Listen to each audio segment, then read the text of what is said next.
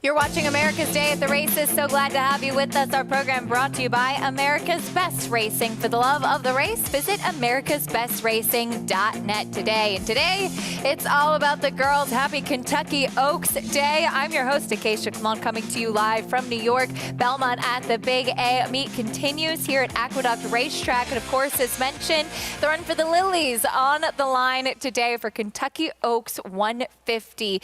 Horses that are 3-year-olds will try to add their name to the history books. A scratch earlier this week of the one Tappacinelli means the 15 Our Pretty Woman gets in, and the also eligible Candied is out. So there's your field of 14 3-year-old fillies that will go postward ahead of this year's Kentucky Oaks, 1 1/8 on the main track. Very intriguing and talented group of fillies as I welcome in my co-host Paul Verderosa. And Paul, this is a really interesting race because you have horses that were very good as 2-year-olds. You have horses that have some recency, and I think a really intriguing betting race for the Oaks this year. Yeah, I think when you look at this race as a whole, you have to say to yourself, what do you want? Do you want a horse like Just FYI, who maybe didn't have the best luck coming back off of the layoff? Do you want a horse like Leslie's Rose, who finally put it all together last time out? Do you want a horse like Where's My Ring, who absolutely crushed it here in our Gazelle and actually ran probably the best race of her life, transferring that California form to here?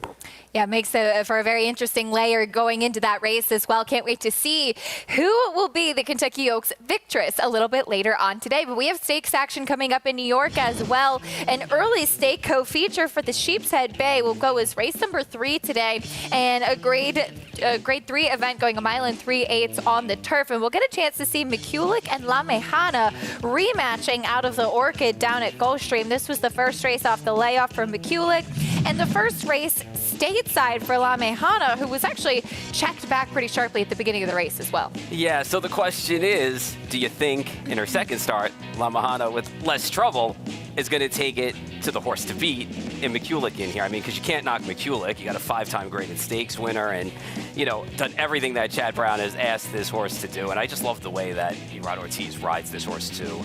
And when you look at La Mejana, though, I don't know. I think the check was significant enough to want to give this horse a second chance today, especially based on the trip that this horse pulled after that, especially being at Gulfstream Park. Annie Franco going to be aboard McCulloch for the first time today, as she will be your favorite gem of consistency. We'll get a chance to rematch with La Mejana in the Sheepshead Bay coming up in a little bit. Today's races presented by Claiborne Farm. We're fast and firm in New York, the Sheepshead Bay, as we talked about. We also have the Westchester coming up as race number 8. 9 races on tap at Oaklawn Park. Sloppy conditions there in Hot Springs, Arkansas. And we have the Natural State Breeders as well. You can experience the excitement of the Kentucky Derby with Naira Bets. Now is the perfect time to sign up, get started, and get a $25 free bet and $200 deposit bonus just in time for the Kentucky Derby. Use promo code DERBY25 and bet on any track, anywhere, anytime. Sign up at nairabets.com for your free $25 bet and $200 deposit match. We'll kick off the live racing action here in New York, taking a look at the field for the opener.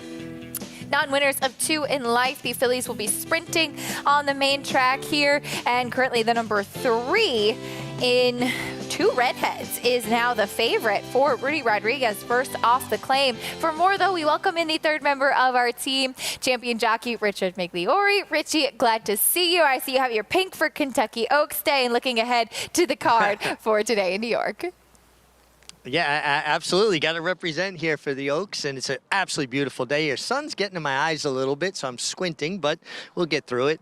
Let's start with the one here, Keep It Sexy. Get a 10-pound apprentice. This is a filly that has carried 126 pounds in her last 2 starts, 124 previous to that. So she's getting that big break in weights, dropping down to 115 with her apprentice, Francisco Martinez. He's only won 4 races. When he wins his 5th race, it'll go down to a 7-pound allowance for his next 35 winners, and then he'll have 5 pounds from a year to the date of his 5th winner. I think that's significant when a horse drops 11 pounds off of a good effort. I do think she'll be tough to beat, but she's more of a kind of a closing type sprinting, and apprentices have to make more decisions on closing types. And that's no knock on Francisco Martinez. It's just about experience. The 1A Hypnocurrency, I prefer the one, did have a saddle adjustment. Her saddle looked like it had just kind of slid up a little bit too far. Eric Cancel went to the starting gate. Assistant starters helped him reset the saddle, put it on where he needed to be. And I'm going to pick the 4, Army of Thoughts. Love the way Army of Thoughts warmed up. Wayne Potts' horses tend to look good. She also getting an apprentice, but a 5-pound apprentice. Boca Chica is actually, won more races to have lost that part of the bug. But this is the perfect kind of horse for an apprentice because this horse possesses speed and you're getting the break in the weights. A rider doesn't have to make as many decisions. Just allow the horse to use their speed. So Army of Thoughts, wish it was 6. It's 6.5, but maybe with that break in weights and an apprentice jockey allowing this horse to bowl along, Army of Thoughts can get it done. 3-1 now. Richie, thank you. And I want to remind everybody as well that you can follow along, get all the stats on the horses, trainers, and jockeys in today's races with free Equibase past performances. Visit NYRA.com/TV schedule to download your free past performances on all the races on today's show. Speed with Army of Thoughts, that is her goal. Let's go, bro. Right to the top. You have one job, Abdul. Just, if you break well, just go. Don't even fool around. If you're on a horse that has speed, just let the horse roll and relax. We've seen it so many times, too, where they fall into a trap a little bit sometimes of trying to keep this field together and keeping your opposition in the race. If you have a horse that has natural speed and action like that, like Richie said, just let the horse roll. Just don't get in the horse's way. So it's that simple. But at 3-1, listen, I'll take it. Richie and Paul going with the number 4 Army of Thoughts to potentially wire the field in the opener. Kicking off live racing action, Belmont at the Big A. Here's Chris Griffin with the call. Chassis steps forward. And in. All set. And they're off. Love Like Crazy breaks well. Just a touch squeeze there was 2 Redheads, who's going to be the early trailer. Army of Thoughts out to the front. It's Army of Thoughts who's got the lead. Moving up alongside is Hypnocurrency, and behind that is Keep It Sexy. Then here comes 2 Redheads, and she's progressing, is now in 4th, and at the rail, there's the same for Love Like Crazy. Broke with the leaders, but now is holding that rail position, is now a challenging 3rd. Out wider there, Say My Name. Chassis is going to be 5, 6 wide here as they work up the backstretch here in the opener. Less than 4 furlongs to go. 23.41 for the opening quarter mile. Army of Thoughts has got the lead. It's Army of Thoughts, and Abnel Boca Chica's got the lead, but Hypnocurrency, Eric Cancel ready to pounce. Love Like Crazy is in the clear, is encouraged to move along, but is still about 2.5 lengths there in 3rd. Losing ground was Keep It Sexy. Far back is Chassis, who's trying to save some ground around the turn, with less than a quarter mile to go. Quick look over his left shoulder, and it's Army of Thoughts who now kicks away. Abnel Boca Chica is trying to win it here. It is Army of Thoughts who's up by about a half length, and here comes Hypnocurrency getting closer. Hypnocurrency to the outside of Army of Thoughts, who is trying to find this final 16th as they approach it. To the inside, it's Army of Thoughts. Hypnocurrency pushes on by. Keep It Sexy with a late rally. Hypnocurrency wins the opener. Army of Thoughts second, then came Keep It Sexy, Love Like Crazy, and Chassis in 1 minute 19 flat. Class-dropping Hypnocurrency with the win. Eric Cancel sat just off the hip of Army of Thoughts, who just didn't have quite enough in the stretch. No, definitely the right kind of ride from Abnel Boca Chica. It's just the horse was a little short when the running started inside the last 1/8 to 16th of a mile. Listen, Hypnocurrency was probably the half of the entry you would have got a better price on, and that you didn't want, to be honest with you, because those last 2 races were pretty bad, and now dropping in class today, but stood right outside the leader's hip pocket, as you said, and just wore that horse down late as he was getting a little leg weary. And the inexperience that Richie was touching on, just a fact of riding races for an apprentice jockey could be a tough thing. Army of Thoughts hanging on that inside left lead. There's a perfect description of it. Here you'd hope that she'd switch over to the outside, find a little bit more momentum. That Richie always uses the suitcase analogy, switching the other hand and having a little bit more of a burst of energy to lighten that load on one side. Yeah, and you just wonder, and that'll come with experience too for a rider, having the feel underneath system of what's going on. Not to say that Abnell didn't in that case, but either way, sometimes a more experienced rider will try and get the lead change to happen a little bit more quicker and do a little bit more, asking of the horse somewhat. But in really Armies of Thought's case, the horse was getting a little bit short too as well. So did everything she possibly could have going out to the front end, which is what we had hoped to see, just not quite enough. And Hypnocurrency was in that perfect spot to stalk and pounce when it counted. 1A, 4, 1, and the 2. So the entry runs 1-3 in the opener. Eric Cancel with the win. Hypnocurrency, I guess he got that saddle right where he wanted it with that saddle adjustment. Sometimes those adjustments work out very well for you. Sometimes they don't, though. So I don't know. In this case, like I said, this was a nice turnaround of form for this horse, though. The drop in class definitely helped. She found her friends, so to speak. Hypnocurrency did with Eric Cancel to kick off this Friday card. Belmont at the Big A. 2 stakes coming up on the program. We're taking a quick pause momentarily to welcome in our Fox viewers, and we have a lot more live racing to come. America's Day at the Races is just getting started.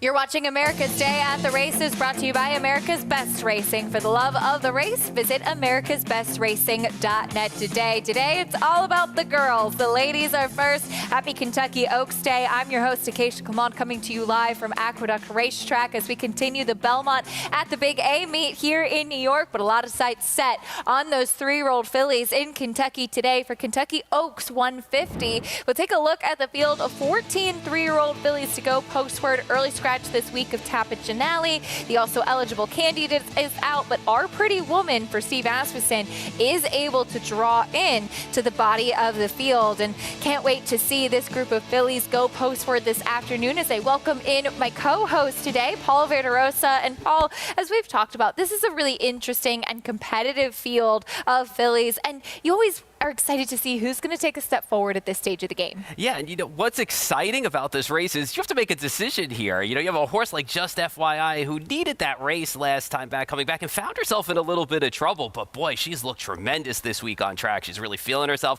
She looks good. Then there's a horse like Leslie's Rose who actually found a way to rate now and comfortably behind horses. And I got to be honest with you, I'm not counting out the horse that won our Gazelle and Where's My Ring, because this horse got so much experience and so much more professional in her start here, breaking her maiden in style. And Jose Lascano now has gotten used to her, knows her a little bit more, and I think she's going to be a nice price from an inside draw. Looking forward to seeing what she has to offer for Val Brinkerhoff a little bit later on in the Kentucky Oaks. If you're just tuning in with us, though, the first race of the day on the Belmont at the Big A card just took place. And Paul, I know you had interest in the 4 Army of Thoughts. She went to the lead, just run down late by Hypnocurrency, the 1A. Yeah, just a little short in here, and no fault of Abnell Boca Chica. Did what he was supposed to do, got this horse to the top. She just got a little bit short late. And listen, we talk about entries all the time, and this would have been a longer price if this horse was by herself in an entry, or by herself actually as a standalone betting interest. But you got to give credit to Eric Cancel, because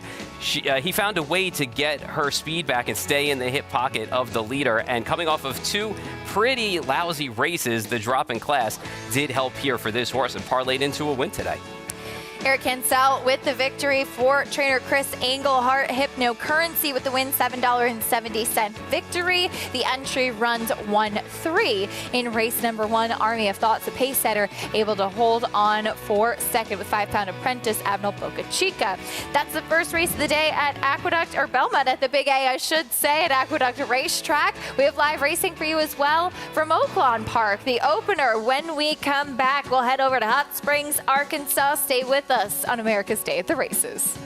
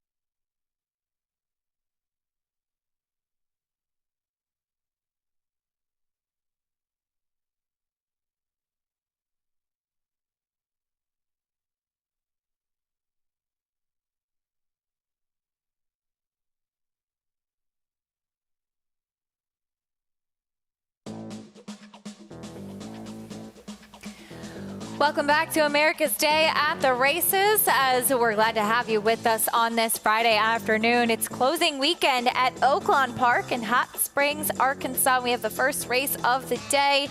Starter allowance, $12,500 for 6 furlongs. Sprinting, Summer of Mischief, the favorite to the outside, as we welcome in for the first time today, Paula Duker here with us. Paulie, first of all, I want to say you have been providing such great insight, great prices, great picks all winter long, and dodging all of the weather as well at Oaklawn Park. Just a terrific job all around.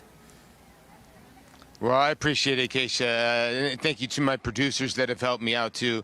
Evan, Bobby, Ricky, and Mike, but I call them Evan, Bobby, and Terrence as well. Yeah, they've helped me out along the way.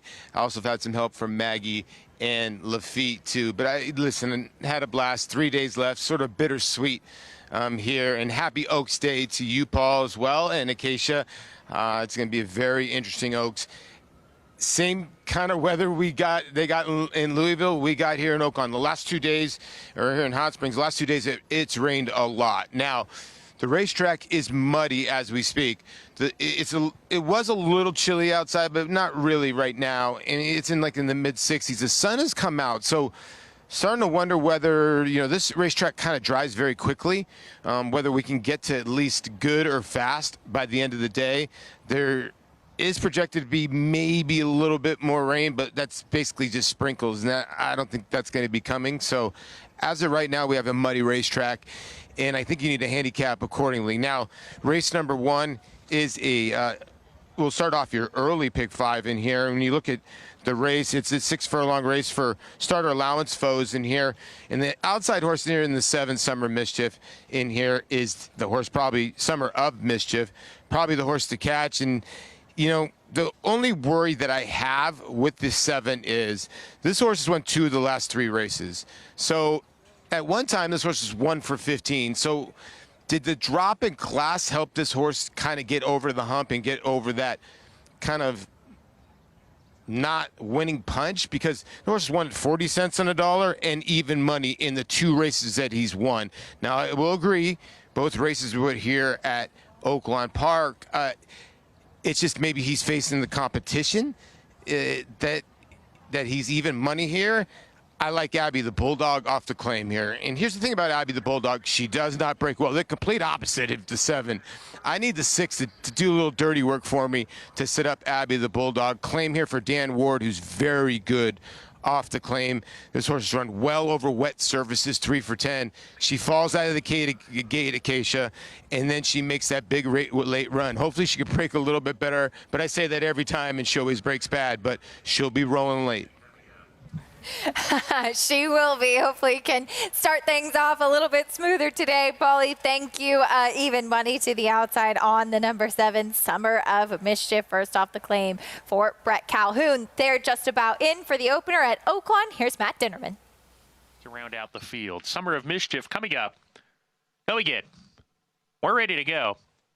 We're off and running on Breast Cancer Awareness Day and Kentucky Oaks Day at Oaklawn Park. Diva Treva out on the lead with Summer of Mischief. Those two quick. Here's Singing Emma to join the fun on the front end. Down on the inside is third, now taking back to that position and is racing with Sheeby Sheehan, who's a half length off the third place rival. There's a gap of 5. The Chasing Shadows with Doc 7 and Abby the Bulldog at the back of the field early will attempt to do her best running later. 7 runners charge into the far turn. Summer of Mischief outside of Diva Treva, stride for stride with 3 furlongs to go. A gap of 3 to Singing Emma, sent along from third. Sheeby Sheehan has come under a hard ride too. Then Doc 7 racing with Chasing Shadows, trying to get going together. Have a lot of ground to make up, and Abby the Bulldog is still well behind as they hit the quarter pole. Outside, Summer of Mischief with a noselead. Diva Treva hugs the rail, tries to keep pace. Summer of Mischief still a narrow leader here. The margin's a neck. Diva Treva inside,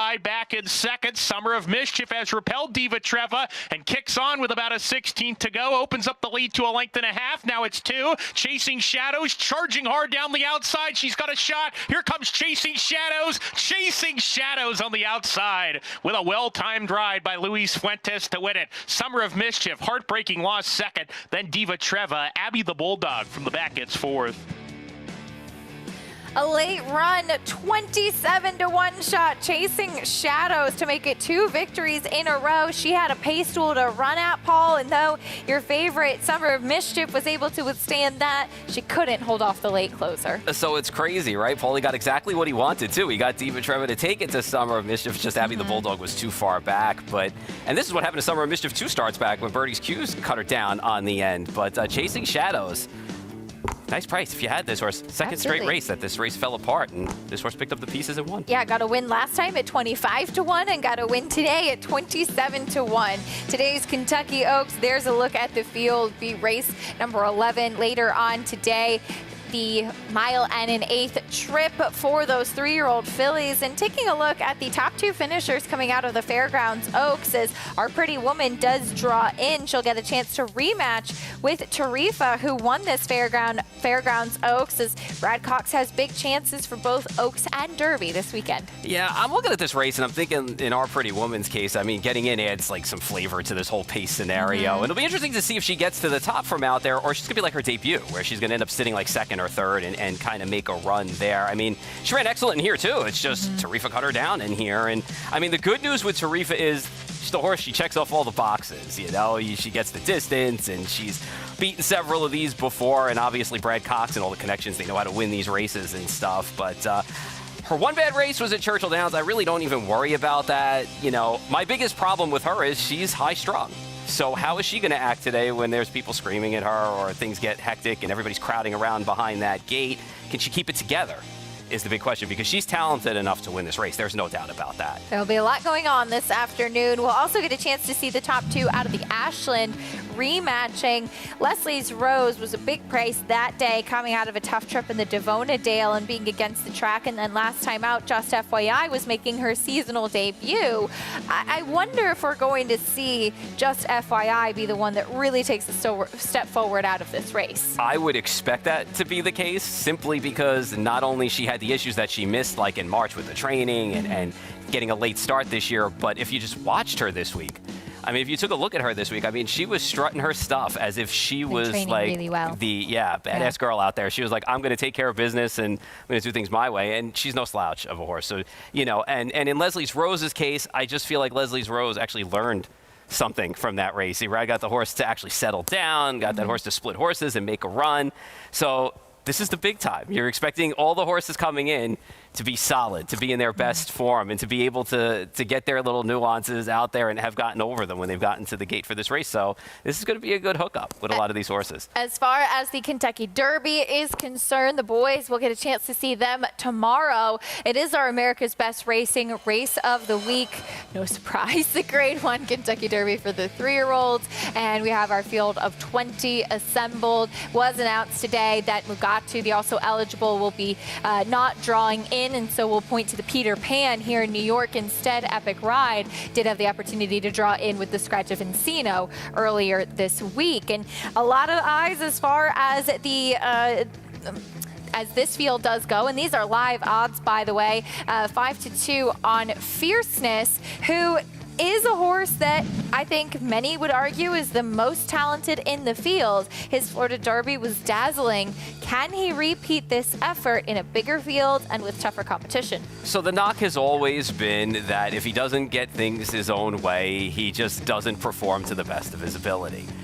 You have to ask yourself, yes, he is probably the most talented horse in the race. Yes, he's got the speed to put himself in front. And some people think there's going to be this mega pace on. I don't know if they're going to go, 46 or 110 or something along those lines. Maybe they do. Maybe he's able to clear off and be in a 2-path or a 3-path by the time they hit the turn.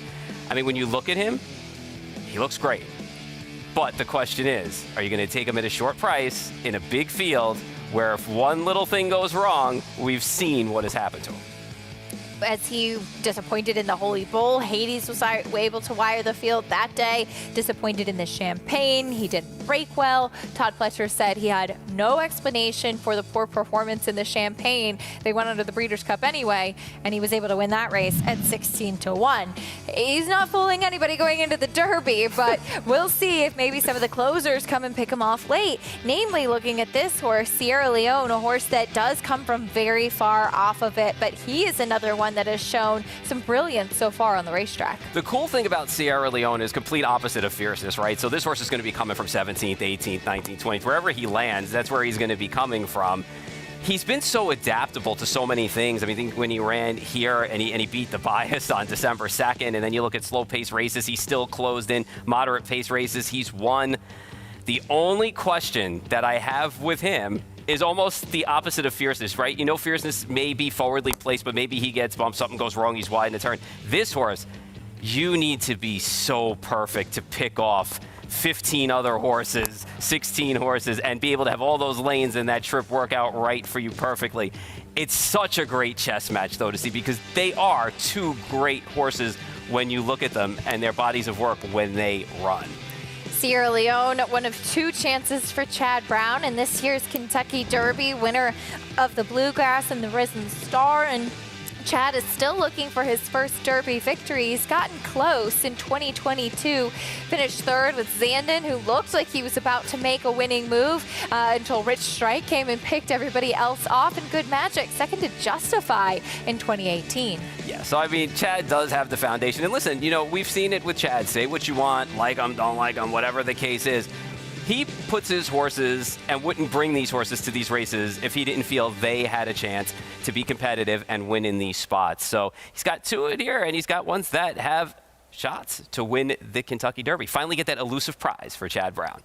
See what happens with his entrance later on today. But coming up at Churchill Downs will be the Unbridled Sydney, the next stake on the card so far on the turf. Earlier today, the fourth race taken off the turf at Churchill Downs, and these are the live odds for the Unbridled Sydney, sprinting on the turf, the stakes staying on the grass. In fact, they just got out of the starting gate. Overcharged, the favorite, who has been on a tear recently and has really turned things around since switching to the turf. Boy, I tell you, two holes in the wind that this horse is running over at Fairgrounds. And listen, you know, for those who don't know who Shane Wilson is, I mean, he just won the training title at the Fairgrounds. So, I mean, he can train horses. And when you're beating a group like Steve Asmussen and you're beating well, you're beating horses from Tom Amoss and horses, you know, from Brett Calhoun, says something.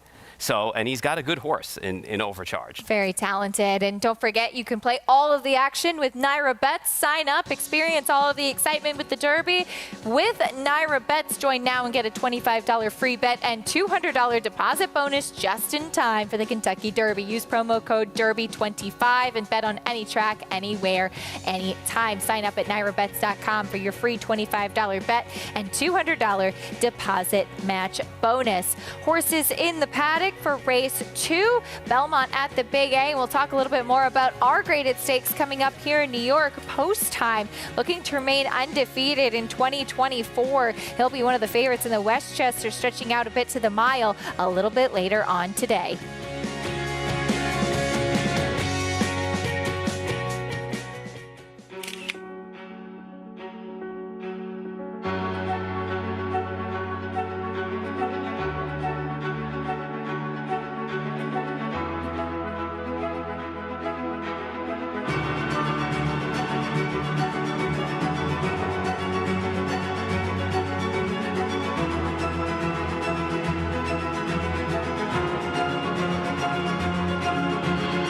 Marshalier, standing at Claiborne Farm.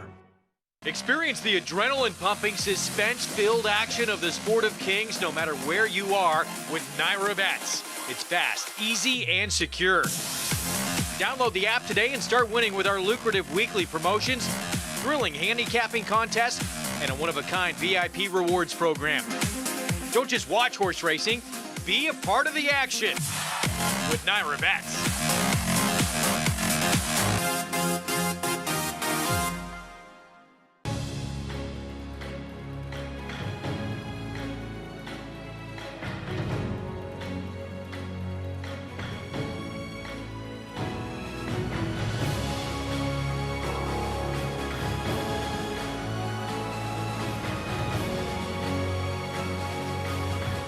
Olympiad leads American Revolution. Olympiad gets the gold in the Jockey Club Gold Cup.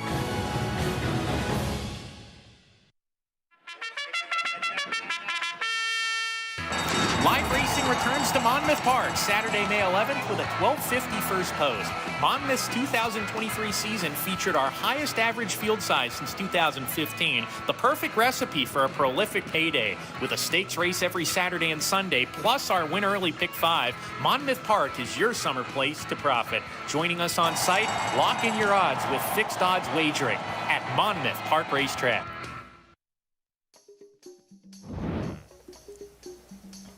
We're back on America's Day at the Races. Our program brought to you by Naira Bets. You can bet any track, anywhere, anytime. Get started at nairabets.com or download the app today. It's actually a gorgeous day here in New York. Not quite as warm as yesterday, but still finally feeling like spring. The Grade 3 Westchester, the co-feature coming up a little bit later on today. Belmont at the Big A. It's a mile on the main track, and you've got some really talented horses, including the even money morning line favorite in Post Time, who has won 4 in a row, trying to stay undefeated in 2024, and has already shown he can handle the mile, having won the Jennings at Laurel at the distance back in January. Yeah, and also handle a little bit of adversity when he ships too, like running into a horse like Super Chow, who's going to make you drift if you go outside of him, and that's what happened here. But you know what? This is such a cool horse too, because we talk about all the time about horses that have to ship in to different places and still run their race, and this horse just acted like a professional, like nothing happened. Now listen, I know Sheldon Russell wanted to make things a little interesting,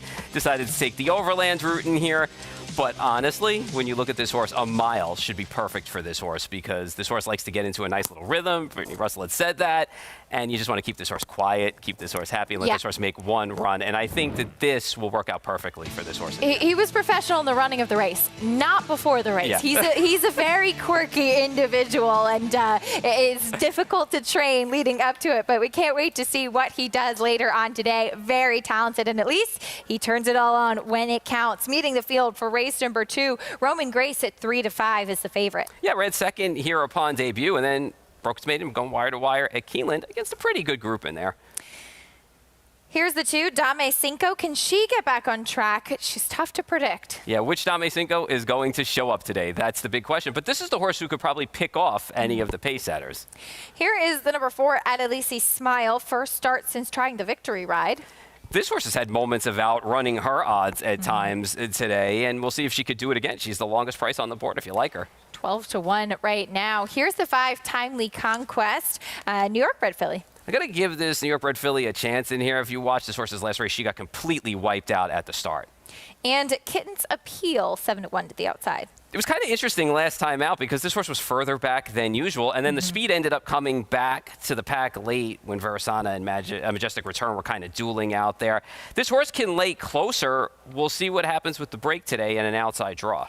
Yeah, further back with those blinkers off. Wonder where she'll be positioned today. Race 2, about 6 minutes away. We'll talk more about it on the other side of this break. Stay with us on America's Day at the Races.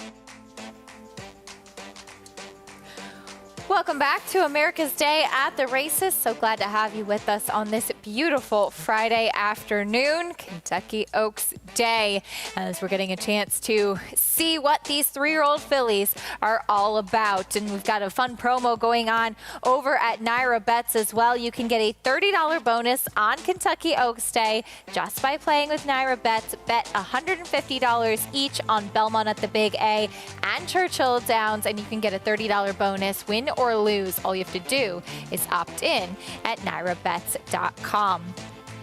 Horses on the track for race 2 today, Belmont at the Big A. Let's check in trackside with Richie Migliori. Yeah, guys, a really nice quality field here. Good-looking fillies and mares. You have your favorite down on the inside, Roman Grace, and she looks fine. I just think it's a very short price for a horse trying winners for the first time. I think it's one of the most difficult things for us to do, going from a maiden race to their first try against winners. She may win, but at that shorter price, I'm looking elsewhere. The horse I landed on was the 5 Timely Conquest. I think she's way too big a price for a horse that was, favored last time in a similar condition and just didn't run after she kind of got bumped around at the start.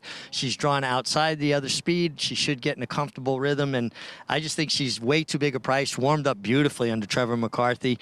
And a horse I'd be remiss not to talk about, who's actually starting to take some money, is the 6 Kittens Appeal. She could not look any better from a physical perspective. Completely dappled out. I mentioned to Bruce Levine how good she looked, and he says basically pretty is as pretty does in this game, and I'll agree with that, but I sure always feel a bit more confident when they're all dappled out and look that good.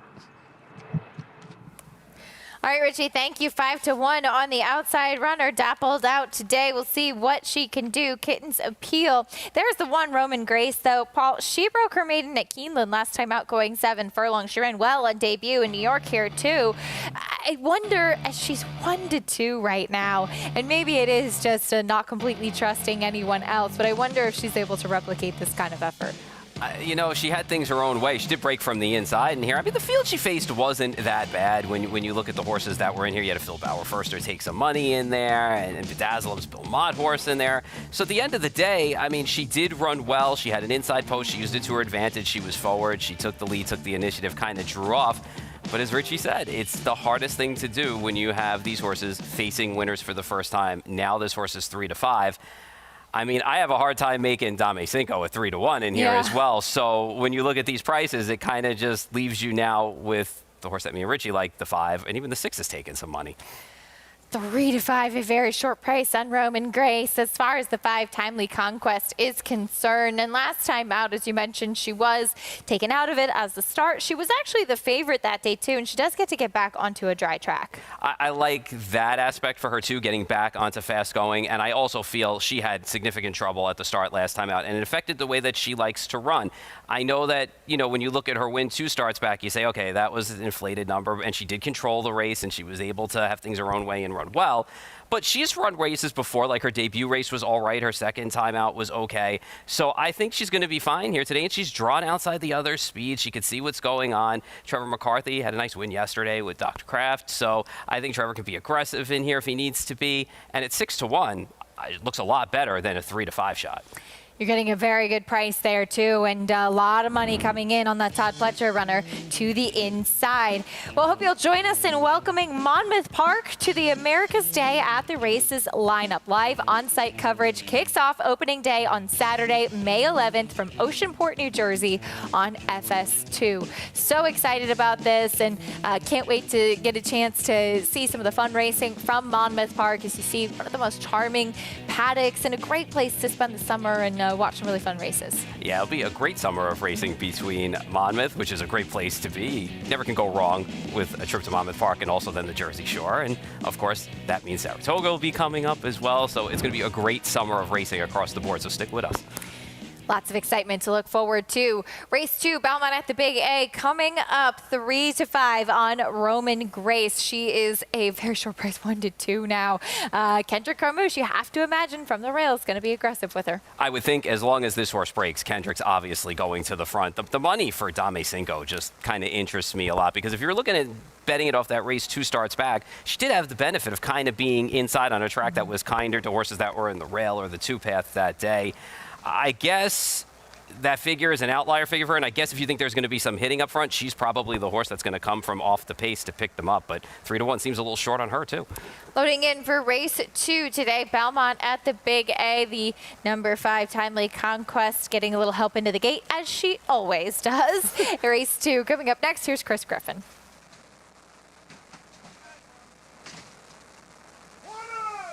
Here's Kitten's Appeal.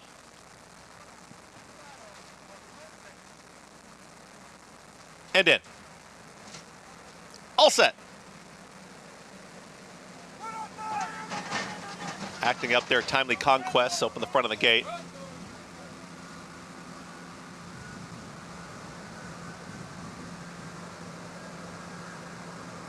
Didn't go anywhere. Front of the gate now closed.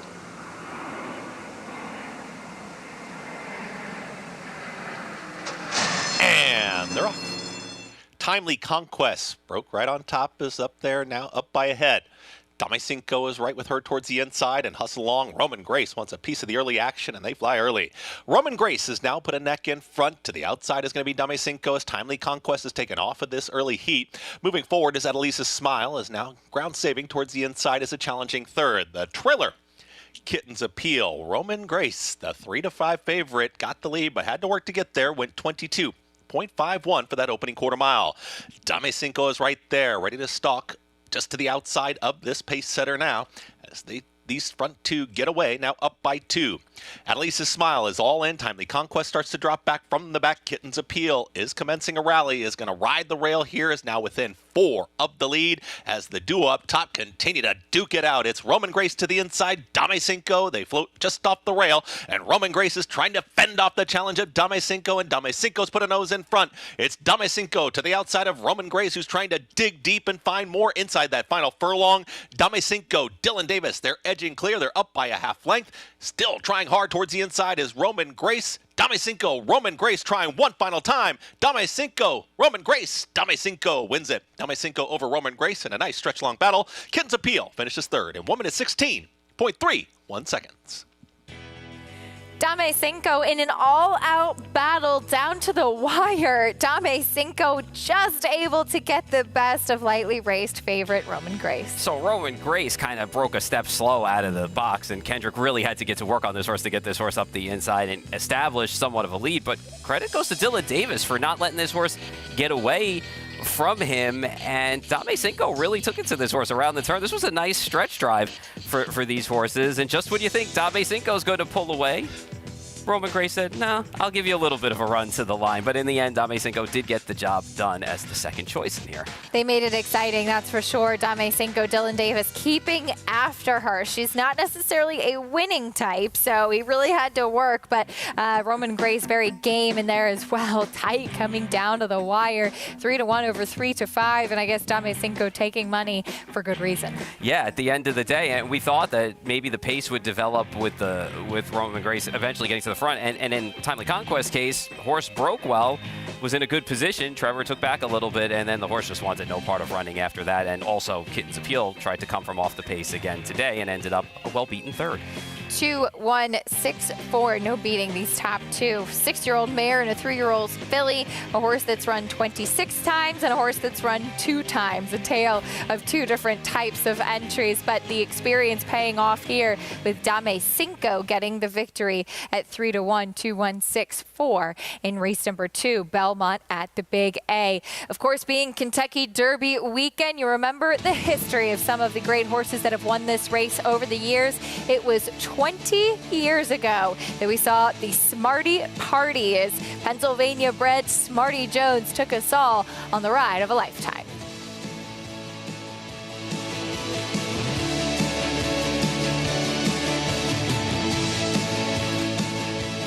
Good Magic is off to a meteoric start at stud, having sired 2 Eclipse Award finalists in first crop Kentucky Derby champion Mage and second crop Grade 1 winning 2-year-old Muth. With just 2 crops to race, Good Magic ranked 21st on the general sire list with nearly $10 million in progeny earnings. Mage's graded stakes winning full brother Dornoch is one of the leading contenders for this year's Kentucky Derby. Good Magic, the classic sire. The cross-country Pick 5 combines the best racing from New York with top races from around the country in one bet. Find it in your track menu and play every race day. Races are posted weekly at NYRA.com/cross-country. RaceLens is the most in-depth product in horse racing with unique features found nowhere else. True odds, predictive analysis, and pace projection. RaceLens. It will change the way you follow horse racing and take your game to the next level. Liam's Map, a two-time Grade 1 winner with 6 consecutive triple-digit buyers, including a 114 to win the Breeders' Cup Dirt Mile. He's already taking the lead as a sire with Grade 1 winners Basin, Wicked Whisper, Colonel Liam, and Juju's Map, plus multiple 6-figure yearling sales and 2-year-old sales up to $1.2 million. Proven on the track, proven in the sales ring. Liam's Map, only at Lane's End. Breeding in New York State just got a whole lot greener. Starting in 2026 with 2-year-olds and expanding in 2027 to include 3-year-olds and up, New York breds on the NYRA circuit will be offered purses matching the race's open company counterpart. That's a nearly 20% increase per race compared to 2023. Bowling season is in full swing. There's still time to take advantage of New York's better than ever state bred incentives. Visit NYRA.com/NYbreds for more info.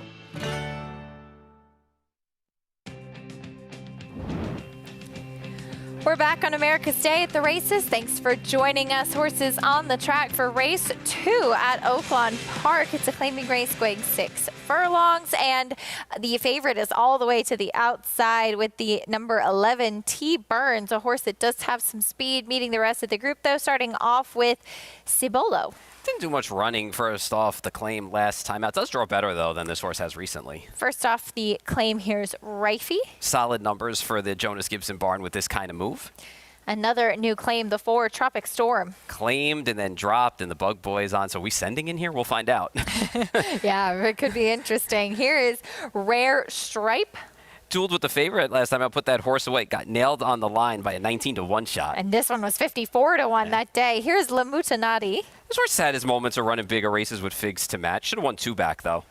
Looking for revenge. Cuts back in distance. We'll try to get some revenge and beat this field at a price. I always laugh at this name. Cult Fiction.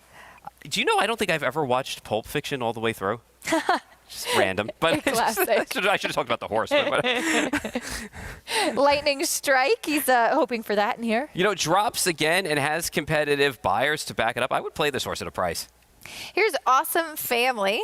Cutting back in distance, but 0 for 7 over at Oaklawn Park. And T-Burns, the favorite to the outside. Continues that old descent down the class ladder and now should be forward from an outside post. We'll see what kind of speed that this horse brings to the table. 2-1 favorite, Muddy Main Track at Oaklawn Park here. Actually, at my wedding, it was my dad's idea. Instead of the traditional father-daughter dance, he wanted to recreate the scene where John Travolta and Uma Thurman danced together. Yeah. So that was my father-daughter dance. That's cool, though. See, that I know. Yeah. I didn't watch the movie, but I know the scene. And I was very proud of my dad. It was his idea, yeah. Okay, that's cool. Yeah, and you guys killed it, right? I mean, I'm patting myself on the back, but we killed it. Okay. We killed it. All right, fair enough. Yeah. I have no doubts. No doubts. With that transition, somebody who's a very good dancer, Paula Duca. Oh, my goodness. You're putting me on the spot now right here, Keisha. Yeah, but I can pull some shapes, so let's just get that correct in here. Okay, the 11 in here, T. Burns, coming down the class ladder. You guys talked about it. I just don't love the draw, right? And this is a horse that, you know, at 2-1, I'm willing to play against when you consider that this is a horse, you know, gets a 10-hole instead of the 11 with the scratch of the 3 in here, Texas Turbine. I just don't know at 2-1. You have Rare Stripe, like you guys said, almost surprised that 54-1 has shown a little bit of pace early. I do think the 1 and the 2 are the horses that will close in this race. I thought Paul made a good point with the 4 in here, Tropic Storm. If you look back, 3 back, 4 back, or 3 back, that's the horse's best number the horse has ever run over a sloppy racetrack at 10-1. Now, over his head the last 2 starts, and I don't know if this horse wants to get to the front end. He might be better sitting behind horses. Remains to be seen. And like I said, when he lost, he was behind Jackman, who I think's won 7 of his last 8, went to Will Rogers Downs and won a stakes race. Just a really sharp animal right now. So I think he's got a big shot here. The 4, Illuminati, You know, Illuminati's kind of horse. It's 5 for 19 lifetime. Another horse that when you look back, the better races are over a wet racetrack and should get a setup in here. I just don't get the understanding of the 11 and the 2 Rifey in here. You know, the Fleury Racing Stables has been going for the title all year. I mean, why would you sit on a horse since February 17th? I just don't get that horse at 7-2. I think the 2's a play against. I don't like the 11 at 6-5. They both can win. I'm going to give you an Andy Serling. They both can win. But I think the 4 Tropic Storm is the bet at 12-1 by far. And Acacia, the only issue I got with the father-daughter dance is, did you have a $50 shake before? No, we missed that part, Paul. I know. He's right. 6-5 coming up in this race here with the outside runner at Oaklawn Park with T. Burns and the speed. And, you know, Paul bringing up some questions about a couple of the other horses that are taking attention, namely Rifey. You know, what do you do with a horse like this who disappointed as the favorite last time out? This is a tricky race to see how it's going to play out. Yeah, for me, I just think the 11 draw is tough for T. Burns on the outside, especially wanting to be forward. I'm giving a little look to the 9 Lightning Struck in here. I know Lightning Struck's 13-1. Drops again, has had some competitive buyer numbers, and we were on together for his last race when Espionage ran that big 91 figure, and the big favorite was on a 4-race winning streak too, and kind of got clipped there. But the second place runner put up an 84, so I just feel like the drop in class is going to help this horse. And John Court's aboard too, who's on his farewell tour. That's right, retiring this weekend. And I know he wanted to do it kind of quietly, so naturally we're going to make a big deal of it. But just what an incredible career for a good long stretch there. So we'll see how it plays out. Race 2 at Oaklawn Park. Here's Matt Dinnerman. Round out the field. This race, Pink Out for Breast Cancer. Race 2. We're ready to go. And they're off. Awesome Family wins the start. T-Burns quicker from the far outside post. He grabs the lead. Awesome Family back in second with Colt Fiction. Rare Stripe to the inside. He's now running in fourth. Lamudanati between horses. He's next with Lightning Struck to the outside. Tropic Storm in the purple must be 7 or 8 lengths off T-Burns, who wings it on the lead and opens up 4 lengths on the second place horse. Looking for revenge is next. Cibolo right in front of him. And Rifey is at the back of the field as a decent tempo to chase. Fast one. 21-3. That first quarter sent by T-Burns, who hits the 3 furlong marker with a 3-length lead. Colt Fiction, Rare Stripe are now side by side, a joint second. Lamudanati getting closer on the rail, is moving forward, about to be a joint second, approach in the quarter pole. He's sent along, but right there a joint second as they come off the turn. T-Burns in the white blinkers. Ramon Vasquez takes a peek back, sees that the others are still 3 behind. T-Burns furlong remaining has a 3-length cushion. Colt Fiction chasing hard. Lamudanati flattens out. Rare Stripe battling for a minor award. It is still T-Burns by 3, and T-Burns is going to do it. T-Burns, gate to wire, went real fast early and just kept going. Rare Stripe in the photo for second with Rifey from the back of the pack, and then another photo for fourth. Lightning Struck was involved, and Tropic Storm. All that talk about how this race would play out, and it was the favorite going gate to wire under Ramon Vasquez. T-Burns using his speed to his advantage. Yeah, on the best horse, outside draw, broke like a shot, took no prisoners. Ramon Vasquez said, "Thank you very much. Nobody else wants to go. I'll put my foot on the gas," and off we went. Horse did go fast, started getting a little, I don't want to say tired, because it really was that, but it was getting a little bit like, where's the wire? And then from the far outside, the 2 came flying late to I think, get up for second there on the last stride. We'll find out, but take no mistake away from the winner. Number 11, T-Burns holding on. It is Kentucky Derby weekend, so a lot of people are asking, what's the weather going to be like? How are we betting going into Derby and Oaks? For more on the weather forecast this weekend, let's head over to Fox senior meteorologist Janice Dean with our friends at Fox Weather. Hello, race fans. I'm Janice Dean. We're at Churchill Downs, where it has been a mutter today for the Kentucky Oaks. A lot of heavy rainfall, especially this morning, but I have better weather news for the 150th Kentucky Derby. Mostly cloudy throughout the day. We could see a stray thunderstorm, but for post time at 6:57 Eastern time, mostly sunny skies. So it's going to be a dry track here at Churchill Downs for the 150th Kentucky Derby. I can't wait. And anytime you need a forecast before you catch a race, you can check us out at foxweather.tv. Always on, always free. Thank you, Janice. And with great news as well as to what we can expect for tomorrow's Kentucky Derby. Stakes action well underway today over at Churchill Downs, though. As mentioned, there was some wet weather this afternoon. That didn't bother this talented mare in the Grade 1 La Troyenne. Champion Idiomatic back in training for a 5-year-old season. This was the first race of her year. And just so cool, Paul, that this horse stays in training, comes back, and wins another Grade 1. Horses like her that are hickory and stay around on the racetrack just are able to create fans. Yeah, she's such a cool horse, and this is her 4th straight Grade 1, and now she's 10 for 13 lifetime. And I love the fact that in this race, she engaged at the half with the leader at the time, who was Darth Vader, and just gutted it out at the end and was able to kick clear late in here. She's such a cool horse, and you know, she's got a lot of upside still to her with the way she's been able to hold her form, and now even coming back in November and winning a race like this first off the break. Do you know what's also awesome? That Free Like a Girl got second. We did that story on her before the Apple Blossom. Just the incredible group behind her. $5,500 daughter of El Deal. Now second time Grade 1 place. Yeah, Chase Pommier does such a great job, and that whole crew as well. So it's great to see them get another good effort out of a horse like Free Like a Girl. So special. What a great story. But Idiomatic back to the winner's circle where she's very accustomed to being. After that, it was the Grade 3 Unbridled Sydney sprinting on the turf. And Overcharged was the favorite as she was good on the dirt. Extra good when switching to the turf in her last 2 starts, and she's able to hold on gamely after being pressured pretty much the whole way. Yeah, she shook off all the challenges in here, and she backed up her races from the fairgrounds. I don't know how fast of a figure it's going to come up, but she ran holes in the wind in her previous 2 starts. She took her game on the road to Churchill, and she gutted it out, and she ran a big race here.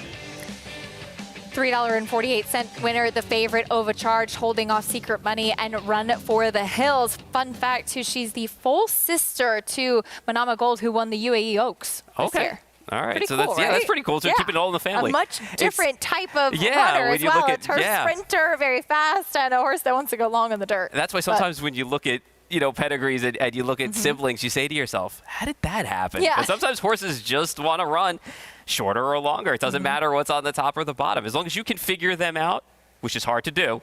If you can figure out what's going on in their head and find the right surface and the right distance, sometimes it all clicks. Coming up next at Churchill will be the Alysheba Grade 2, a mile and a 16th on the main track, and the favorite is First Mission for Brad Cox, who was so dominant winning the Essex at Oaklawn Park last out. Yeah, I mean, let's be honest. I mean, I think in the Essex he was just better than the horses that he faced and got the right trip. I'm pretty sure in here he's probably going to pull the same kind of trip that we saw in the Essex. So, I mean, when you think about it, he's a perfect 3 for 3 at the distance. And when you look at the whole division, I mean, he's one of the top players, and the hope here is he's going to run another big race and just keep marching on, because we're looking for horses to stand out in this division, and maybe he can be one of them, because certainly he's got the talent to do it, and maybe he can just get another good trip in here and win this race. 6-5 right now, as he was impressive last time out after disappointing in the Pegasus World Cup. Prior to that, we'll see how it plays out in the Alysheba coming up. But we have stakes action coming up next. Belmont at the Big A as well. It's time for the Sheepshead Bay co-feature on the card today. And this one, Grade 3, a mile and 3/8 on the turf. No surprise, McCulloch, a short price right now at 3-5 as she tries to get back-to-back graded stakes wins since coming back this year. We welcome in for the first time today Maggie Wolfendale here with us. And Maggie, looking forward to seeing these fillies and mares strut their stuff on the turf. Yeah, looking forward to seeing McCulloch back in action here at, or on the NYRA circuit, I should say. And she's been so good throughout her career. She looks fantastic here in the paddock as your current favorite. But Christophe Clement, he's going to send out 2 to try to take her on. And we'll begin by talking about the returning #1 Parnack in here. And I think it's kind of important to point out that within her last 7 starts, 4 of which have been contested over ground that's had quite a bit of give to it, which has not resulted in the best of finishes. But all three of her firm course efforts have resulted in wins. And her coming back today is a horse that does potentially have that early speed. We'll see what some other runners do in here and if they choose to be more forward than she, but she's sharp coming back and she's stronger than ever. A filly that I am very familiar with, and this is one of the best times I've seen her. I like what I'm seeing from Parnack today, and I think she could be effective going this mile and 3/8 and getting back to a firm turf course, and she should offer a generous price. As the second time in the States, number 5, La Mihana, she ran well last time. I will say that. She was checked hard going into the first of 3 turns. Granted, probably a moot point, given that it's such a long race and many turns, going the 1.5 miles at Gulfstream Park. And she followed the winner, and then she kind of flattened out slightly in late stretch. But again, coming off of a extended layoff, as she was, and making her first start in this country, going 1.5 miles. Little bit of a tough task. Now, she's one I'm not at all familiar with. She is accompanied by the pony in here. She has a cotton in her ears. I'm going to take the gander that she does tend to run on the nervous side, because that's certainly the way she's acting today. Physically, I don't mind her at all, and I think that first effort here was promising. I'm just hoping, Acacia, that she maintains a level of sanity, if you will, and I think everything's been done to try to keep her that way, but she gives me the impression that she has the tendency to be a little bit of a nervous type. 7-2 now, Maggie. Thank you. We'll see if La Mejana can keep things under wraps in the preliminary, accompanied by that pony, and just taking the steps to keep her settled. And as Maggie said, she was checked last time out, but going 1.5 miles. 3-5 though, and the horse that beat her that day in McCulloch. We'll talk more about her and the rest of the field for the Sheepshead Bay Stakes action in New York coming up after this.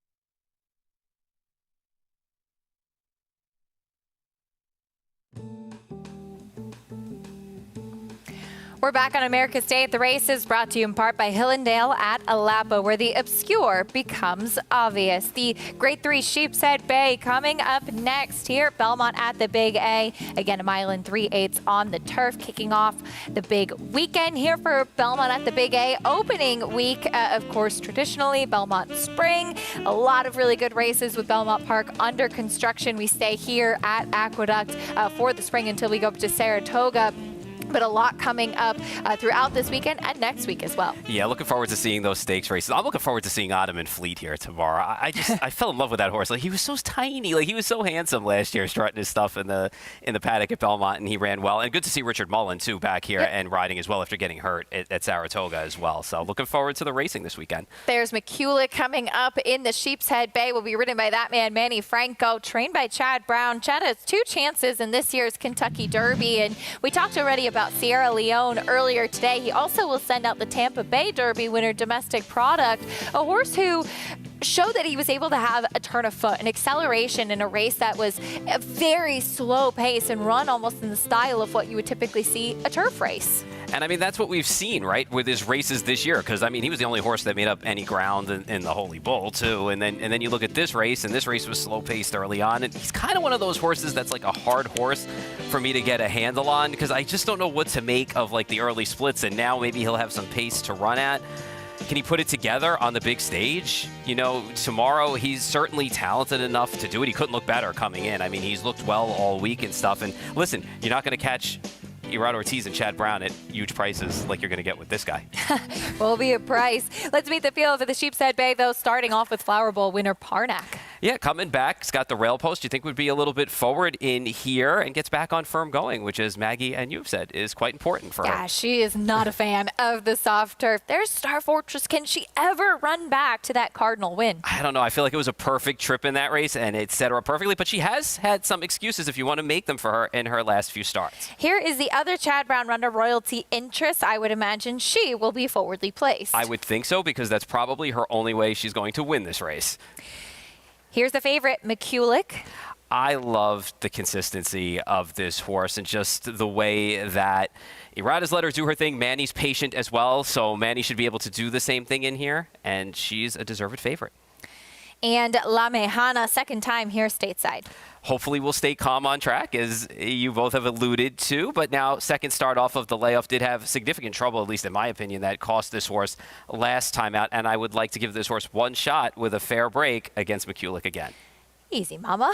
She gets a little revved up there. You can experience the excitement of the Kentucky Derby with Naira Bets. Join now and get a $25 free bet and a $200 deposit bonus just in time for the Derby. Use promo code Derby25 and bet on any track, anywhere, anytime. Sign up at nairabets.com for your free $25 bet and a $200 deposit match. There's McCulloch. This is a horse who, as you mentioned, has been remarkably consistent throughout her year.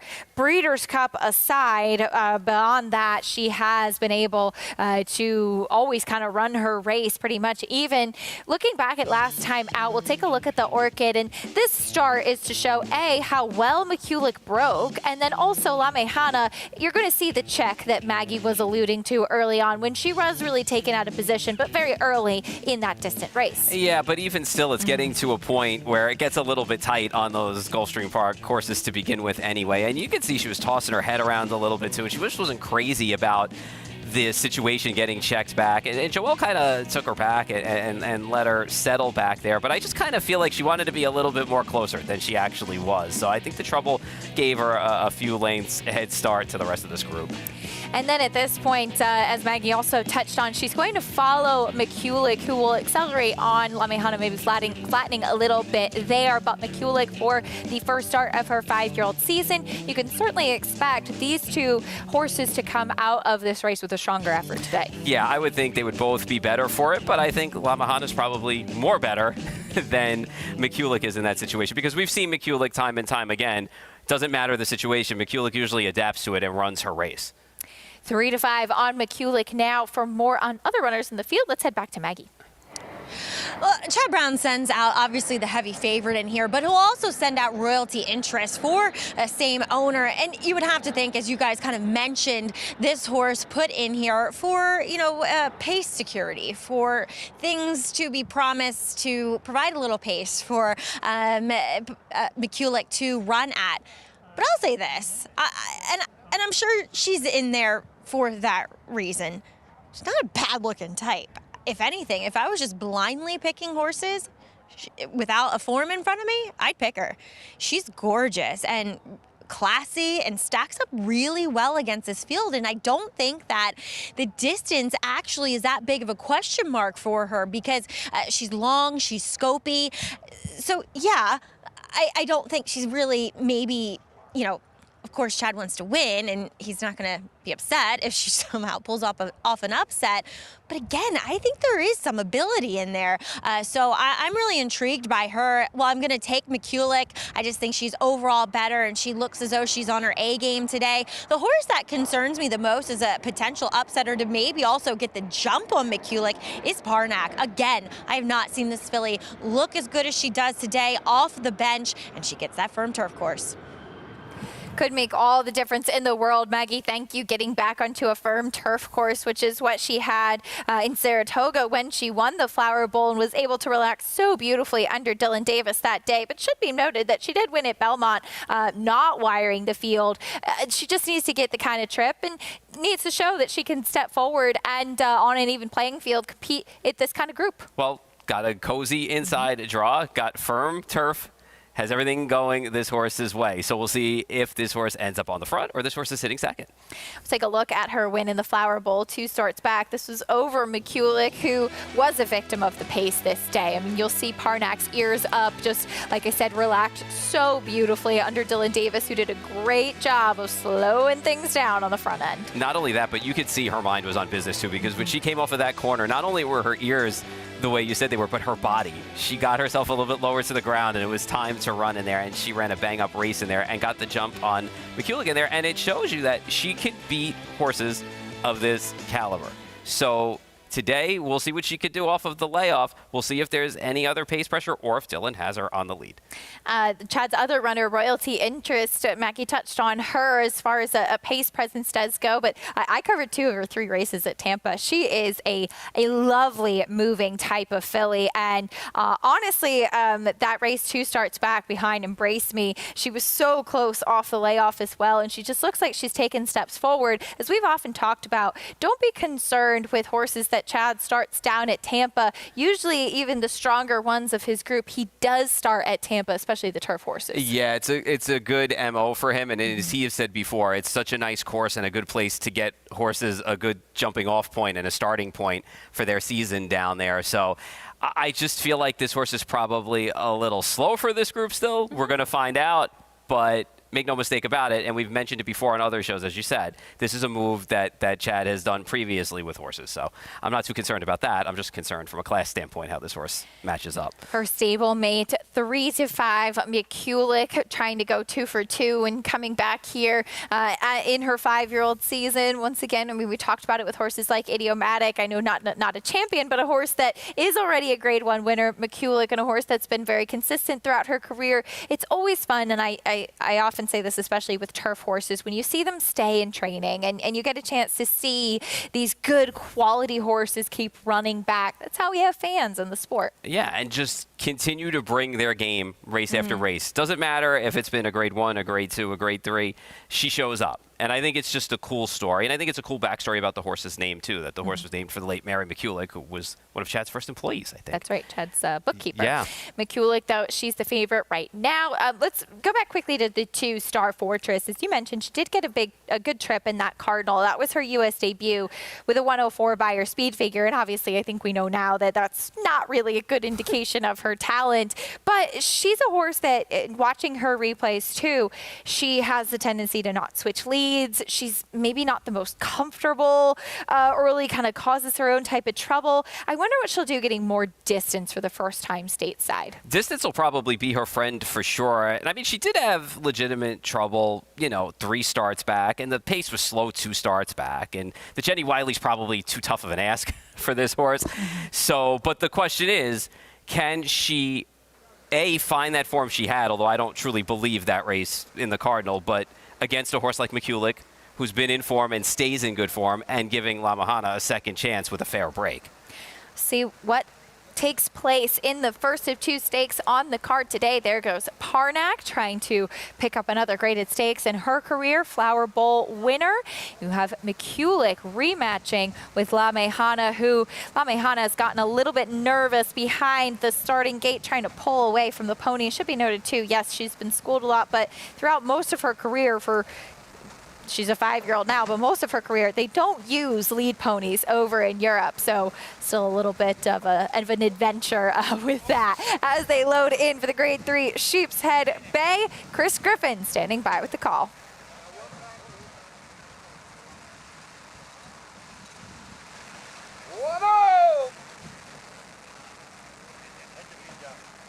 La Mejana goes in.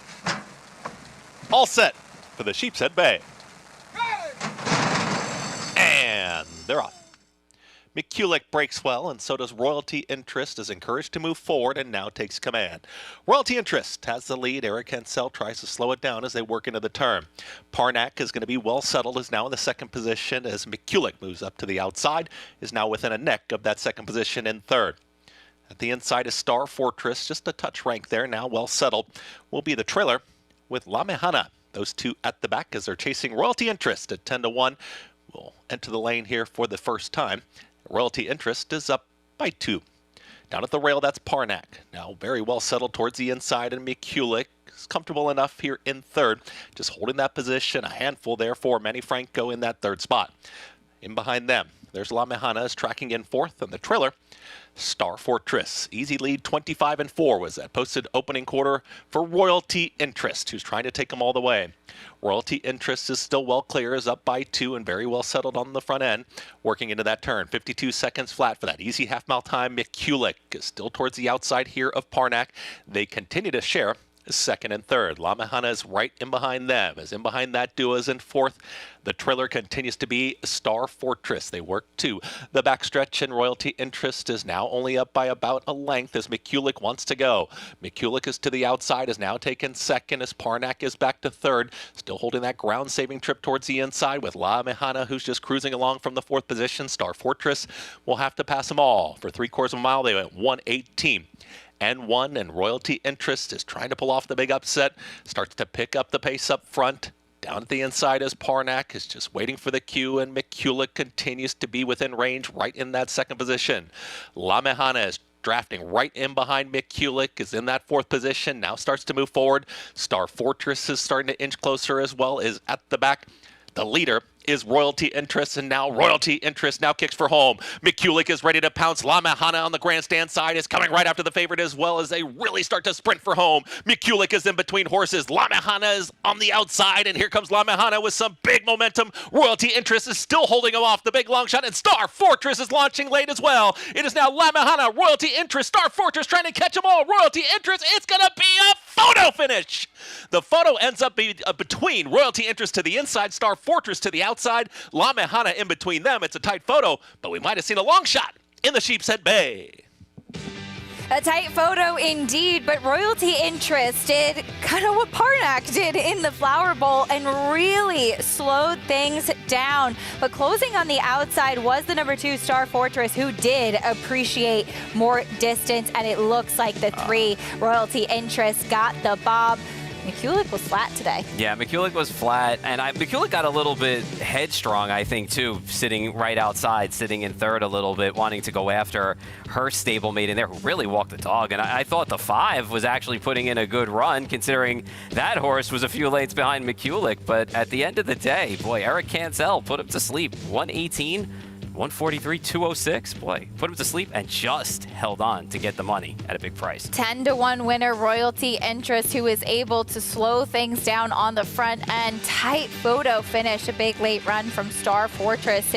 And the 3 Royalty Interest, she had to be pulled up by the outrider. In fact, as she was still going after the wire. But 3, 2, 5, and the 4, McCulloch with a flat effort today. It looked at this point, Paul, and she's swapping leads awkwardly. Yeah. Did you see that, where she went back to her left lead for a couple strides and just not kicking forward when Manny Franco asked her? I wonder if it was just because of the pace, or it was because also down the backside, like I said, for a little while there, she kind of got a little headstrong or a little keen, and he kind of held back on her a little bit. But I don't know. At the end of the day, I mean, the pace was slow enough, and she was kind of up on it. She just didn't go on with it. And kudos to her stablemate, because a lot of people probably cashed in on the other Chad Brown. Maybe she was meant to be a intended pace setter in here, but she was able to hold on and take them every step. Royalty Interest, now a graded stakes winner, taking the Sheepshead Bay at 10-1. Bring you prices, reactions, and more when we come back. Stay with us on America's Day at the Races.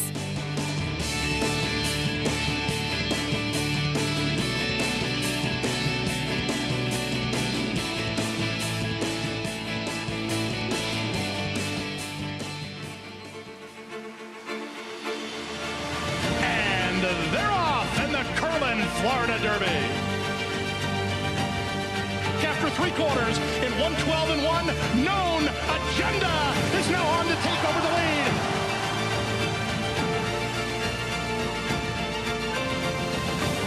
It's Known Agenda for St. Elias Stable. Florida Derby winner, Known Agenda. Experience the adrenaline-pumping, suspense-filled action of the Sport of Kings no matter where you are with Naira Bets. It's fast, easy, and secure. Download the app today and start winning with our lucrative weekly promotions, thrilling handicapping contests, and a one-of-a-kind VIP rewards program. Don't just watch horse racing, be a part of the action with Naira Bets.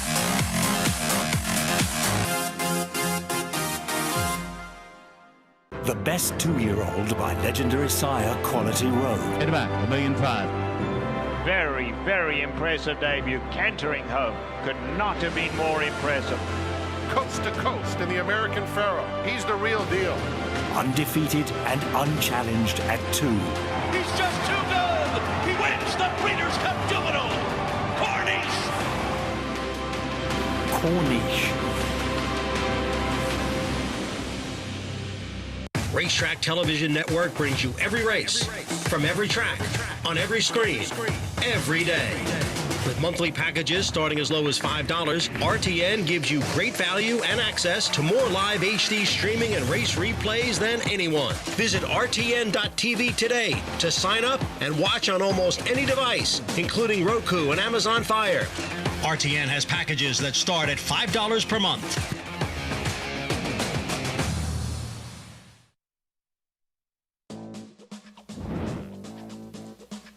You're watching America's Day at the Races. We're getting set for the 3rd race at Oaklawn Park. It's a maiden special weight sprinting. There is the 3 Royalty Arts first-time starter for Steve Asmussen, as this Munnings filly will make her debut here.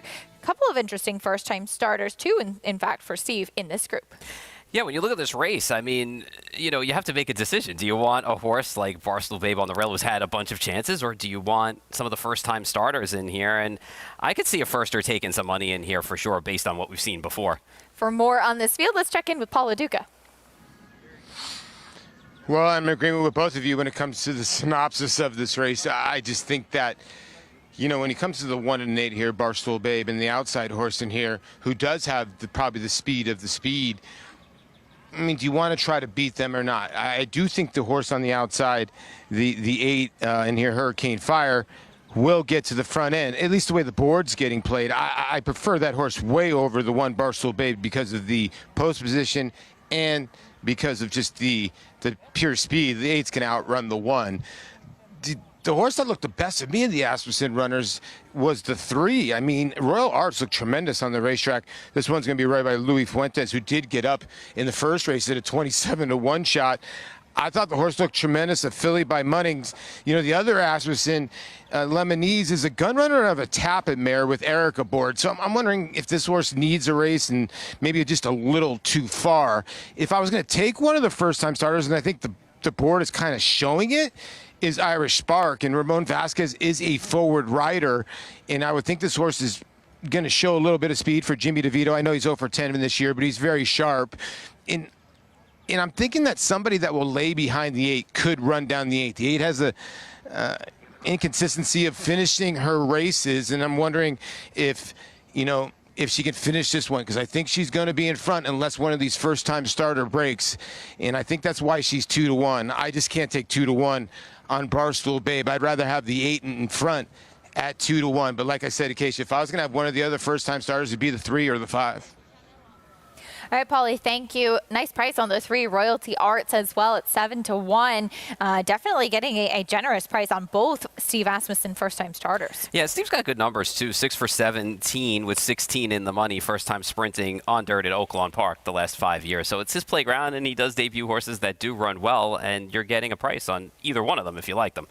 Maiden special weight graduation day for one of these fillies as they load in for race 3. Barstool Babe, most experienced runner in the field, the favorite. Sprinting, here is Matt Dinnerman with the call. Race 3 at Oaklawn.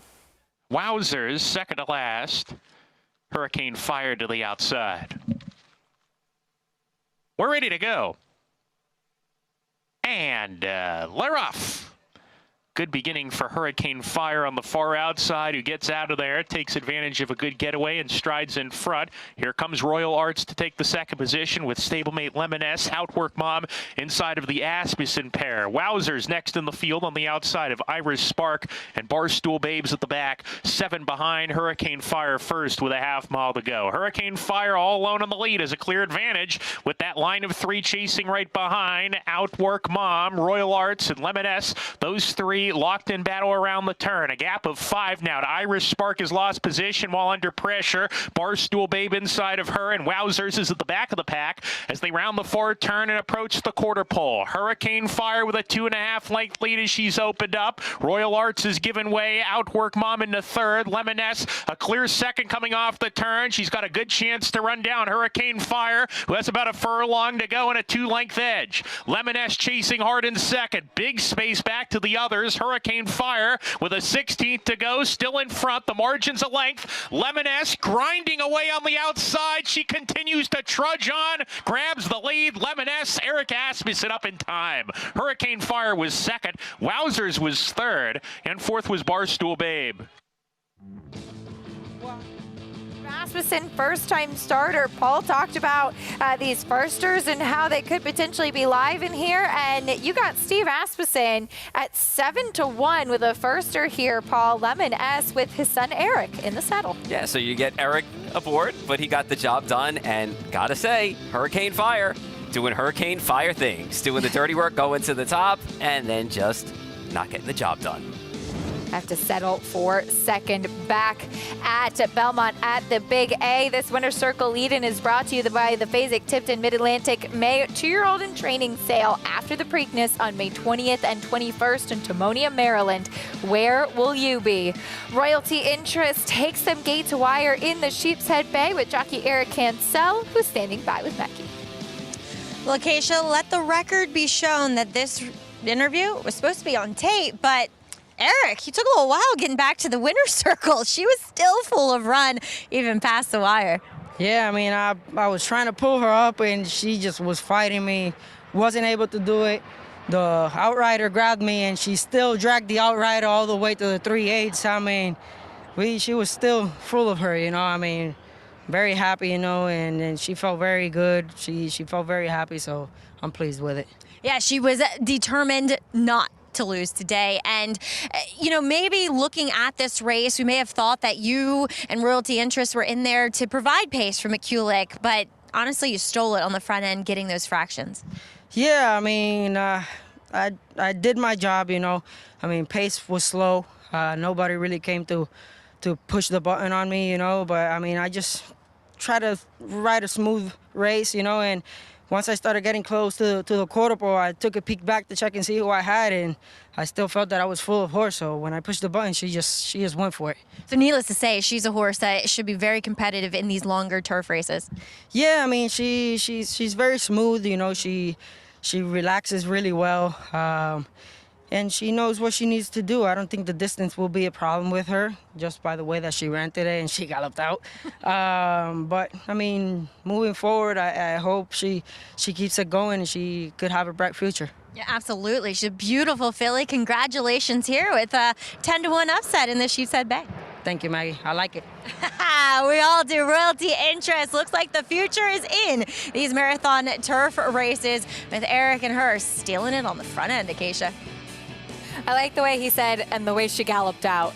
Mackie, thank you, Eric Gensel and Royalty Interest. She was feeling herself today, and now 2 victories in a row, a graded stakes winner. Yeah, and she put in about 2 miles today with the gallop out and running back to the 3/8 pole. She ran about a 2-mile race today, but you just wonder, though, what would have been if Parnak was a little bit more forward, and we could all red board about situations. But take no mistake about it, because this horse took some heat late, not only from the 5, but the 2 closing on the outside, and still got her nose down on the line when it counted.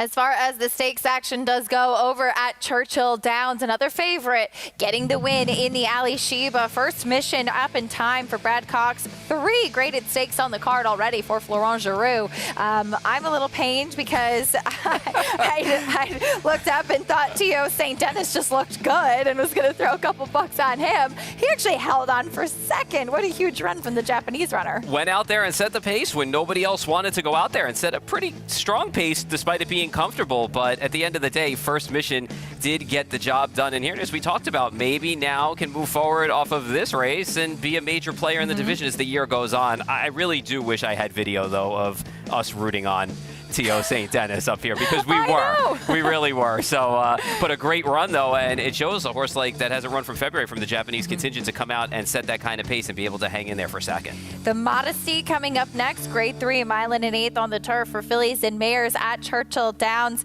Surprisingly, currently the favorite, a horse that finished second to McCulloch last time out. Wonder what will happen as La Mejana, who was behind her, just beaten McCulloch flat in the Sheepshead Bay. Surprisingly, though, currently the favorite, taking attention from that 5-1 morning line. Yeah, we'll see how it all shakes out when the race is run. Heavenly Sunday taking some money too in here. Florent Giroux looking to keep the big day going for him. Yeah, he's already looking for his 4th graded stakes victory, which could come in the Modesty up next. We'll take a quick time out. When we come back, we'll talk about a special opportunity for a particular Derby runner, Just Steele, who has plenty of experience in these Derby preps, and his rider, Keith Asmussen, in his first run for the Roses.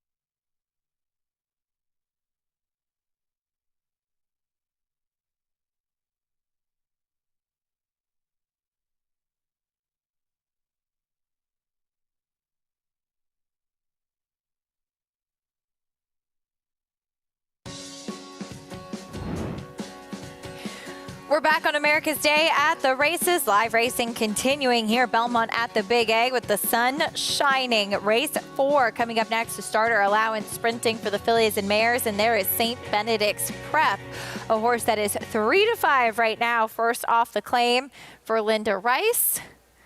And a heavy favorite at the moment, Paul. Yeah, I kind of just sucked up with this horse in here, because when I looked at the rest of the field, there wasn't many that were too appealing. But I hope that this horse remembers the last race in Kentucky and not some of the New York races.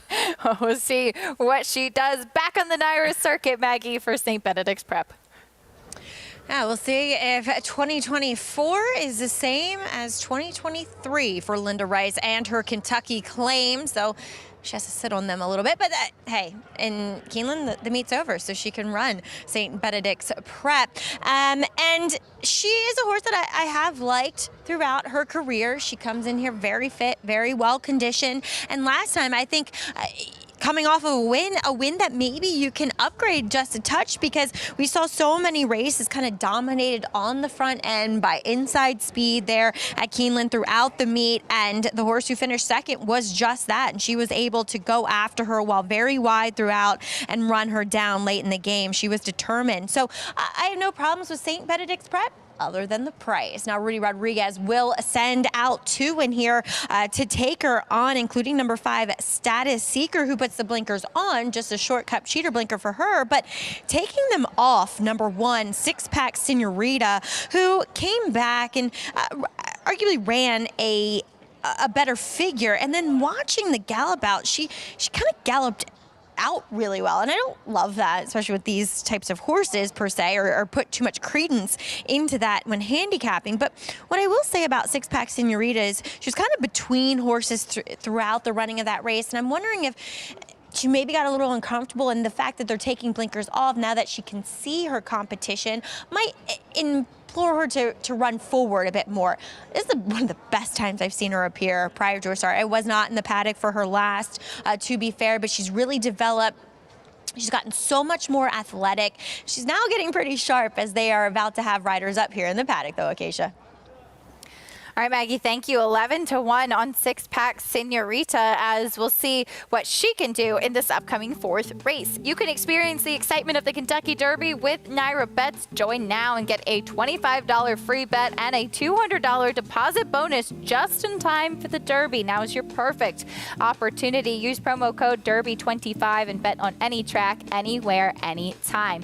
Sign up at NairaBets.com for your free $25 bet and $200 deposit match. 2-5 now on St. Benedict's Prep as they head out, meeting the rest of the field, starting off with one of the 2 Rudy Rodriguez runners that Maggie was just talking about, Six Pack Senorita. Yeah, blinkers coming off, better race last time out. Just needs to break a little bit better, too. She's had some issues at the gate the last 2 starts. Kind of lost her hind end out from underneath of her at the start last time out as well. Here's the 2, Mucho Mamma Mia. So coming off the state-bred maiden win, we'll see what happens with Jeremiah Engelhardt coming off the layoff. 2 for 7 with 200-plus day layoffs with horses like this. Here's the 3, Jay's Love, coming out of the New York Stallion Series. Yeah, a little too much, too fast for this horse, but 2 back, they knew. And I knew, too, because I had bet the horse that day. So she's had some issues at the starting gate, though. We'll see if she can overcome them. Here's Roman Goddess, second off the claim. She just doesn't win races that she's supposed to, and that's my biggest knock on her, to be honest. 6-1 right now. The other Rudy Rodriguez runner, Status Seeker.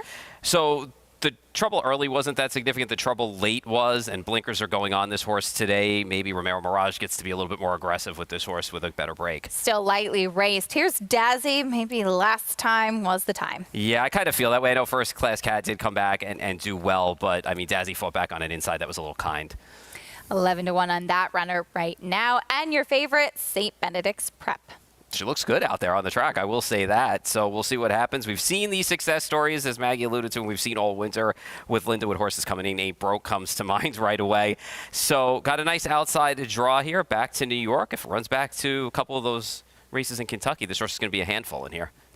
That's the field for the 4th race, your favorite to the outside. We'll talk a little bit more about it and the contenders when we come back. Stay with us on America's Day at the Races.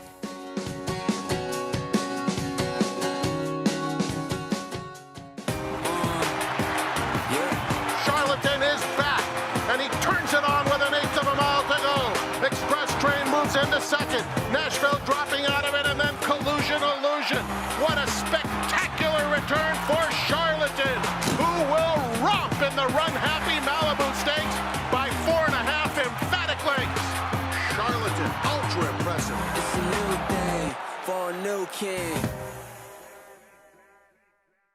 Just minutes from downtown Saratoga Springs, you'll find GMP Farm, a utopia of healing for equines and humans, offering revolutionary, customized equine care using state-of-the-art imaging and therapeutic technologies for horses of all disciplines. Immerse yourself in tranquility in our sacred spa, offering specialized spa treatments and holistic therapies to refresh and rejuvenate among tranquil mountain views. Start your journey to wellness. Visit gmpfarm.net and sacredspaandwellness.com to schedule a treatment today.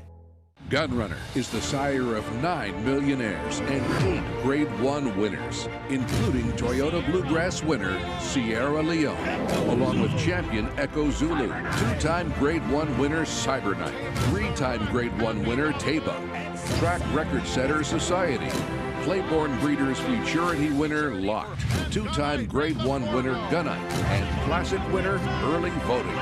Gunrunner, standing at 3 chimneys.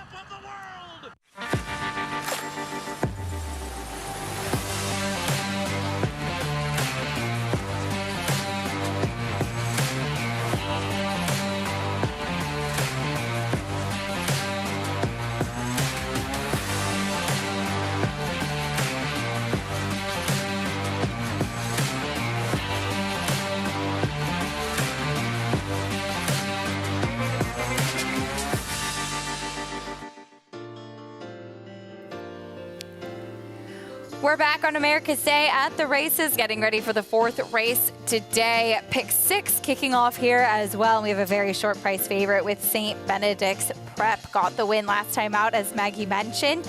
Typically, with the new Kentucky rule, you'd have to wait a certain period of time. The Keeneland meet is over, so Linda can go right on with this horse. But as we saw last year, Linda Rice having a tremendous amount of success with horses that she picked up on the Kentucky circuit through claims and bringing them to New York. Yeah, a lot of success and has turned horses, you know, around and some made them stakes contenders and stakes winners in some ways as well. Well, that one was in New York. Yeah. But yes, a couple of Kentucky horses as well. Have done okay. So for me, when I look at this horse, I mean, against this group, I think this horse does kind of lay over this group. The one concern that I do have, and don't get me wrong, I picked this horse on top, and it's rare that I'm taking 2 to 5 shots anyway. But for me, it took a while to get this horse going. And that's been the MO sometimes on this horse. You got to ride this horse a little bit to get this horse in gear and get this horse going. So we'll see what happens. Kendrick's good at that. It's got an outside draw in here. I just don't want anyone else in here. And that's my biggest problem. Fair enough. 2 to 5 on the favorite. Let's go back to Maggie trackside. It also took St. Benedict's Prep quite a while to break through. And I even remember, hold on, I have to go back and look at the horse that beat her. Who was it? Reflexivity. I remember that was a Chad Brown horse too. And I remember talking to Chad the first time St. Benedict's Prep tried the turf, and I picked her, St. Benedict's Prep, and he said to me, I was right there with you. I thought she was a better horse than Reflexivity. So yeah, not only did she take a while to get going in a race, she's taken a little while to put things all together, too. But at the end of the day, you know, she just qualifies for this race, right? She ran one time for 50,000. Linda picked her up for 80, knowing that she had this option. And so why not take the easier option first? Now, as Paul said, Roman Goddess, yeah, she doesn't win when she's supposed to, but horses love to humble you. So now she's 6 to 1. She looks sensational for the Canton Mossies, a filly and she's been in good barns that horses, you know, their horses do tend to carry a lot of conditioning, like Mike Maker and Linda Rice. Her weight looks better than ever here today. She looks resplendent in her coat. I don't know if that means anything. She might just be a little bit counterfeit, but I feel like she's heading into this race better than she has some of her other efforts. And like I said, they love to humble you. Maybe she gets it done at 6 to 1 today, guys. If horses can find a way to make your life difficult or to make you look bad, they will do it. Roman Goddess. One thing I will say, too, though, about her is that typically with the Cantor Mossies, the horses improve the longer that they have them. Yeah, and I like the counterfeit term. Being Italian, I was going to go Fugazi. But I was going to say, counterfeit's fine. Make Maggie an honorary Italian. Let's go. Race 4, Belmont at the Big A. Coming up, here's Chris Griffin. And they're off, and it was a bad stumble at the start there for St. Benedict's Prep. Stumbled at the start. Kender Carmouche now sitting up. Was down for a second, but he's sitting up. Now being tended to by the assistant starters, but he's sitting up. Looks more frustrated, but appears to be okay. Status Seeker's got the lead, and here comes Dazzy towards the outside. At the rail, there is six-pack Senorita, and Roman Goddess is tracking from fourth. Big gap, 7 lengths. Back to Jay's Love and Mucho Mamma Mia. The loose horse is at the back of the field, is running there freely at the back end of the field. Kendrick Carmouche, just taking his time, is sitting up. He's now squatting there as the gate starts to drive away. Status Seeker is in front, is up by a half length. To the outside is Dazzy right there in second. 22-3 was the opening quarter mile. 45.53 for that half mile time. Six-pack Senorita has moved towards the outside as the leader tries to sprint away. Status Seeker, Dazzy continues to chase. Six-pack Senorita is in pursuit up on the outside. It's now Status Seeker to the inside. Six-pack Senorita. Running up into third is Roman Goddess. Status Seeker. Romero Mirage almost there. A 16th left to go. Six-pack Senorita is going to try one more time. It's going to be Status Seeker who's clear. Status Seeker wins it. Status Seeker over six-pack Senorita. Then Roman Goddess and Dazzy finishes fourth. Final ride time, 1 minute 17 flat. Number 5, Status Seeker with the win, and happy to report it looked from our vantage point like Kendrick Carmouche was up and standing after St. Benedict's Prep did drop her rider at the start, and she has been apprehended by the outrider. Yeah, nice catch by the outrider after the wire, and thankfully Kendrick was on his feet and did walk to the ambulance, so hope everything is okay there. And at the end of the day, it did kind of change the complexion of the race a little bit from the way it may have ended, but the way it started, good call by you with Status Seeker putting the blinkers on and Romero Mirage being aggressive. Take a 5-1 winner. I mean, who knows what would have happened if the favorite stayed in the race, but we'll take it. The inquiry sign is posted, and of course that is with what happened at the start with your favorite St. Benedict's Prep losing her rider at the beginning of the race. She followed the rest of the field at the back, and then, as we mentioned, apprehended by the outrider past the wire there. She is on her way back. Yeah, good to see that she was caught, and hopefully none the worse for wear. 5146 inquiry sign posted, as mentioned, just by virtue of what happened at the start with St. Benedict's Prep losing that rider. Rudy Rodriguez runs 1-2. In fact, Status Seeker with the blinkers on. She refused to switch leads, but Romero Mirage did a really good job of getting her in forward position. Yeah, and just keeping her to her task, even when she didn't want to change those leads. It's pretty easy to try to panic a little bit or try and get that horse to change leads, but knew that six-pack Senorita wasn't really threatening at the time, so he kind of just got her straight and rode her out to the wire. So good ride by Romero Mirage, and a good effort from six-pack Senorita, too, who took the blinkers off today. Here's the start. Now, the number 7, St. Benedict's Prep, your heavy favorite to the outside, is going to stumble and unseat her rider, Kendrick Carmouche, and Kendrick doing the best and only thing you can at that moment, which is curl up into a ball, and looked thankfully like she missed him there, but very scary stuff. And let's go to Maggie for a quick update. Well, you'll never wipe that smile off his face. Kendrick Carmouche just getting out of the chase ambulance here. A-okay. So happy to report that, because, as he said, she went and stumbled so quickly, just giving no chance for recovery for either of them. And St. Benedict's Prep apprehended by the outriders, actually the attending veterinarians looking at her right now, but it seems to be okay, maybe suffering some superficial lacerations to her right front, but otherwise she's fine. Kendrick's fine. Scary situation though for a few moments there, Acacia.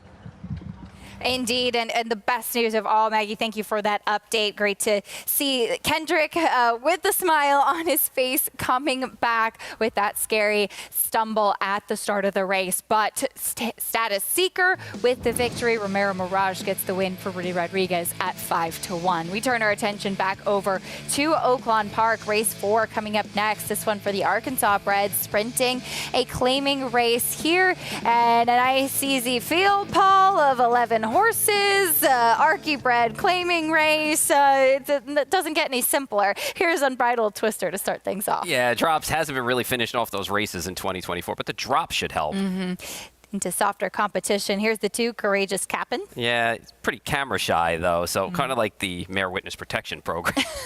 Here's the 3, Pascal. Light on the speed figures in here is 0 for 12 at Oaklawn, and it's only 12-1. I thought it would be a little bit higher than that. gold strategy, I should say, is face a few of these others in here. Best figure came in the mud for this horse, so we'll see what happens. Drop in class for the 5, War Music. Yeah, gets in with state breds too and cutting back in distance today. The Girl in Red is next, still lightly raced. Yeah, and dropping in class in here and was no match for Tim Body 2 back when they met back in March. Here's the 7, big price on Queenie's Way. Yeah, end of the meet, rising in class and taking the blinkers off today.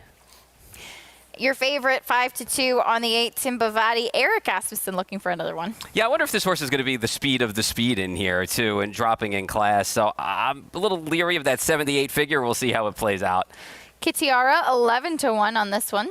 Yeah, showed some speed last time out before kind of giving way. KJ's Pistol Annie, a big long shot. Yeah, slow figs and has been around at the last call of some of these races.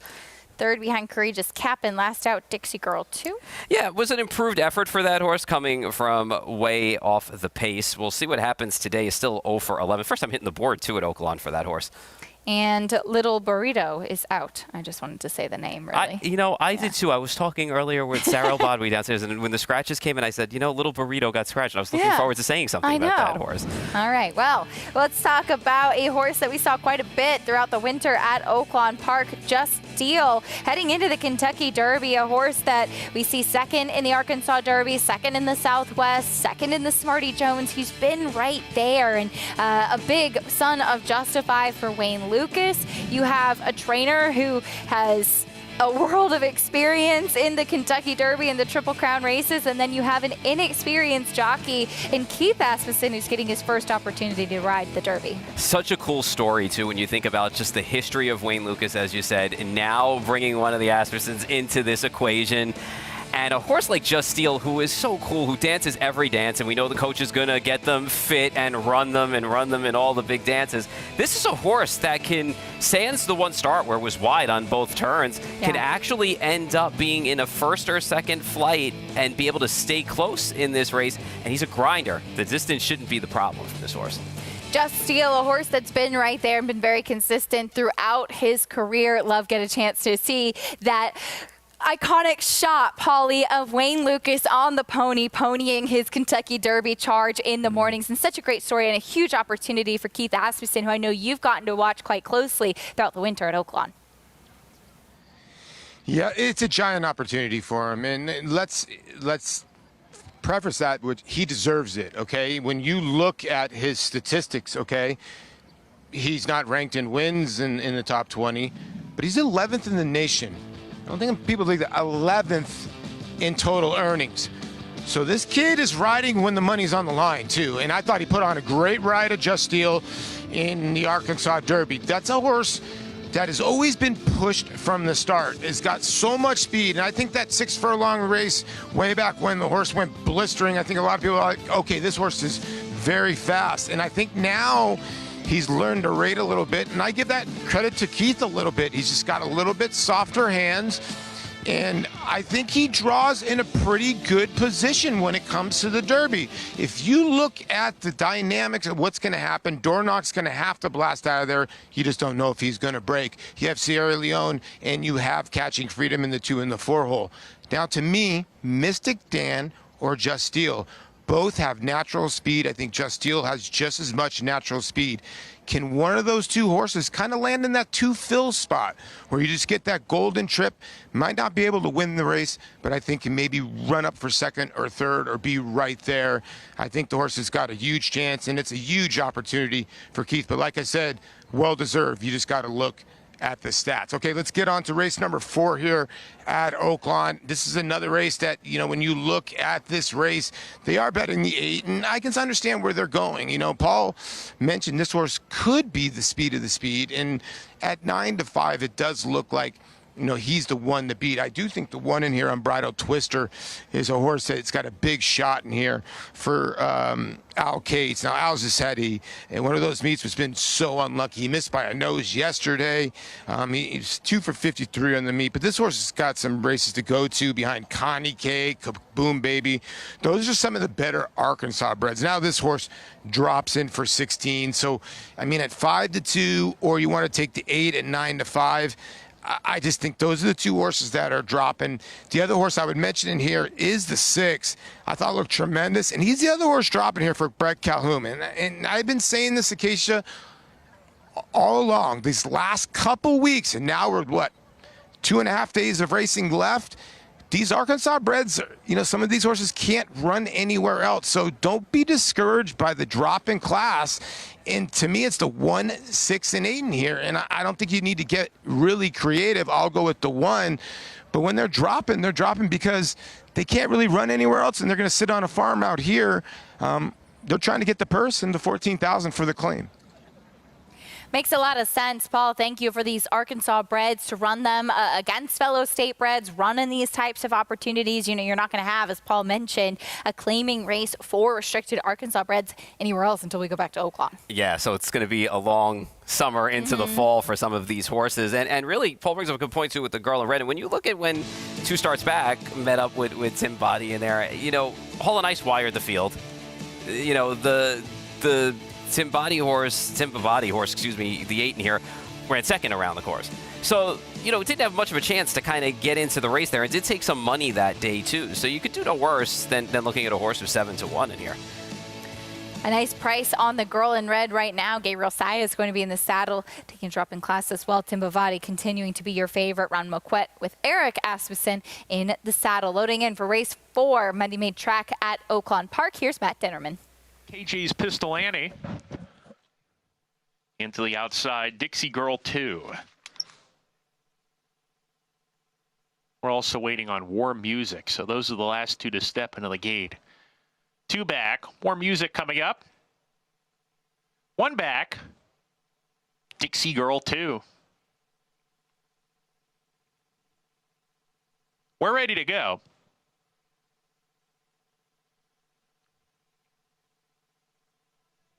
And play rough. Gold Strategy was a little bit slow to go. Tim Bavati had no problems out on the lead with the Girl in Red, and the Girl in Red is a head advantage. Here's Unbridled Twister from the inside moving forward to take the second spot. The Girl in Red, very quick under Gabe Saez, and leads the way by a touch more than a length. Unbridled Twister in the second spot with Tim Bavati. Kitiara 3 deep with that party. That trio's 2 lengths better than Courageous Cap'n, racing alone in 5th. Then Queenie's Way racing outside of Gold Strategy, the slow starter going into the turn. KJ's Pistol Annie is next with War Music, and Pat Scow and Dixie Girl 2 is at the back as they round the far turn. The Girl in Red hard sent to keep pace. Tim Bavati, without being asked, makes a move to the front between horses. A 3-deep Kitiara trying to move with her. The Girl in Red calls it a day. Tim Bavati on the lead here, turning into the stretch. Kitiara is second, and here's a nice run from Unbridled Twister on the outside for the Al Cates barn. Unbridled Twister breezes to the front, went right by Tim Bavati. Here's Courageous Cap'n coming out of the crowd to take second. Unbridled Twister with a 16th to go. She's opened up by 2.5, and Unbridled Twister will give Ramon Vasquez a double. Unbridled Twister over Courageous Cap'n. Photo for the show, though. It got tight between the 2 grays, Gold Strategy and Dixie Girl 2. Number 1, Unbridled Twister, who did go off, is your 8-5 favorite on the drop in class. Gets the victory, as you heard in Matt's call. Second win today for Ramon Vasquez. Yeah, and finally went for Al Cates. So, he had his unlucky period, and he gets a win here with this horse, who sat a perfect trip, by the way, behind the 6, 8, and 9. 6 went right to the top, the Girl in Red. And I thought that this horse ran exceptionally well in here. Got a good trip, parlayed it into a win on the drop, got the purse money, and there's my witness protection mare. She's coming up at a big price, and she runs second in there. Courageous Cap'n. Yeah, we'll pick up another piece of it here. Courageous Cap'n will have to settle for second behind Unbridled Twister. That's the 4th race at Oaklawn Park. We're going to take in a quick pause to welcome in some more viewers, but don't worry, plenty more action to come as America's Day at the races continues. Quick pause coming up here.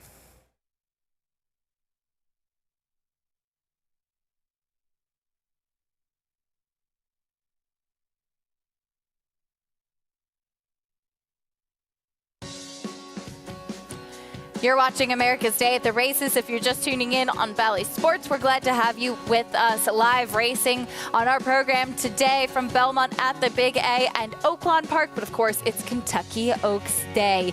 Acacia Camon alongside Paul Verderosa. We have Paula Duca and Maggie Wolfendale with us as well. And Paul, all eyes on the 3-year-old fillies with Kentucky Oaks Day coming up today. Kentucky Oaks 150 as well. Quite as much history as the Kentucky Derby. Yeah, celebrating the 150th running with a really good field. You can make a case for quite a number of horses in here, and you can see by the current odds, you know, take your pick. You got 2 7-2 shots right now, so the favorite's not a heavy favorite. Definitely. And then you have the 2-year-old champion, just FYI, one of those 2-year-old, one of those 7-2 shots. She'll try to get back to the winner's circle. And then you have Where's My Ring, who's 9-1 on the line. And she won our local prep here for the Kentucky Oaks in the Gazelle over regulatory risk. And she was impressive that day, looking like a horse that distance is no problem and is just continuing to improve race by race. And at the right time. And what I loved about this race, too, was Jose Lezcano from the start had such confidence in her, just knew what was underneath him and rode her as such. I mean, if you're going to break your maiden, you break it in style and you get yourself into the starting gate for the Kentucky Oaks to be a champion. And I think she's got a nice inside post today. She's got enough tactical speed to put her in the race. And at a price play, I like her a lot today.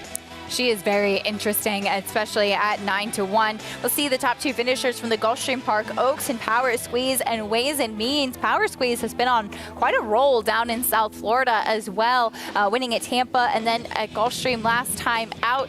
She'll have to show she can continue to stretch out. And then Ways and Means still very lightly raced after being sidelined and coming into now this Kentucky Oaks off the 2nd place finish. Yeah, and you know, about this race too, I mean, Arad made the move in this race and kind of forced this issue, you know, with the slower pace that was going on. So Power Squeeze got a really good trip in there, ran her down. I think they're 2 good horses. The number makes them fit in the Kentucky Oaks. I guess the question is, who would you rather have out of that race? For me, I'd rather have Ways and Means, to be quite honest, because I just think Arad had to make that early move down the backstretch into that slow pace, and then Power Squeeze just ran the horse down, got a better trip. Well, don't forget you can experience the excitement of the Kentucky Derby with Naira Bets. Now's your perfect opportunity. Join now and get a $25 free bet and $200 deposit bonus just in time for the Derby. Use promo code DERBY25 and bet on any track, anywhere, anytime. Sign up at NairaBets.com for your free $25 bet and $200 deposit bonus. Horses in the paddock for race 5. Belmont at the Big A will be on the turf coming up here in a fun race. I'll talk a little bit more about it after this. New York breds in the spotlight. That's a look at Sonic Speed, who had a good winter in Florida. The late pick 5 kicking off from New York after this.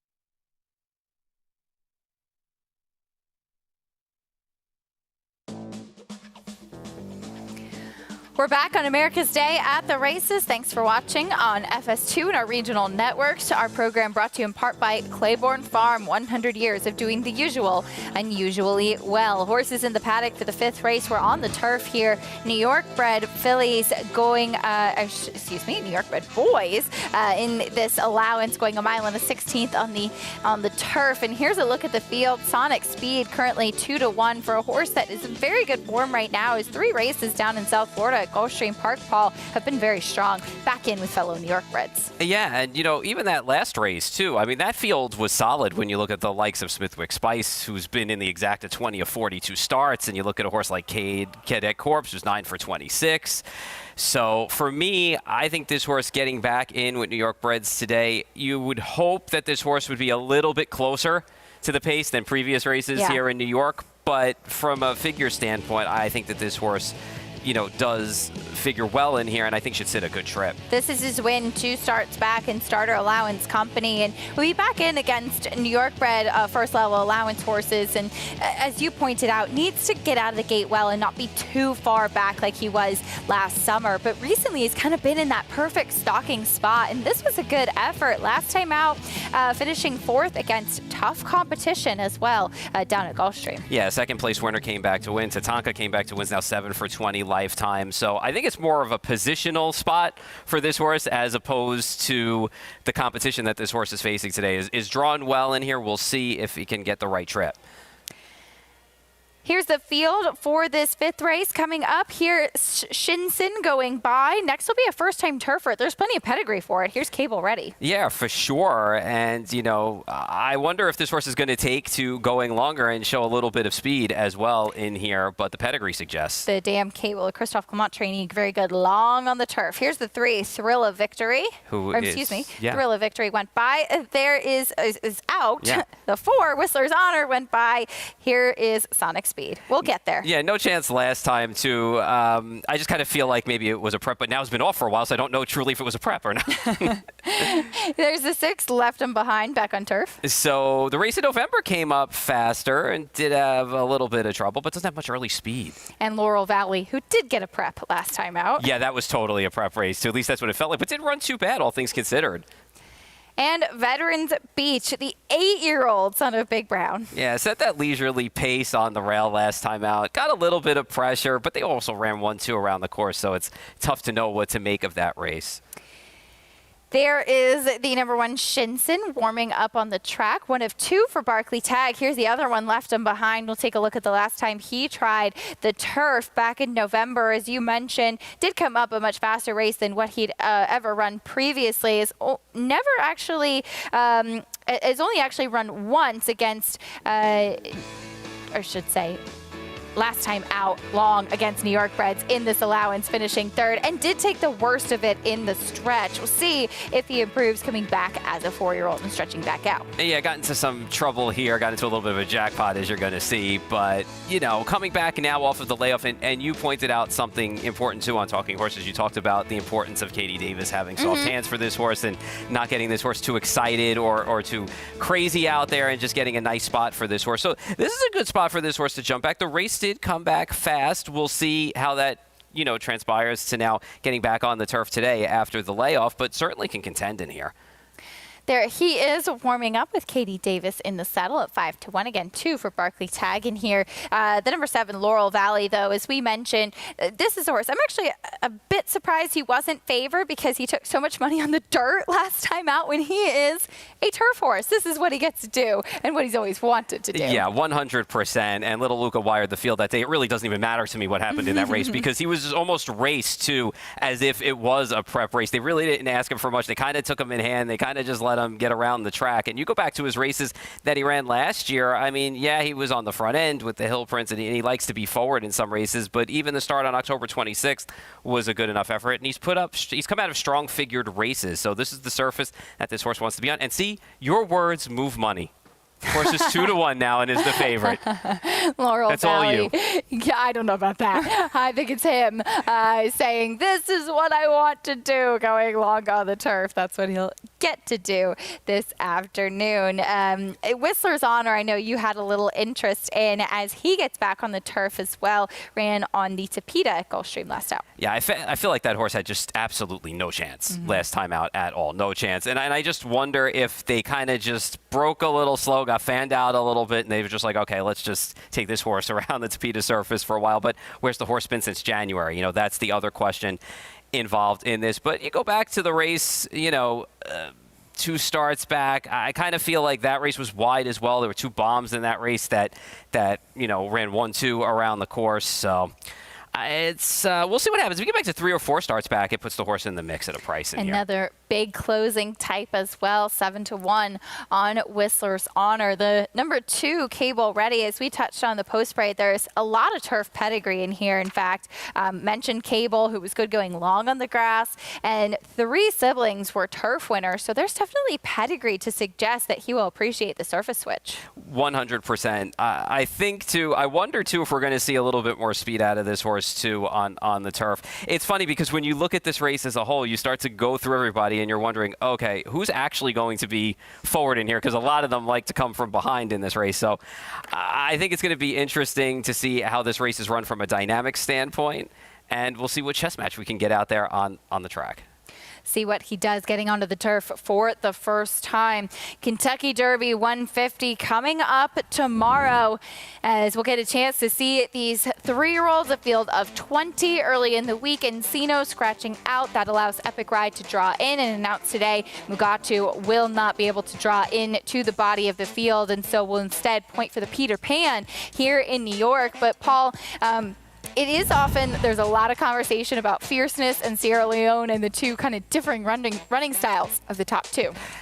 When you look at this from a standpoint of, well, you've got a Fierceness, who wants to be up on the engine. Fearless was a Rapoli horse, too. Yeah, I know. I'm getting, listen, it's warm up here, right? Maybe it's very hot up here. It's getting hot up in here. So anyway, no, seriously though, when you come to Fierceness though, and you look at a horse like him, so much has been made of the story of, well, he needs everything his own way to get the job done, and the pace is going to end up being fast, and he might get cooked in the pace. Maybe he's just faster. Maybe he's just better than these horses. We're going to find out when the gates open. When you take a horse like Sierra Leone, who's now going to have to come from 15th, 16th, 17th, you better be perfect. You better time everything right. Nobody stop in your face. It's a tough ask. I personally like horses that are going to be a little bit closer, maybe in the second flight. Just Steel comes to mind.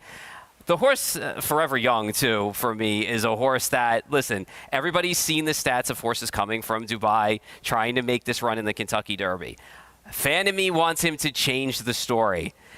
A lot was made of the way he worked this week. A lot was made of the Japanese way of training these horses a little slow. We'd like to have seen things a little bit faster. He's a good horse. I think he's going to sit a good trip in here. He may be the one that could write the ending to a different story we've seen all the time. I think he's going to run really well tomorrow. Too. I think so, too. He is a very laid-back type of individual. Got to see him training for a couple weeks in Dubai, and that's just kind of typical of how he is. And Yoshida Yohagi is a master. Has trained a Breeders' Cup winner as well. Has had plenty of good horses coming to the States, and be interested to see what he can do against the Derby field. And it's an important point that you made up about this horse being cool, because you're going to have 150,000 fans, people walking in the infield screaming, because we know how the infield can get sometimes, and horses can lose it in those situations. And if he can stay cool, that's more than half the battle. On the turf for race number 5, pick 6 kicking off here, or excuse me, late pick 5 kicking off here. Laurel Valley, the favorite at 2-1. Final thoughts, Paul? Sonic Speed for me. I think Sonic Speed's going to get a nice, cozy trip in here, especially considering when you think of some of the horses to his inside in the draw that want to be further back. So I think he's going to be able to work out a good trip in here. We'll see what happens as he gets back on his preferred surface. Race 5, Belmont at the Big A. Here's Chris Griffin with the call. Left him behind.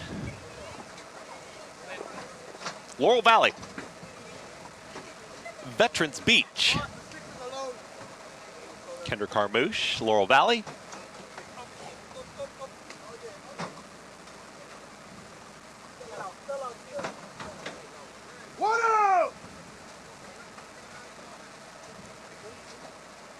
Veterans Beach goes in. All set.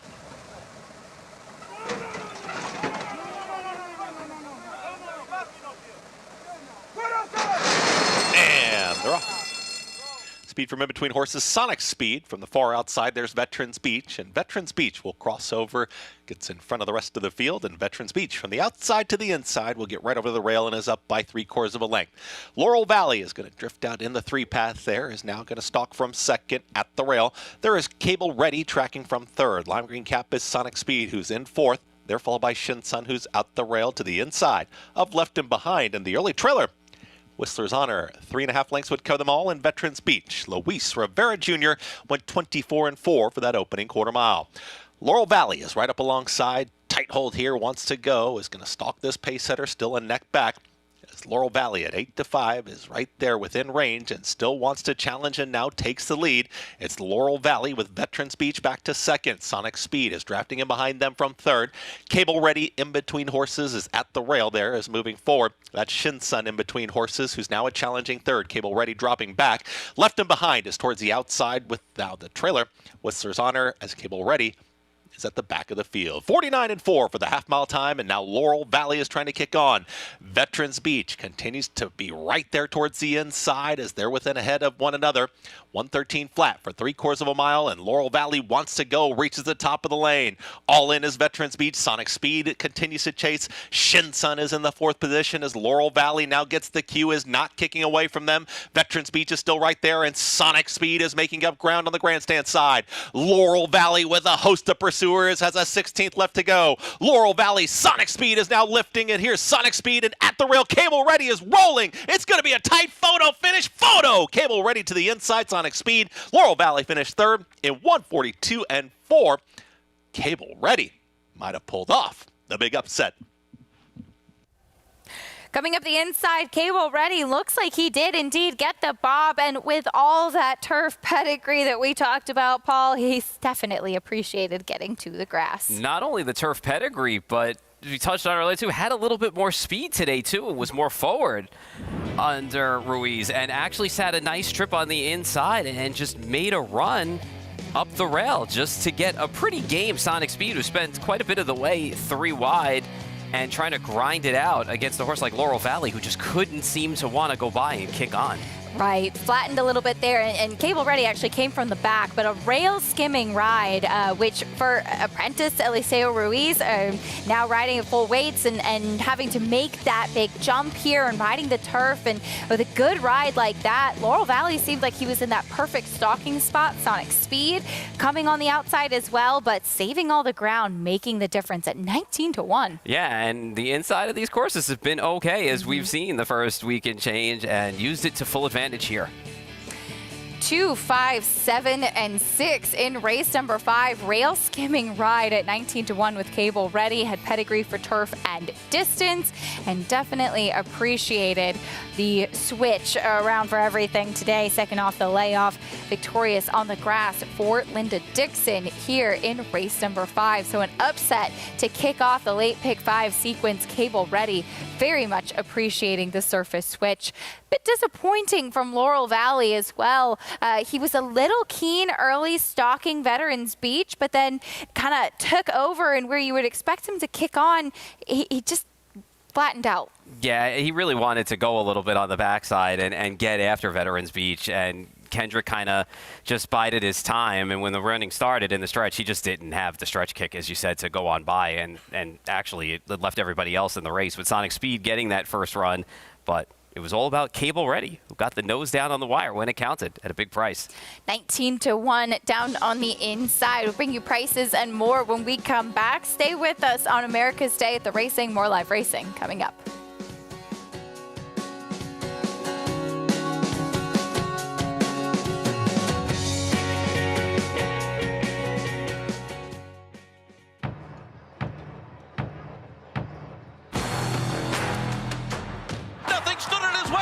War of Will won the Preakness!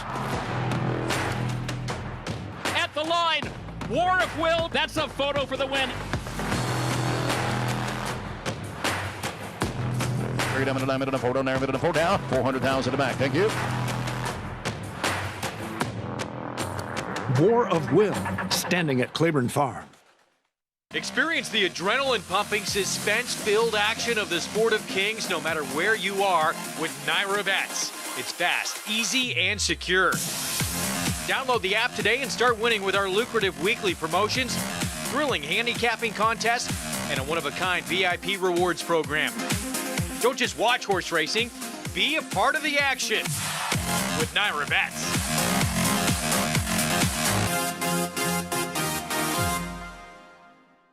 Number 1 is Mo Donegal by Uncle Mo. And they're off in the Remsen. As they come on for the finish, and it's going to be tight here in the Remsen. Mo Donegal bearing down on the outside. It's Mo Donegal and early voting, and it is Mo Donegal to win the Wood Memorial.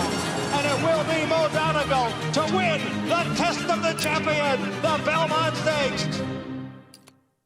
Racetrack Television Network brings you every race, from every track, on every screen, every day.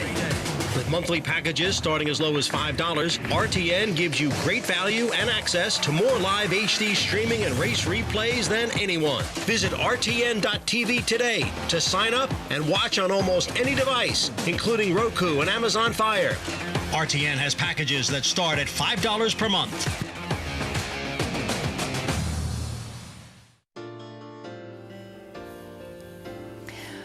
We're back on America's Day at the races, turning our attention now to Oaklawn Park Race 5 coming up next, as we'll get a chance to see these maiden claiming runners going a mile and a 16th, and taking a look at the field, the favorite all the way to the outside. It feels like a lot of the races we've covered today, the favorite has been in the far outside post. They're not getting the luck of the draw. Cues your mama on the big drop in class, meeting the rest of the field, starting off with Miss Tear. So the pedigree screams distance, but it's more turfy and synthy, in my opinion. We'll see what happens with this horse. Here's the 2 Perceptive for Steve Asmussen. You know, Steve took this horse for 40. It has run it in some spots where it probably didn't belong. He's dropping it in class now, and probably figures in here just on the drop in class alone. Was wide last time out. See what happens with an inside draw. There's a 3 Adamantly. Passed horses late, but was a distant 4th in a field where the top 3 were kind of strung out. Here is B Branch, number 4, trying to turn things around. Yeah, best turn around in a hurry, too, beating double digits in all of the career starts. Elusive Empress, taking some attention from that 30-1 morning line. Wonder if it's just off the turf race 2 starts back. I mean, 3 starts back, too. The synth race was okay, but the dirt races haven't been that great. Dr. Wood's Miracle, 7-1. You know, he stopped on a dime last time, and he just doesn't have that much early speed to begin with, so it's tough taking here. Big drop in class after not showing much for Air Castle. You know, the trainer, Lindsay Schultz, is 2 for 3 with second-time starters going sprint to route on dirt, and the other horse ran second, so that's a pretty good look at a price. There. This one was 25-1 on debut. Here is the 8 is out. Here's the 9, I Be Gone. Yeah, he's been gone from win pictures early on. So needs to turn it around in a hurry. It's not been close. Yeah. Lost Love gets blinkers on. Yeah, drops in class in here too, and Church Service wired the field last time out as the favorite. And your favorite, Cues Your Mama on the big drop in class. Has shown speed in previous starts, now has to deal with post 12 and some other speeds in here. So, but on the dam side, Louisiana starter state bred stakes winner going long, so some pedigree there.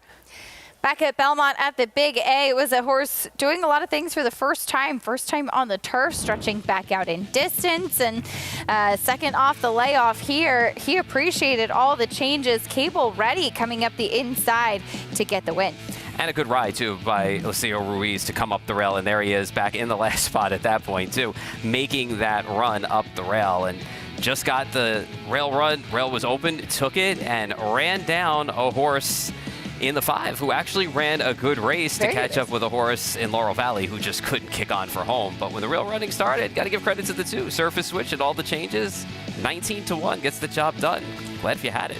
Had a ton of turf pedigrees we talked about before the race, and Sonic Speed second, closing there. Tough beat for that one, who you have to give it to Sonic Speed, though. He's in very good form right now for Tom Morley, just missing, but a horse who was maybe a touch inconsistent prior at lower levels, he's been holding his own up here. And found that speed that we were looking for, too, because that was important to get this horse back into the race and get this horse into the race earlier as opposed to the other races we've seen here. $41.40 winner. Big price on that horse getting onto the turf for the first time over at Churchill Downs with Kentucky Oaks Day card continuing. We saw the Modesty take place a few moments ago. Grade 3, mile and an eighth on the turf. And talking about a big upset, Heavenly Sunday looked like she was home on the front end, but grinding, coming along, fast as flight at a huge price for Marty Drexler. Yeah, this was a good ride, too, by Jose Ortiz in here to grind it out and get the win, because Florent Giroux put Heavenly Sunday right on the front end and led a long way in here. But I have to give credit, though,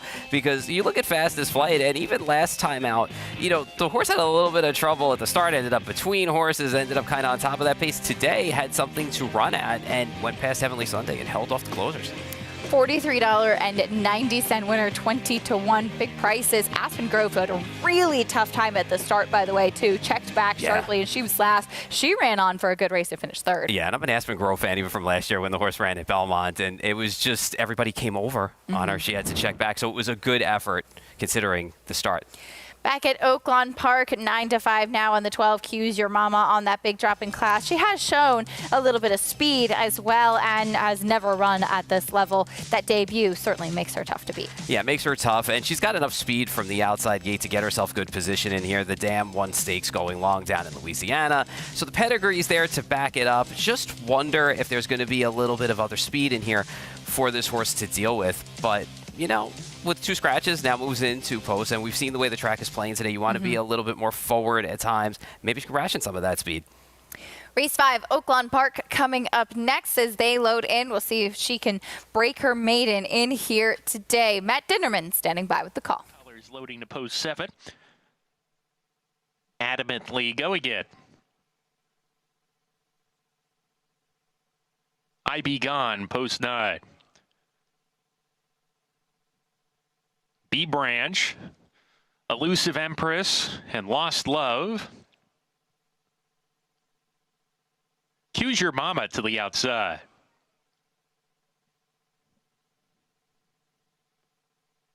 We're ready to go.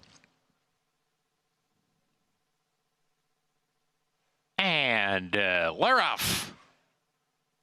Perceptive up close to the pace early. Adamantly there as well. Air Castle with those 3 across the track. Q's Your Mama makes it 4 going into the clubhouse turn. Adamantly with a head lead. Perceptive to the inside and a little bit of a tight spot is going to have to tap on the brakes here. Q's Your Mama from the far outside getting over into the 2 path to come and challenge Adamantly. And these two get acquainted on the lead. They open up 2.5 on Perceptive, who's happy to track from 3rd. 1.5 lengths to Air Castle. Settling in 4th. Then Lost Love, B Branch, and I Be Gone. They're all stretched out. A gap of another 4 to Elusive Empress. Miss Terry is towards the back, second to last, in fact. Dr. Wood's Miracle at the tail, and they are very strung out here. At least 20 lengths from first to last. Down the backside, a contentious pace ensues. Q's Your Mama as a head lead. Adamantly right there to the inside. A space of 4 to Perceptive. Then Air Castle, Lost Love, B Branch going into the turn. Has a dozen lengths to make out as they're still strung out. I Be Gone is next in the field. Dr. Wood's Miracle sent along towards the back of the pack with Elusive Empress, and Miss Terry is tailed off as they round the forward turn. Adamantly under pressure. Q's Your Mama leaves her in the dust, and Q's Your Mama has opened up 2.5. Now it's 3 hitting the quarter pole. Perceptive taking the second spot on the inside of a weakening Adamantly, and then comes Air Castle getting going 3 deep in the swing for home. Q's Your Mama getting leg weary after that fast pace. Perceptive trying to reel her in. Outside Air Castle, furlong remains. Q's Your Mama still in front. 3 ahead. Perceptive trying hard in second. Air Castle third. 100 yards to go. Q's Your Mama trying to fend off Perceptive. Q's Your Mama. It's going to be tight. Q's Your Mama on the outside. I think she got it on the inside there. Perceptive was right there battling. And those two in a photo for the win. It got tight late, but I think it was Q's Your Mama who got it in the shadow of the wire on the inside. Perceptive flying late outside with Eric Asmussen. Q's Your Mama with Francisco Arrieta inside, trying to hold on from that pace. And honestly, for a while, Perceptive was kind of idling there, Paul, and then she just kicked in late. Yeah, when you look at this race, I mean, honestly, Francisco Arrieta got this horse out of the gate, Cue's Your Mama, and took a while to get this horse to the front end. But when he did, you know, she gamely, I think, held on. I'm pretty sure she held on here over, yeah, she did over an hour charging too. Pedigree suggested this horse was going to want to go long. Francisco used this horse speed today, and she parlayed it into a win as the favorite. Just holding on in the shadow of the wire there. Cue's Your Mama on the drop-in classes. That'll do it for us. Pick for you in the Kentucky Oaks. Kentucky Oaks for me, where's my ring? I like it. Gonna be a good price. Ring? Gazelle winner. We'll see if she can get the win. We're stepping aside. Greg Wolf and Richard Migliori coming up on the desk to take you the rest of the way as we'll look back on the Smarty Party 20 years ago when Smarty Jones took us all on a whirlwind ride and the incredible story of getting into the Kentucky Derby.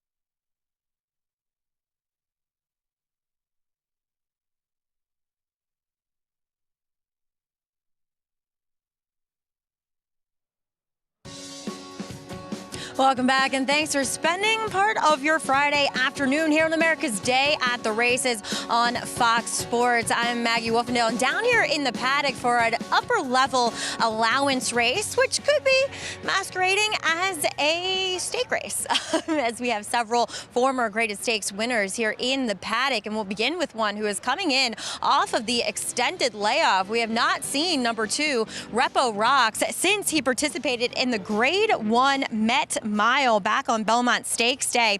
And he is a horse that can be a little bit quirky at times. And prior to this layoff, had been sporting an extension blinker over that right outside eye.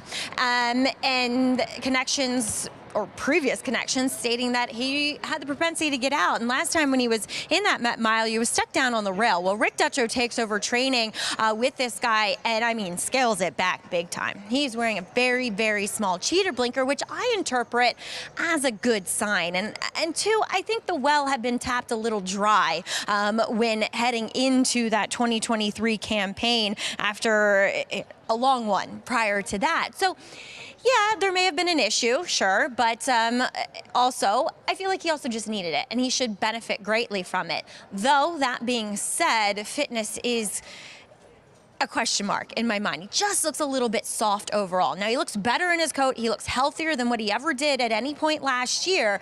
But again, I just feel like a start might be needed for him just to kind of bring everything together. Now, number 6, General Jim, has kind of a light workload heading into this race. So that almost makes me believe that maybe they're, trying to get one into him and improve from there. As a race is kind of worth 5 works in the morning, as he worked one time at Payson Park and then has 3 recorded works here over at Belmont on the training track for Shug McGahee. Now, he is a horse that, looking at him, he didn't look great the last time I saw him. I just didn't think he looked good in his coat. It looked dull overall.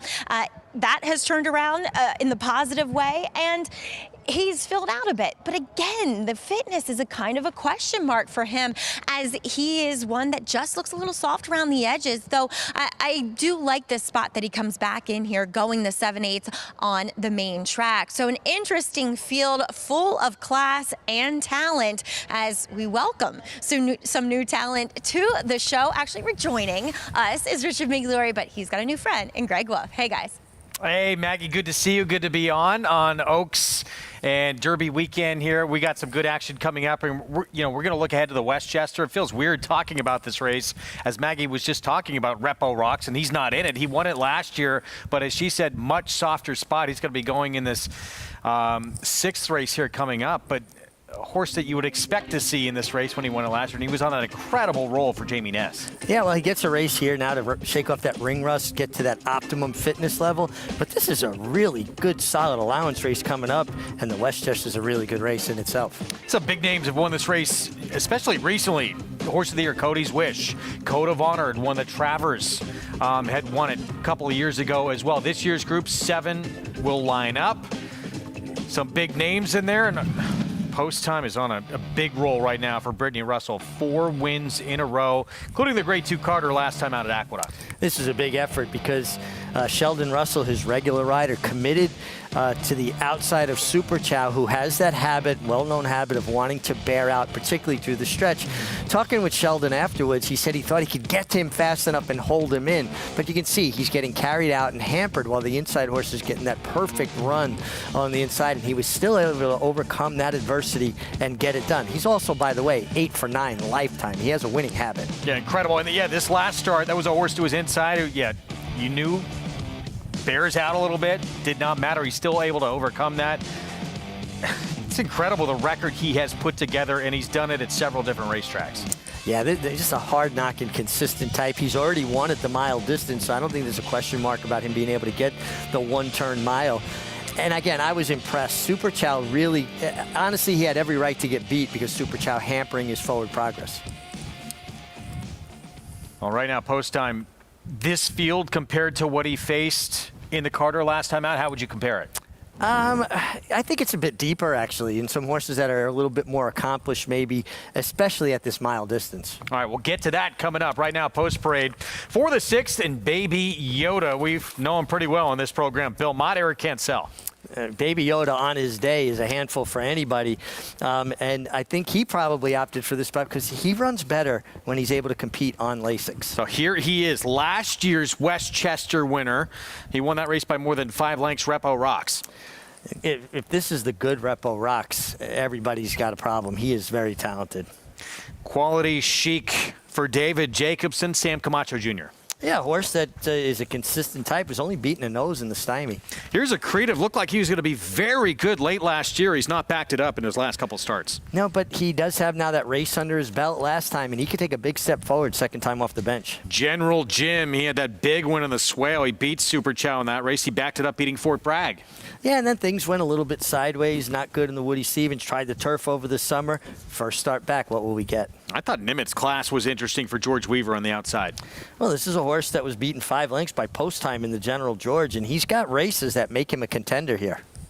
It's one over 760,000 in his career. No question, though, this race goes through. That one right there, Repo Rocks, 9-time winner of over 800,000 in his career. And he's now with the Rick Dutrow Jr. barn, but when he was with Jamie Ness, Ness got this horse to just another level. Yeah, I mean, he strung together 4 or 5 races there that were otherworldly, including last year's Westchester, where you're on 109 buyer figure, and not his highest buyer figure of his life either, a 111 in the toboggan. The question is he going to be able to fire that kind of race off the bench going 7 furlongs? We'll see. We see some quick works from him leading up to this comeback effort. And, you know, a horse of his quality, you think, oh, easy time coming back. There's some quality foes he's going to go against. Yeah, no, this is a really solid allowance race. I find it interesting, too. Andrew Wolfson has had a lot of success that Rick Dutrow brings him in to ride this horse. I thought that was really interesting. A horse that can be a little tricky to ride. Yeah, maybe the familiarity that he knows him so well. Meanwhile, here's General Jim. So a horse who we talked about those back-to-back wins. Grade 3 Swale, Grade 2 Pat Day Mile on last year's Derby Day, and he beat a nice one in Fort Bragg that day. Didn't work out for him in the Woody Stevens, and now he comes off the bench. You know, obviously something went amiss, right? He was in really good form, and then his form kind of deteriorated a bit. The Woody Stevens wasn't, uncharacteristically poor effort for him. And then they experimented. They went back to the turf. He had broken his maiden on the turf. I think he's back to what he wants to do. Another one, though, the question is the layoff. You don't question his ability. It's just, is he going to be ready to fire that kind of race off the bench? For Chad Brown, Trevor McCarthy getting the opportunity for that barn. Right now at 5-2. Let's go downstairs to Maggie for more. I thought maybe this was the time to jump on the accretive bandwagon, as he was disappointing last time, to be fair, in a 4-horse field, though we'll see the horse that beat him coming up later in the Westchester in Win It. And maybe cutting back a little bit is in Accretive's best interest, because he kind of cruised there and then he just flattened out a little bit late, as the winner did get the jump on him, and breaking a step slowly. And talking with Acacia with her notes for him last time in the paddock, said that he was quiet. And I agree. He's quiet here again. And I will say I don't love the fact that Trevor McCarthy, now it could have been in instructions and he doesn't know the horse, so fair enough, stayed with the pony. And Trevor's usually a guy who does take them away from the pony. So I'm not sure what to make of that, because he didn't break that well. I would have loved to see this horse get a big warm-up, because I have seen him do so in the past with other riders and taking him away. But otherwise, he just looks best. And with his main rivals having to overcome layoffs, in which, if just point blank, I think they look a little bit on the softer side. They could win on muscle memory and talent alone. I thought today could be Accretive's day. Now, number 1, Baby Yoda, he's put in some big races in the past. He comes off a bit of a freshening, in which he was in a fairly live race with King's Barn, coming back and winning the Ben Ali thereafter with a 95 buyer. And Baby Yoda is one who is a little bit of an awkwardly put together sort, so he tends to not carry the weight and conditioning that you like to see. But today, one of the better times I've seen him do so, and moving really well. Eric Cancel taking him away from the pony. I love to see that with this horse. I think it's imperative for him to break well and put himself in the game. And so at least he's done everything right in the preliminary so far, Greg, to ensure that.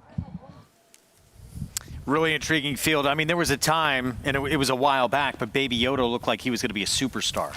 Baby Yoda ran some races, particularly up in Saratoga, that had us all thinking, wow, much bigger and better things. He does seem to be a better horse when he's able to compete on Lasix. His last couple of races, though, they were at Gulfstream. They leave a little to be desired. Maybe getting back here to Aqueduct will be a tonic for Baby Yoda. Multiple graded stakes winner, Repo Rocks, now with the Rick Dutrow Jr. barn. Even money for his 6-year-old return to the races. When he was in the Jamie Ness barn, reeled off 4 wins in a row, 5 of 6, and became a multiple graded stakes winner. See how he fares on the comeback trail from post 2 with Andrew Wolfson. Let's go to Chris Griffin for the call. Is in. All set. And they're off. Repo Rocks breaks very well, so does Baby Yoda from the inside, and Baby Yoda's hustled along, wants the front end. Very tightly bunched on the front end as General Jim is trying to join them. It's 3 across the racetrack now on the front end. Baby Yoda drifts off the rail a touch as Repo Rocks is now stalking from second. Right to the outside is General Jim in third. Accretive is going to try and tuck in behind the leaders here, try to save a little ground as Nimitz Class is out wider in 5th. At the back of the field there comes Quality Chic as they work up the backstretch, 22-3. Pumped up opening quarter mile. Baby Yoda is in front, has the advantages up by a neck. Repo Rocks is shoved along here from second. 3 wide still, that's General Jim. Accretive is now trying to get the hurry up, is trying to keep up here from that 4th position towards the back end. Nimitz Class is trying to rally on, and Quality Chic as the front 2 start to get away. 44-3 for the half-mile time. It's Baby Yoda still up by a head. Repo Rocks with no excuses was ranging up on the outside, and here comes the run from Repo Rocks, is trying to build that momentum, but Baby Yoda is still very game. Baby Yoda at a big number, 17-1, is trying to hold off Repo Rocks. Accretive is rallying on, and here comes Accretive. It's Baby Yoda, Repo Rocks, Accretive getting closer with every stride. A 16th left to go. Here's Baby Yoda still in front. Can Accretive get there? Baby Yoda, Accretive. Baby Yoda hangs on. Baby Yoda over Accretive, Repo Rocks, and Quality Chic in 1 minute 21 and 4. On occasion, Baby Yoda can still show up in a big way as he does right here. 17-1. Dismisses the biggest price on the board. Well, it leads you to believe that Baby Yoda just was not a big fan of Gulfstream Park this past winter, because this was one of his much better efforts. He was able to fend off Repo Rocks, who applied a lot of pressure early on from at least the half-mile pole out, and then hold off Accretive, who got an absolutely perfect trip, skimming the fence throughout under Trevor McCarthy. Big effort from Baby Yoda. And for Repo Rocks, he was in position early. Andrew Wolfson did his job to get him where he wanted to be, just no punch in the lane. No, but this is what you could expect from a horse coming off of an extended layoff. I think it's a perfect tightener for him, and I think you'll see a big step forward from Repo Rocks next time. But this was a really good, strong race. Very fast-paced, 44 and change. And Baby Yoda, very game today. Quick final time, too. 121-4 for the 7/8. That is moving. And good to see, Accretive come back to some of his better races as well, even though he's runner-up here. Yeah, this was a big effort from Accretive. Looked like he was having trouble keeping pace around the far turn, trying to, Trevor McCarthy was trying to keep him motivated, and finally he caught his best stride, and probably the leader's getting a little bit tired, but and got to give a lot of credit to Baby Yoda to fend off Repo Rocks and then hold off Accretive. He basically took a tag team match and held off that nice late run. Eric Cancel getting a huge opportunity for the Hall of Fame barn of Belmont with a lot of these big name riders out of town. Yeah, and a really beautiful ride from Eric early in the day in the Sheepshead Bay, where essentially he committed a felony in front of everybody and got away with it.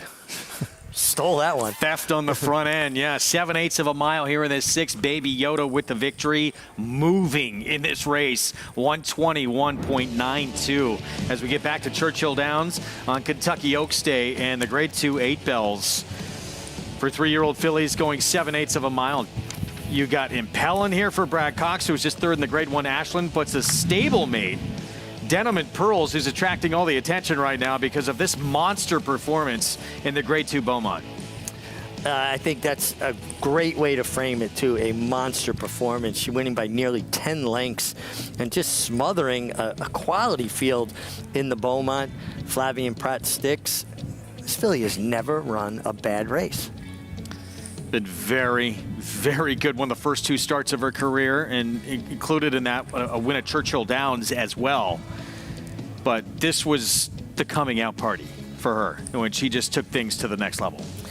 I think that's a great way to frame it, completely to the next level. She had that one race at Oaklawn going a mile and a 16th, was off from February to April, turns back to the 7 furlongs. This was another level for her. You look at that performance. I know we got the Oaks coming up later. We'll see what she does here. She could make an argument if she runs another big race like that. She's the best 3-year-old filly in the country. Well, absolutely. And what people shouldn't, what they need to realize is the last race, the Beaumont, is about 7 furlongs. It's actually further than 7 furlongs. So that final time of 126-2 is actually extremely fast for that course at Keeneland. We'll see what happens coming up. Denim and Pearls, Flavian Pratt will be aboard. And by the way, Brad Cox horses, they are showing up and they are running on Oaks Day. Does feel like Brad points for these big days and has his horses spot on. Back to Hot Springs in race 6. Coming up at Oaklawn Park, 6 furlong sprint. Start of the late pick four, $12,000 maiden claiming event as we look at Art Queen blinkers on. Yeah, blinkers on. It looks very sharp on the racetrack here. I'm sure they're hoping those blinkers add some speed, particularly from that inside position. Huge price. Next door track, by the way, still listed as muddy here in Hot Springs. Global Risk for Wade Rarick. Yeah, it's just going to have to improve. Does have a race 3 back going a mile. That was good. How about turning back? I'm not sure. Here's the big favorite. Go Bobby Joe, Chris Hartman barn. Either one of the last 2 efforts, one sprinting, one going long, are more than good enough to win here. Now we'll cut back in distance today. The 4, Linny May with Travis Wales. Taking that significant drop in class, although she was racing maiden special against Arkansas breds. Devious Diva for Boyd Castor. I thought she was interesting. She certainly has some good races and has shown the ability to lay up close. Big drop down to lowest level she's been at yet. Fabulous Tail, 49-1. Gonna have to improve. Get out of my kitchen. That's what Mig says to the family. Gabe Saez. Yeah, when I'm cooking, you gotta stay out of my way. But 16 tries, still not able to find the winner's circle. And Change, love this name. Debuting 4-year-old filly. Yeah, we'd like to see you taking some money. First timer, not seeing that. Scampering Ma'am, 11-1. It's a first timer by Midshipman. Yeah, another Arkansas bred. And, you know, the Arkansas breds need to get an opportunity to run at Oaklawn. Soon they won't have that chance. Petit Jean at 40-1. Yeah, another one just feels like she's going to have to improve. Here's Sparkly John Court. Soon his final ride coming up. Yeah, how about that? John Court deciding to call it a career. Boy, he's given a lot of people a lot of thrills over the years. This is another one taking that drop in class, but also out of Arkansas bred races. Even money, though, on Go-Go. Bobby Joe is going to cut back to sprinting after that test Paulie at 1 mile and a 16th. Is it all about her in this race? You know what? I'm going to try to beat her in here, and there's a couple of reasons why. You know, I just can't take the even money, especially when it comes to Arkansas bred races, number one. Number two, she was voided claim 2 starts back when she actually ran a good second. She came back, got the lone lead, going 1 mile and the 16th. Now she's cutting back. I get it. She is the barometer in here and the horse to beat. But is she really the horse to bet in here at even money? I mean, I look at some of these other horses in here and I think, okay, you know, you end up looking at, what ends up happening is you end up looking at sometimes trainers instead of looking at the horse. You look at a horse like Devious Diva, the 5 blinkers have gone on. This horse has gotten a little bit better. The 2 horse in here, Global Risk, is a big long shot. But if I went to the inside horse, Art Queen, you know, Art Queen was claimed for $16,000. Then last time out, got dead left in the gate. Horse was 7-5 last time out. So 7-5 to 7-1. I'm willing to take that shot, putting the blinkers on in the Carl Broberg barn, and Francisco Arrieta jumps aboard. I just don't think there's that much between the 1 and the 3. The 4 in here, I mean, he's making the biggest drop in class, or she is, and we've seen the maiden special weight, even in the Arkansas ranks, going down to 20, they compete. And this horse was favorite first time out, the 4 in here. And then I'll go to the outside horse, the 9 in here. I will say this. She looked the best in here, Scampering Ma'am. She was all dappled up, a little gray by Midshipman, and she's getting played in here. I was talking about the Al Cates barn. You got to win. His barn's starting to heat up a little bit. You get Kelsey Haraboard, who's usually a forward rider, so maybe the 9 will show some speed. I thought she looked very, very good in the post parade, but I just can't take 6-5. I get it. I understand if she runs back to those 2 races. I just kind of think they might be a little bit phony. I'll go with the 1. Art Queen at 7-1. Greg and Mig, happy Oaks Day. Yeah, Paula, to you as well. I hope you're enjoying it so far. Action's been fun. Again, we're going to have at 8 bells coming up next, 4-5 still on that Brad Cox filly who is taking so much attention right now. Denim and Pearls as we get back to New York. Baby Yoda coming up with a big effort. 8th win of his career, 121-4 for the 7/8 of a mile. And again, did it the hard way, right? Had to fend off Repo Rocks from a long way out, took his best shot, and then had to have enough left to hold off a Creative who worked out a really good trip, saving ground on the inside under Trevor McCarthy. And Baby Yoda's career earnings now up over $600,000. Off since early March at Gulfstream. Yeah, you might be right. I mean, that was a tough race coming out of, but maybe just did not like that racetrack at Gulfstream. This was a huge comeback. Huge comeback. I like the really subtle race riding going on. Eric Cancel just floating down to Accretive, making sure his horse felt the challenge. And it's a fine line. You can't go too far and take their ground, but you want to go down there and just make them a little uncomfortable. I think Eric kind of straddled that perfectly. 17-1 upset. They're in the 6th. Belmont at the Big A will be sprinting on the turf coming up next. Right now it's back to Hot Springs as we get a look at Art Queen.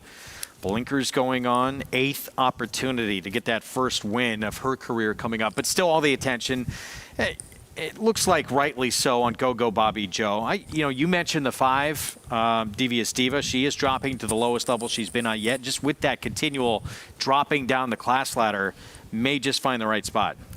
Yeah, and if you look at Go Go Bobby Joe, right, her first couple of starts left a lot to be desired, was claimed last time, and just kind of maybe figured the game out. Now, Devious Diva's had a lot of chances, but her buyer figures are not far off. They're certainly within reach of Go Go Bobby Joe at a much better price. Yeah, and one of her best efforts, too, talking about the 5 Devious Diva, came on a wet track. Get some moisture in the track here. I thought Art Queen, Paul said, likes this one. I think is a player as well. And, first-time starters are always interesting in these spots because you kind of know the depth of the horses that have run. Chris Hartman Barn with Ramsey Zimmerman, the 3, the favorite, turning back a distance. Go Go Bobby Joe. Matt Dinnerman, the call, the start of the late pick 4 from Oaklawn. Lenny May in the black jacket.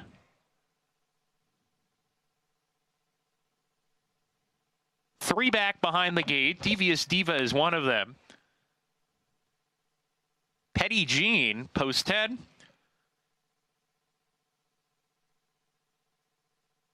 And to round out the field will be Sparkly. We're ready to go.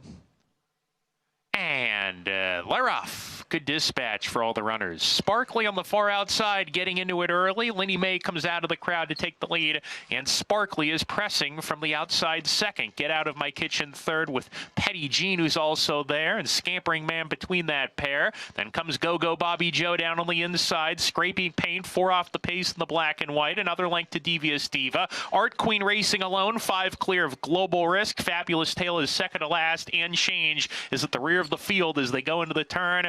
Lenny May is first. Lenny May hugs the rail, hits the 3 furlong marker, 3/4 of a length ahead. Sparkly sent along from second.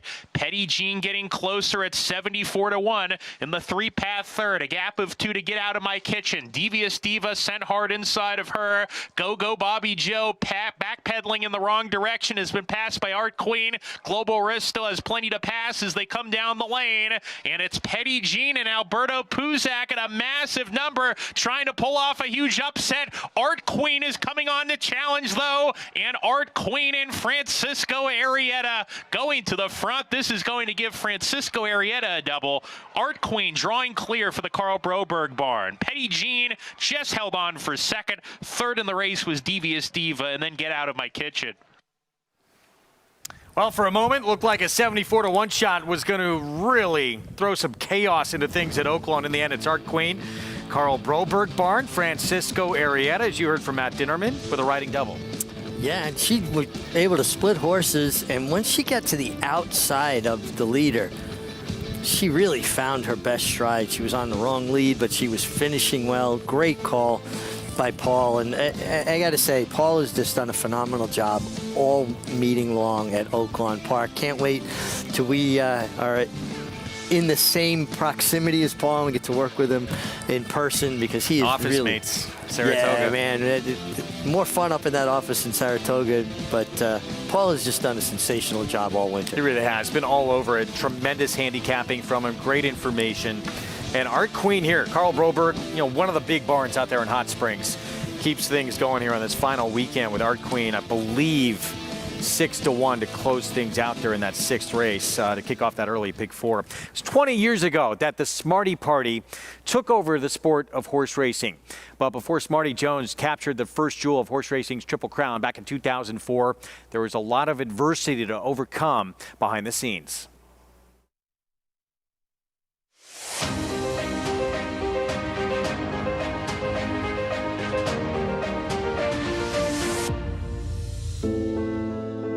My husband, he was very sick at that time. He was on oxygen around the clock, and nobody will ever know the struggle it was for him to get there to the Derby. It was very emotional. There was a lot going on. And at the time, Churchill was doing a lot of rebuilding, a lot of remodeling. I just didn't want to go in there. I didn't feel comfortable going in there with all that. So we went to Keeneland. And the first week we were there, I could tell he just wasn't the same horse. He wasn't training great. And I was like, man, what's going on? And we had gotten some rain one morning, and we sent him to the training track instead of the main track, and he trained lights out. And I was like, okay, all right, so he just doesn't like this racetrack. So we got him out of there, we took him to Churchill, and his next breeze, he breezed unbelievable. As we got closer and closer to the Derby, oh my gosh, the butterflies had become eagles. The excitement was unbelievable. We were going into that race with a horse that stood a chance of winning, but we also know how many ways a horse can lose a race. A wet, late afternoon and evening here. It's like a sloppy race coming in. You know, I started thinking, man, they might cancel this race. I mean, it was bad. The tents were blowing down. I would have rather seen the fast track, to be honest with you. But my biggest concern really for him, I was a little worried about the crowd and how he was going to handle it. Don't clap, don't clap. Don't do that. And on the way over, just watching the way he was acting and everything, I thought, he's got his game face on. He's coming to play. Bill, good luck to you, my friend. Once in a lifetime, bud. I was so glad that he got to see all of that. We were in the horse racing business because of him. Whatever happens, buddy, we had a hell of a John. And they're off in the Kentucky Derby. Coming out of the gate, running through the stretch the first time, there was some jostling going on, and it looked like at one time two horses just sandwiched him and lifted him up off the ground. And Stu hung in there and maintained his position, and subsequently got through the first turn in a really good spot. Smarty Jones is a stalking second as they approach the far turn. I watched Stewart throw a cross at him, and I saw him dig in. I remember I had my binoculars up, and I'm looking behind him to see what's running.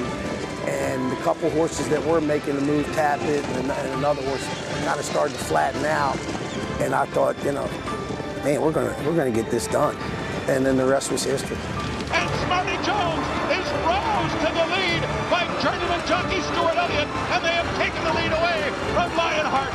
And here is the first undefeated winner of the Kentucky Derby since Seattle Slow of 1977. Smarty Jones has done it. It was such a thrill. That was the best medicine for him. The excitement, the thrill of seeing our homebred run and win. You know, it was something I always dreamt about. For some reason, I always felt like I was going to win the Kentucky Derby. I don't know why. And it wasn't, you know, going into the race with all the people that were on board and all the media, I didn't feel any pressure. I mean, I felt really confident. And I just remember thinking at the time when he crossed the wire that, you know, oh man, the hard work, all the time we put in, yeah, it all paid off. We were very naive. You know, everybody's like, you know, were you going to go to the Preakness? Look, I don't know. I got to see how my horse comes out of the race, how he's acting. Putting into words those feelings and those emotions, you just can't describe. Just an incredible story, that Pennsylvania bred who really captured attention. You know, you have those Derby winners, horses who are alive for the Triple Crown. Sometimes they don't catch on. In the mainstream, he really did. Well, he did, because I think he was the underdog, right? Pennsylvania bred, coming from more humble beginnings than some of his rivals that were going to take on the Triple Crown. He was just a super talented horse. An incredible job by John Service to really, you know, have that horse good. Other than the Belmont Stakes, no blemish on his record. And Stewie Elliott, not a household name, but a rider that other riders respect because you know how much ability he has. It really rose to the challenge. We had a son of Smarty Jones, very aptly named Party with Smarty in this race. He won't compete. He's a scratch with him out. Well, we have a 3-2 favorite, 7-5 right now. Actually, Felt Trinelli. There he is. George Weaver, Manny Franco. Third time out for this 3-year-old.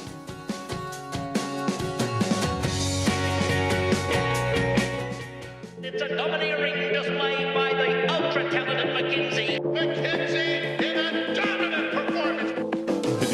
million 200 right there. 1,200,000. 25, 550. Mitchell, 550,000. And now 500 and 500,000. Thank you. 450, 75, 475,000.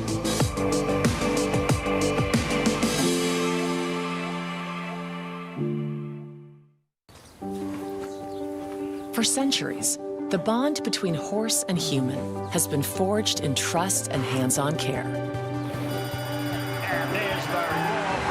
Now the sport of thoroughbred racing is combining those timeless traditions with cutting-edge technology to raise our standards of equine safety to the highest level. Wearable biometric devices measure subtle changes in a horse's stride to help optimize safety and performance.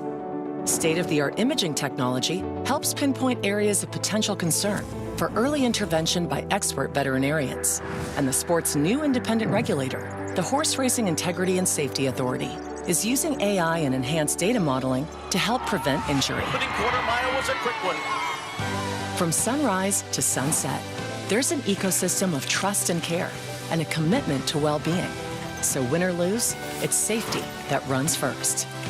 To learn more, visit safetyrunsfirst.com. The Factor, a perennial leading sire of winners. He was third in the nation by winners in 2021 and 2022. His progeny include Grade 1 winners Sistron and Noted and Quoted, Grade 2 winner Charmaine's Mia, and millionaires Bound for Nowhere. And factor this, with dozens of six-figure yearling sales, he's a proven sire on the track and in the sales ring. The Factor, standing at Lane's End. Welcome back to the program as we are brought to you by Naira Bets. Bet any track, anywhere, anytime. It's America's Day at the races, and race number 7 coming up next to kick off the late pick 3. 6 furlongs on the turf for horses trying to break their maiden, as we'll take a look at number 1, Trinelli, who is your current favorite. He's coming off a layoff, and while he looks like an out-and-out turf sprinter, his 2 races, despite one being on the dirt, fine.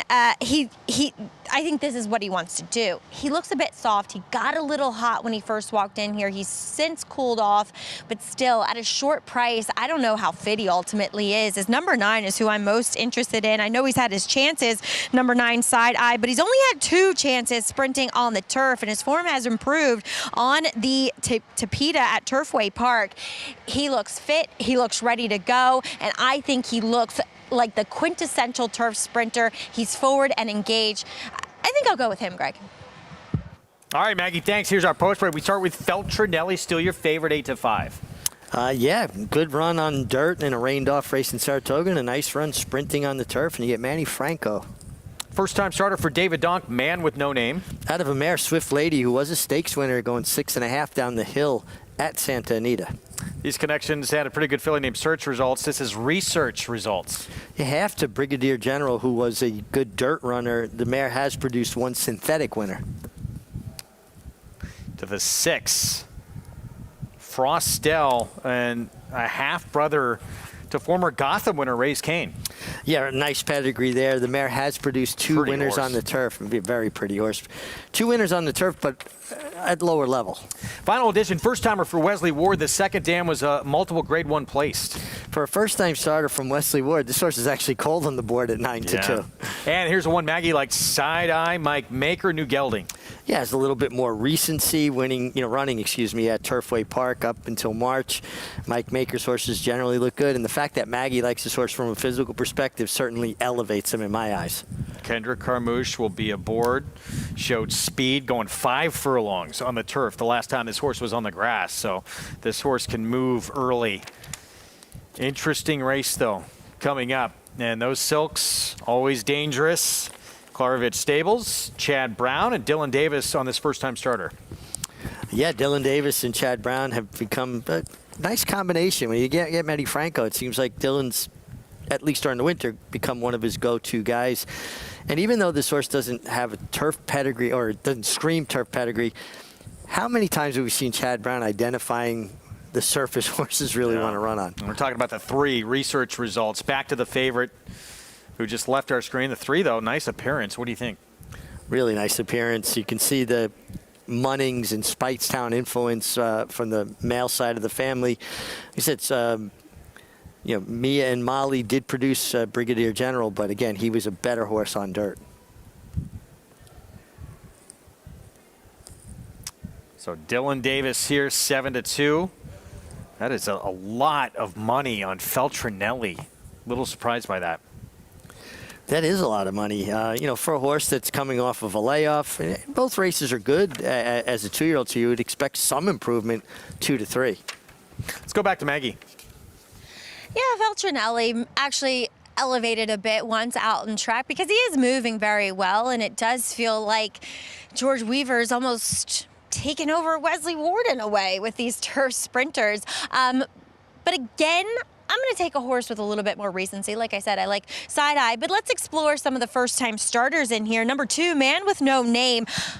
I'm not going to lie, I didn't get the greatest look at him in the paddock. They kind of kept him quiet, kept him away from everybody else. Same thing once out on the track, but he got a really big gallop in, and I noticed how big his stride was, even on this surface, which I do think, as his pedigree would suggest, despite being by a sire I'm not that familiar with, standing in Florida, there's a lot of turf on the bottom side.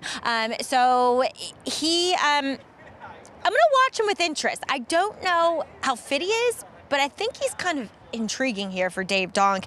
As number 6, Research Results for Chad Brown. Man, he looks like a shiny copper penny. You couldn't have a better looking and healthier coat on a horse. And despite the lack of pedigree, physically, he is inclined to be a turf sprinter. At least a sprinter in general.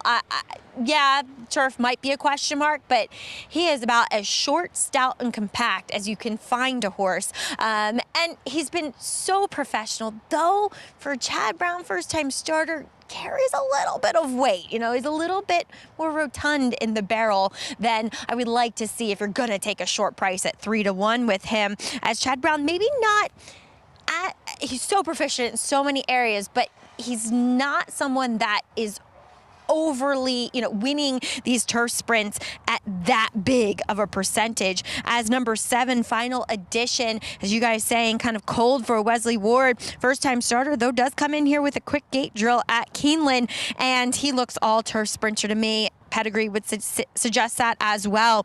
Kind of has a bit of a short neck, and you're like, why are you bringing that up, Maggie? Well, horses can only extend their stride, as far as their neck, as far as their nose reaches. And so, while this is probably the best condition for him, given that physical conformation, it's not something I just love in general. We'll see how he does here. I wouldn't be surprised if he can jump up and take down this field, but I decided to side with horses that have experience, and for me, that's Side Eye. Yeah, who's 4-1. Sticking with that 7, though, Final Edition mentioned the second dam, multiple Group 1 placed. One of those performances was behind the great Zarkava in the Prix de Diane. Yeah, Zarkava, short but spectacular career, winner of the Arc de Triomphe as well. I wound up going in the opposite direction of Maggie as far as experience, and with the first-time start of the 6 Frostel. The mare has had 5 foals to race, all winners. She has produced 2 turf winners. She's also produced Ray's Kane, who was a stakes winner, won the Gotham right here at Aqueduct on the dirt.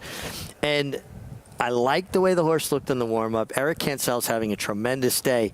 And how about his 59-3 gate work over on the Belmont Park training track? Yeah, that's not it's obviously the quickest one, quickest of 30 that morning. There's some other quick ones in there as well. So horse is showing some ability in the morning, but not getting much attention on the board here at 14-1, getting a little lost perhaps with an interesting pedigree. 4-5, so much attention on Feltrinelli for George Weaver. Yeah, I mean, I think there's some questions here to take that horse at a short price. Or is it one of those things that they know? I'm surprised by it. I thought this was an interesting race with a lot of things going on. The horse Maggie likes, Side Eye, interesting with that speed outside. You got a Wesley Ward first-timer. That's very strange to see. Anytime you see a Wesley Ward first-timer in a sprint, be it dirt or turf, and one that has pedigree here, to see that horse at 9-2, it's very strange. Yeah, I mean, people might say, well, he's a first-time starter. He is taking some money, but he's going to take money just on the strengths of the connections. Wesley Ward noted for winning with first-time starters, particularly in turf sprints. Maybe a sign. This one not ready to roll first time out. We will shortly find out. 4-5, Feltrinelli from the inside post. As we get set for the 7th here, Belmont at the Big A, opening Friday here of the meet on Oaks Friday in our sport. Let's go upstairs. Chris Griffin, the call.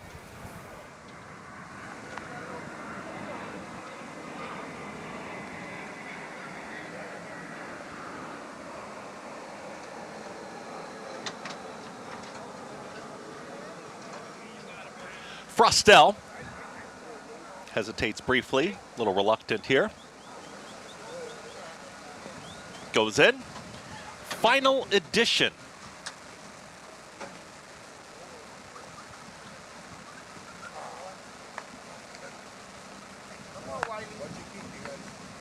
Watching me kick through, that motherfucker's trying to kick in the crowd.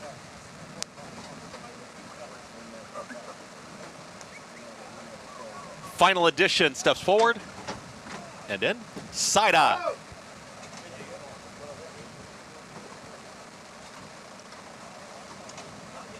All set.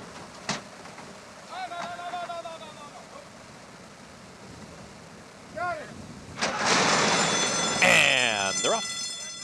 Speed to the inside from Feltrinelli right out towards the front. We'll have some company as Frostel's got some forward momentum as well. And in between horses, Man with No Name. Those three across the course. His final edition is trying to save some ground, is going to take back and now cross over.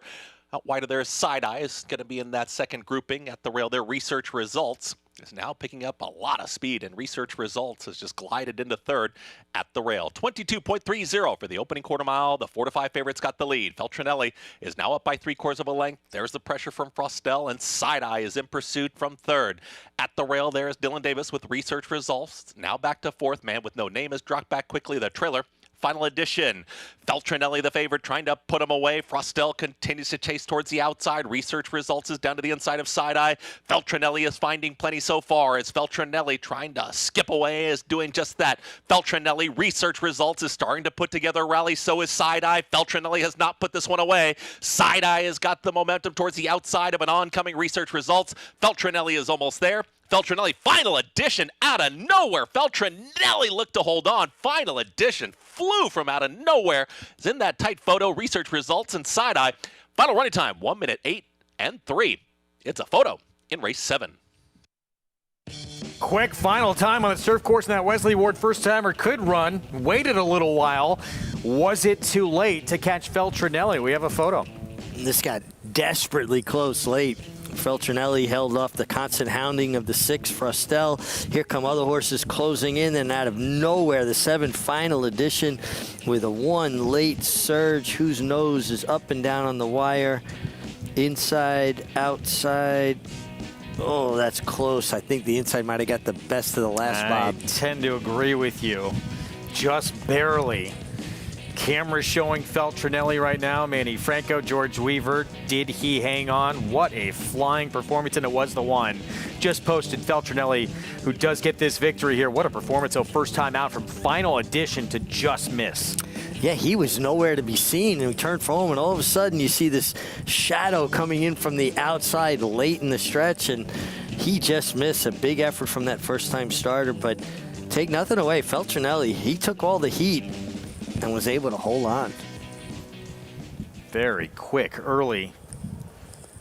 And wins it 4-5 in the end. 1-7-3-9 finish. Here in the 7th, we still have the Grade 3 Westchester to come. Competitive group in our feature on this Friday afternoon. We're going to head back, though, and look what happened in that 8 bells, 3-year-old fillies, 7 furlongs at Churchill Downs. And a little love to a New York bred. How cool is this to see? We saw Rotney win for Buck and Loretta Butler yesterday. Now My Main Squeeze, their homebred out of their mare In Spite of Mama, goes down and wins the Grade 2 8 bells at Churchill Downs, a $600,000 purse with a homebred. This is a tremendous victory for My Main Squeeze. She's now 5 for 8 in her career, and this helps ease that disappointment. She was the favorite in the Grade 2 Fantasy and really seemed to be coming into that race the right way. Big performance on this wet track at Churchill Downs from this New York bred filly, homebred. For owners we've gotten to know pretty well on this program of late. They're just such nice people. The Butlers were here yesterday to watch Rodney win the Firm Success. They had their grandchildren, their son, their daughter, daughter-in-law. It's a really fun family that really appreciates and admires racing and their horses. We have a Breeders' Cup winner coming up next who is undefeated, by the way, for Chad Brown. Flavian Pratt, Breeders' Cup Juvenile Fillies turf winner, hard to justify, makes her 3-year-old return. Got that win at 9-1 on Breeders' Cup weekend. Yeah, and again, undefeated. We know layoffs aren't an issue for Chad Brown runners, and she's a filly that's tactical. She puts herself in good spots, and she just continues. She grinds. She doesn't want to be passed. She's one of those, hickory kind of horses that when she feels the challenge, puts her neck out and just refuses to yield. Did that from a far outside post in that Breeders' Cup win. This could be a tougher test, obviously, but yeah, this is a barn, as you said, that has his horses ready to run really their A race off the bench. Yeah, it's something that you almost disregard out of hand when it's a Chad Brown runner coming off of a layoff, and hard to justify being by Justify, who has just turned into an incredible stallion, winning races with horses internationally. Hard to justify finds ways to get it done. She does not want to be passed, and I love that quality in horses. Look at those works at Payson Park. Even her works on the turf there were really good, and then she goes to Churchill, works well on the dirt. I'm excited to see how much she improves from 2 to 3. 8-5 though right now, a little bit short of a price here off the bench. Some others with a little more recency, and this may be the time to try and get her. We will find out. Grade 2 Edgewood coming up next at Churchill on Kentucky Oaks Friday as we head back to Hot Springs. 7th race on the card out at Oaklawn. Approaching the 6-minute mark to post. It's a 6-furlong sprint. 4-year-olds and up who have not won 2 races since October 3rd of last year. The condition in this spot. We start with Shady Empire. Shady Empire was claimed last time off of a subpar effort, but certainly has a world of speed. Big speed inside the 2. Pressure went by at 7-1. Gabriel Saez. Here's Spite and Malice. Another Carl Broberg runner, and certainly a major player here. Upstriker won for Open 20 claiming at Churchill at the end of last year. Yeah, and this horse is more of a closing type, although has shown speed at times. More speed here, Haya. Yeah, definitely adds speed to the affair. That's one thing we've seen at Oaklawn too, right, Greg? That horses will have fast paces. Big drop in class for Count de Monet. Big drop in class for another horse that has speed.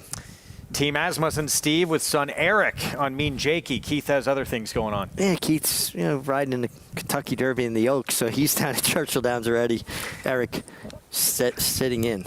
There's Deflator, went by with Kelsey R, missed by a neck at an Open 18 claimer last start. Here's Money Run.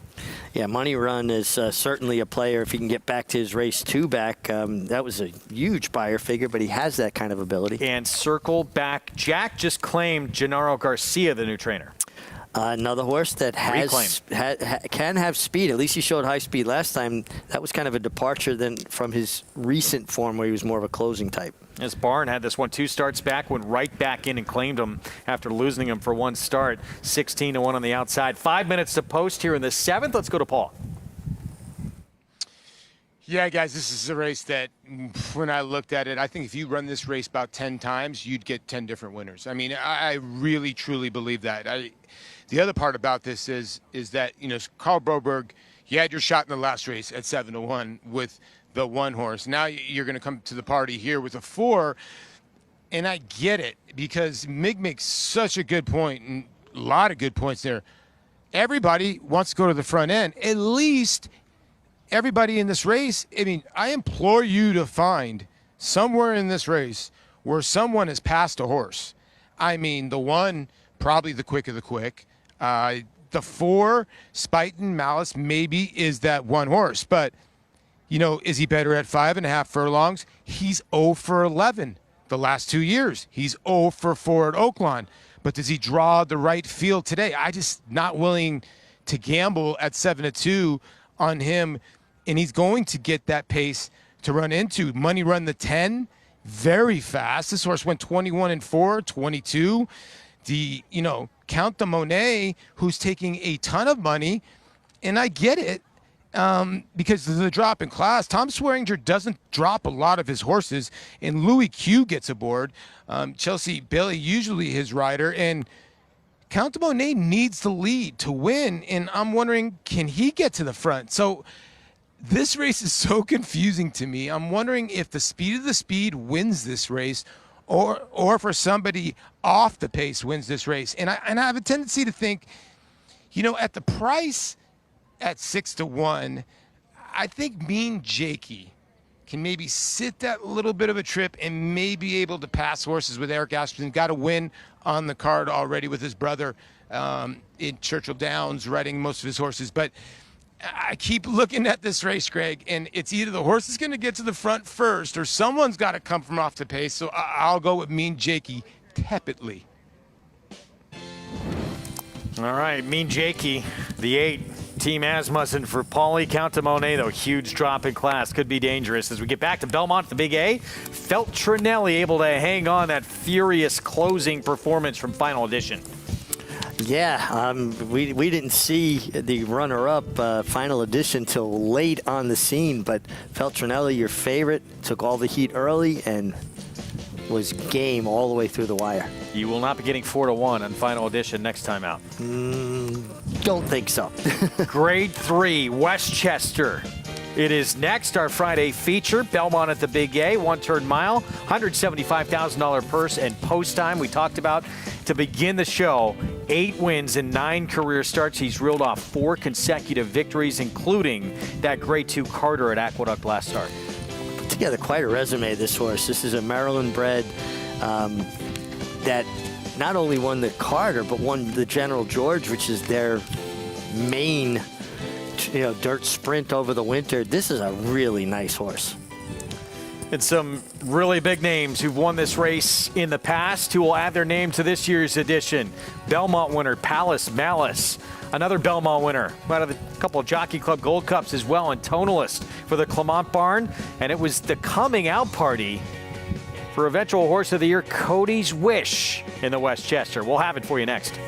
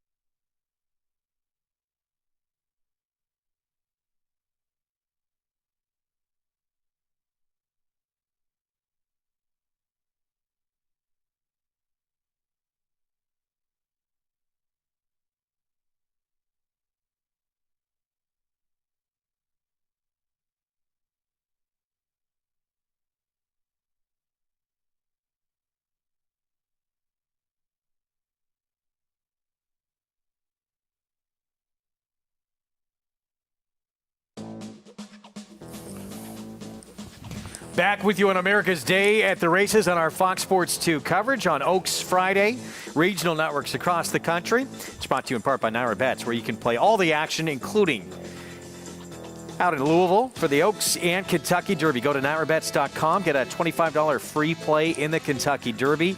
Derby 25, that promo code to use for new members to sign up and get that $200 deposit match. Sign up bonus as we take you to Oaklawn Park and this condition claiming race here. 6 furlong sprint. Paul, you both talked about it. All the speed lined up in this race. And as a result, right now, the 4 Spite Malice, who can sit off the pace, is the 5-2 favorite. And I think probably because tactically he's got the right style for a race that looks laden with speed. I thought the 2 Pressure's another horse that maybe can just sit just off it and rally. One thing we know about Oaklawn Park and the rider collar there, they're not as concerned with getting in speed duels. They allow horses to flaunt their speed. Should be a crowded, hot pace early, you'd expect, with all the running lines we see in this race of forward horses. Matt Dinnerman, the call, start of the pick 5. And he goes right into the gate. We're ready to go. And we're off. Good beginning. They all broke in a straight line after the start. Having to take up was Count de Monet and just clipped heels there, stumbled a little bit and dropped to the back of the pack. Money Run has the most speed with Spite and Malice. Pressure's there as well. A 3-way scramble on the front end. Shady Empire right off of them down at the rail. Up Striker outside and about the 3 path. Mean Jakey is next in a bunched up pack. High up between horses. Circle Back Jack at least 6 wide. Going into the 4-turn run. Deflator is second to last. Count de Monet is the trailer. Money Run flees from the pack. Money Run puts the pedal to the metal and opens up 3 and is on the rail around the 4-turn. Mean Jakey chasing right behind. Spite and Malice between horses. Pressure is sent along on the fence. Up Striker losing position. Then comes Hiya. He's in midfield, needs to get going. Circle Back Jack has lost ground as they come down the lane. Money Run in front by 2. Spite and Malice taking second from Pressure, who weakens. Far outside, Count de Monet after the bad beginnings rolling home. It might be too much to overcome, though, after the bad break. Money Run in front, but for how long? Because Spite and Malice is charging after him. Spite and Malice grabs the lead. Spite and Malice, Martin Schwann get up over Money Run. Count de Monet with a very good effort third, and Pressure held fourth. Spite and Malice with the victory. Huge effort, though, in defeat with that terrible beginning from Count de Monet. Count de Monet was decidedly best in here. Not only a calamitous beginning, but also wound up getting squeezed and clipped heels. And the fact that he even got back into the race at all was remarkable. But to put in this kind of late run, take nothing away from your winner, Spite and Malice. He set just off a fast pace set by Money Run. Was game all the way to the wire. But Count de Monet was truly unlucky here. Back to Belmont at the Big A in the Grade 3 Westchester.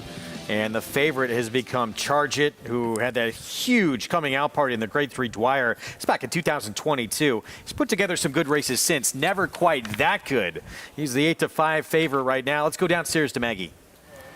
And Greg, there's kind of an interesting anomaly in this race, which I didn't realize until the horses showed it in the paddock, is that there are more gray horses in this field than any other color, which you don't often see in racing, as gray is sort of the outlier when it comes to coloring in horses. But anyways, we'll start with one of those gray horses in number 4, Post Time, who's looking for his 5th win in a row and looking to go 9 for 10 overall. A horse that can be a little bit full of himself at times. He's kept away from the ponies, but today, really calm, really quiet, relatively speaking. Physically looks tremendous. We'll see what he does. He is going to go out last, I believe, in this field, which is something he typically does, and like he did last time for the Carter. He's kind of coming, I don't want to say off short rest, because it's not, it's month, but we'll see what he does here. A horse that hasn't necessarily had,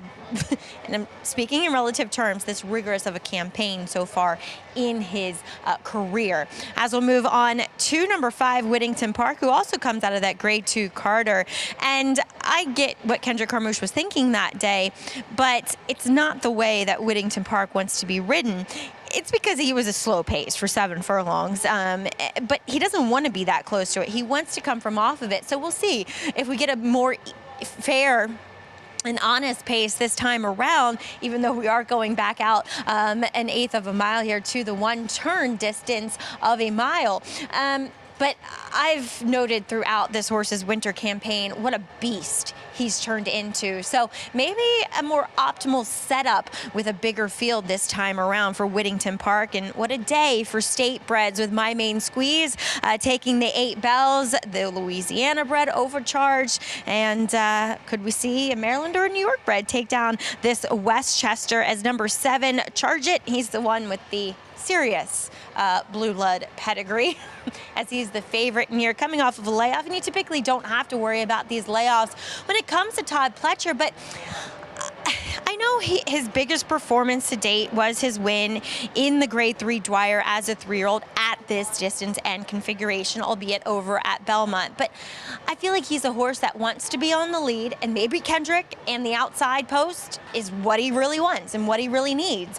Have I seen him look a little bit fitter than this? Yes, but again, kind of in Todd Pletcher we trust. I don't know if I necessarily love him as a favorite. As you pointed out, Greg, at times he's great, but a lot of times he's not.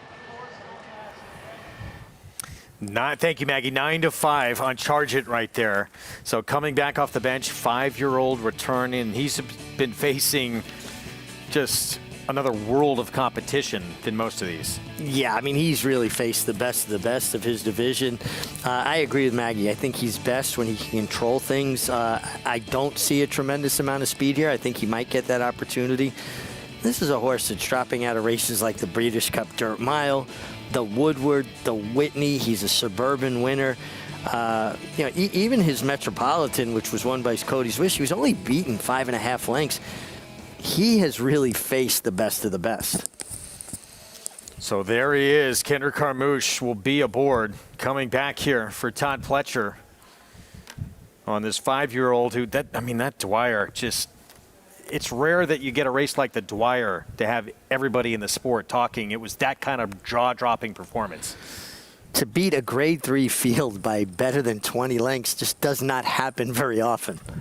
Here is Adero. This horse brings in back-to-back huge races. They were at Parks, but a 4-year-old is really going in the right direction. Yeah, listen, he's found really good form as a 4-year-old here. He'll be forward. I don't know if he has that kind of speed. 20-year anniversary, too. Smarty Jones, that's John right. Service. Win it, 16-1. Can add speed to this affair, except he doesn't always break very sharply. He did last time, though, and that's why he was able to win. Messier, big win, only to get DQ'd on a DQ that should not have happened, probably. Nah, I didn't think it was a great DQ, but Messier got disqualified for hip-checking Laughing Boy. Whittington Park, Jeremiah Englehart Barn. Did lay up close last time. Not his style, more of a closer. Nice hockey reference, my friend. Dr. Ardito, this horse at one time put together 6 in a row. This is such a nice, consistent horse. He's actually one of the finalists for New York Bred Horse of the Year. 8-5 favorite. Charge It, making his 5-year-old comeback. And, it's funny to say, he's actually found an easier spot. He's dropping in class into the Grade 3 Westchester. And public a little bit cool on post time, who's won 8 of 9 and 4 in a row for Brittany Russell. I think it's a mistake to be cool on a horse that's 8 for 9 lifetime. He can be a little fussy, do things a little bit his own way. Sheldon knows him well. His wife Brittany does a great job training this horse. But he does have his mind of his own. Last time he stopped about 1/8 of a mile from the starting gate at the Carter and refused to move. And the assistant starter had to go out and put a lead up on him and bring him to the starting gate. He did. Look, this win streak is incredible. The overall record's incredible. Did go backwards a little bit figures-wise in that last start. Is that a concern? It's not a concern because don't you think that could be partially a function of how slow the early pace was? He still finished up very strongly. And he had to do this, an alter course. And getting hampered, right? He's getting herded out, and it slows your forward progress when you're having to go sideways when you want to go forward. And he still came home the last furlong in better than 12 seconds. 9-5 right now. Sheldon Russell, known this one pretty well. He's been aboard for this win streak, several more as well on this 4-year-old son of Frosted. As we go back here to Charge It, still remains your 8-5 favorite, but those two have drawn even on the board post time at the same number. Well, it's kind of interesting too, just disparity in their styles. Charge It wants to be forward. I think he can make the lead here. Last time, Win It showed good speed, but it also was a 4-horse field, so he didn't have to worry even if he broke a step slow, which he did not this time. He wasn't going to get squeezed back. So this horse here, many believe several sharp handicappers that he got robbed of a victory. 54 to 1 shot behind him, sold it a little bit. And, the fact the horse actually did rally, I think, hurt his cause, and as a result, got taken down. Listen, it's a tough job to be a steward. You're always going to have somebody unhappy with whatever decision you make, right? My personal opinion, watching this race, I would not have made a change in the order of finish. The runner-up did alter course, but he always had room inside of him, and we'll get to see that head on, and we'll walk you through it. I think what you said is right, though. Him re-rallying kind of made it a tougher decision for the stewards. Nevertheless, and here's the head-on coming up. He got a huge figure in that race that puts him right in the mix with Post Time and Charge It. Yeah, and you can see here, there's always space for a horse inside of him. He came down to him. That horse vacated that spot. Honestly, watching it again now, it seems even more of an egregious call than it was when I watched it live. In the end, a 54 to 1 shot got put up. Messier's win taken away, but forget that. Off a short layoff, this horse ran huge coming back. Can he build off that? Maggie, if he can, he's going to be very dangerous here.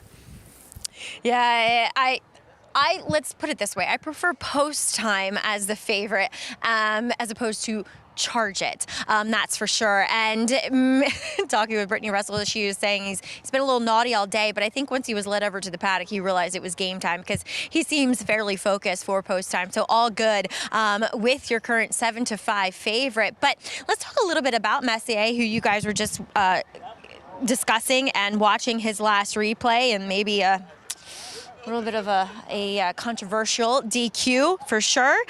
A horse I'm not familiar with, to be totally honest. I wasn't in the paddock for his Excelsior. I was in Arkansas. So he's a beautiful horse, really big, well put together, balanced. Would have loved to see him maybe just move a little bit more lightly in the warm-up at first. But again, I think he definitely is in the conversation here. And maybe the one-turn mile is ultimately what he's going to prefer here. As we'll move on to number 6, Dr. Ardito. I couldn't come up with an excuse for his last. To me, he was on the bad side. Now, maybe he just needed a break. Maybe there was a little bit of an issue that he emerged out of, and he was outrun through what were quick fractions. But again, Whittington Park closed from them, and he never really picked up, and Manny Franco niggling at him the entire way. Before that, and going back to kind of more the tail end of last year, he just seemed like such a happy horse and great energy bouncing around. Today, just kind of quiet, unassuming, not bad, but not really grabbing me.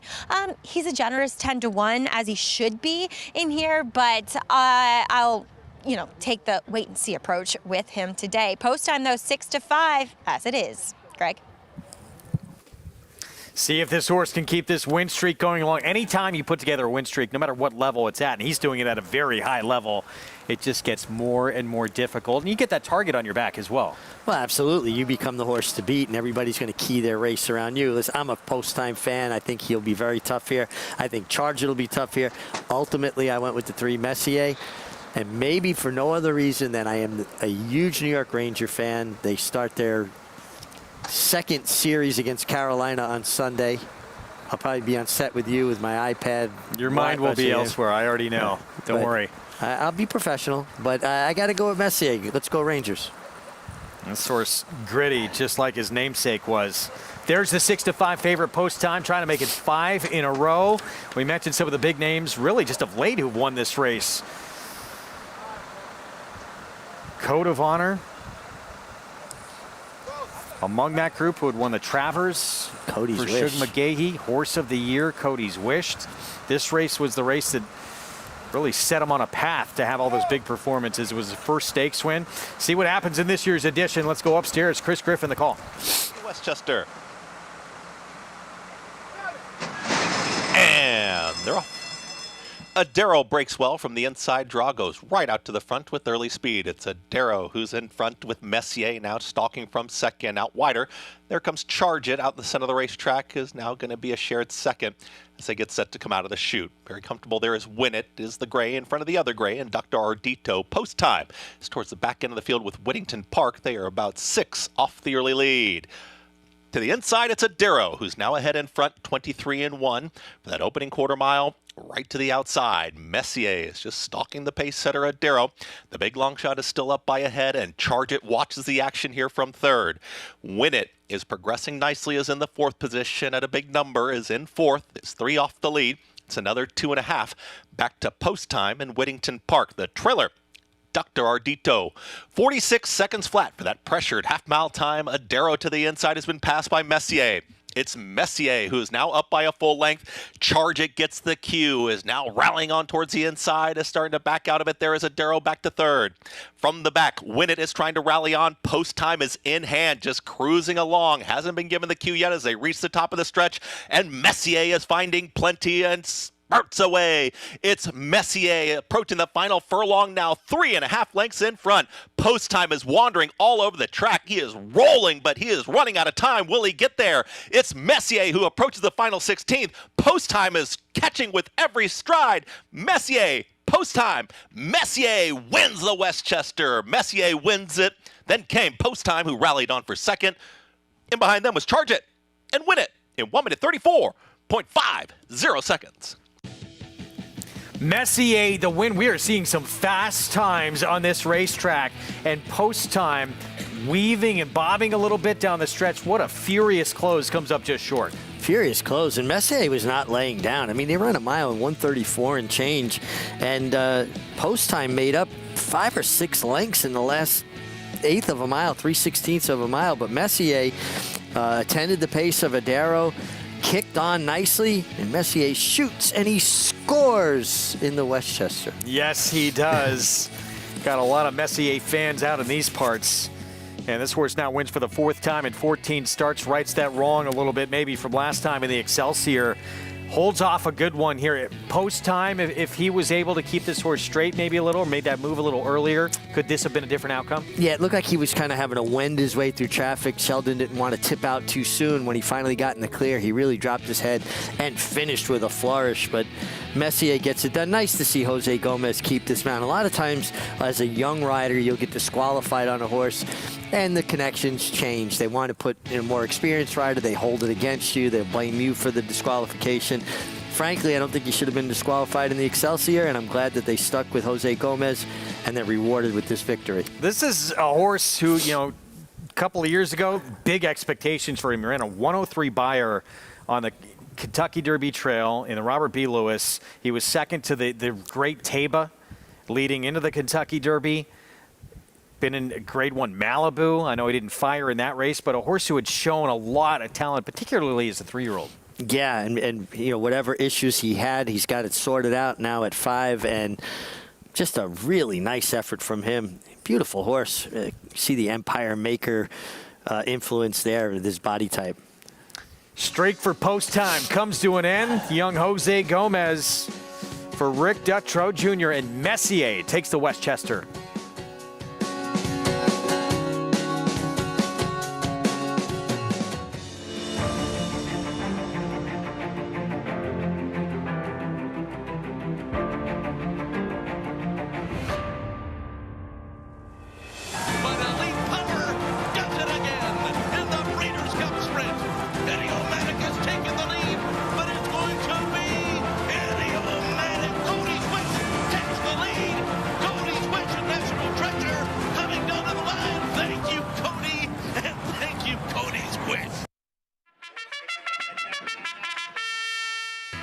Live racing returns to Monmouth Park Saturday, May 11th with a 12:50 first post. Monmouth's 2023 season featured our highest average field size since 2015, the perfect recipe for a prolific payday. With a stakes race every Saturday and Sunday, plus our win early pick 5, Monmouth Park is your summer place to profit. Joining us on site, lock in your odds with fixed odds wagering at Monmouth Park Racetrack.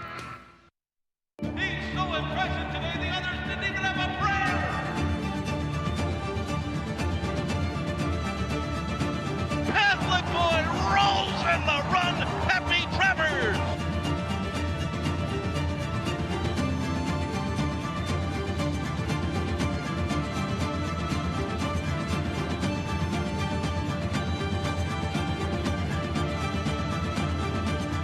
Catholic boy standing at Claiborne Farm. Racetrack Television Network brings you every race, from every track, on every screen, every day. With monthly packages starting as low as $5, RTN gives you great value and access to more live HD streaming and race replays than anyone. Visit RTN.tv today to sign up and watch on almost any device, including Roku and Amazon Fire. RTN has packages that start at $5 per month.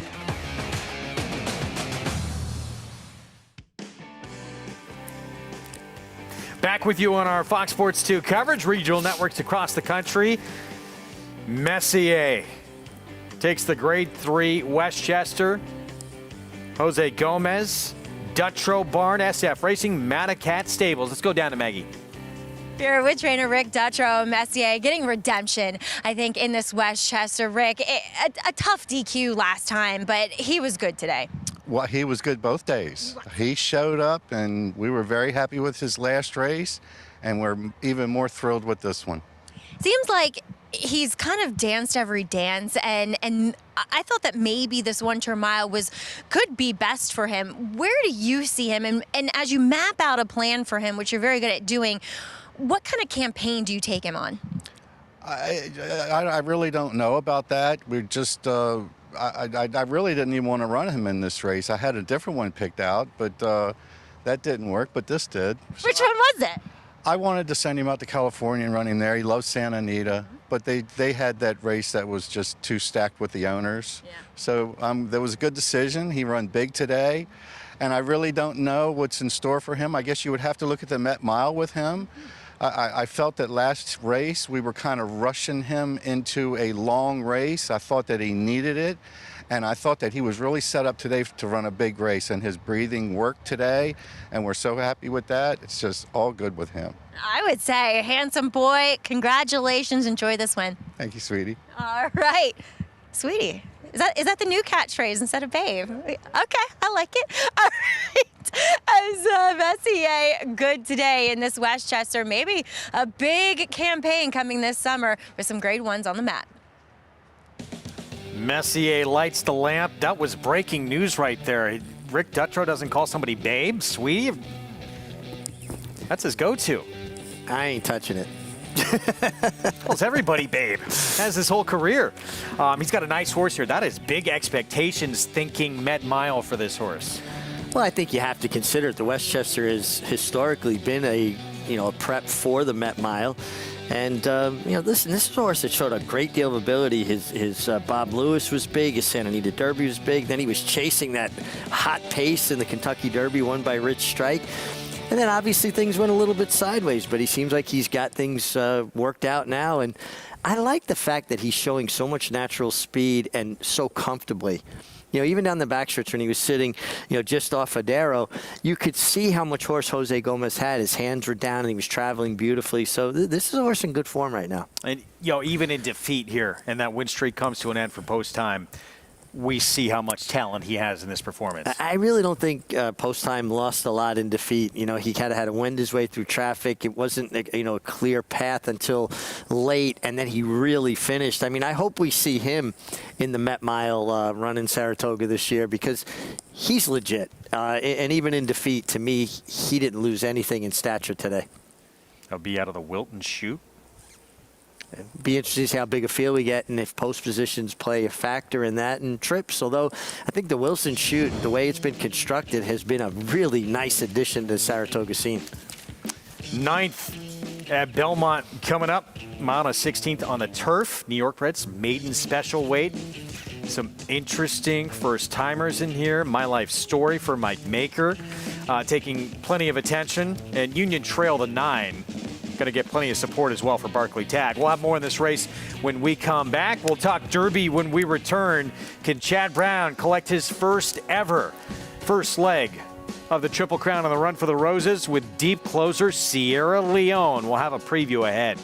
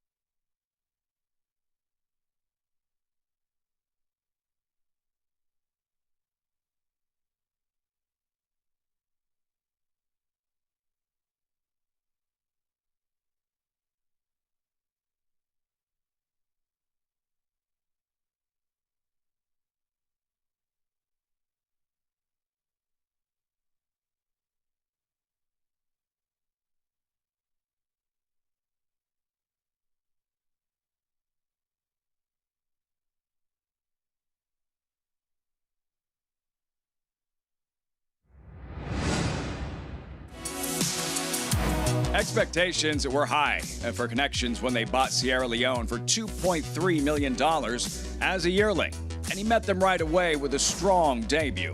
His second and final start of his juvenile campaign saw him battle Dornoch to the wire in the Remsen, just being nosed out in the final strides. He came out running to start 2024 with a win in the Risen Star before sweeping by the field in the Bluegrass at Keeneland last out. Can Sierra Leone give trainer Chad Brown that elusive first Kentucky Derby victory?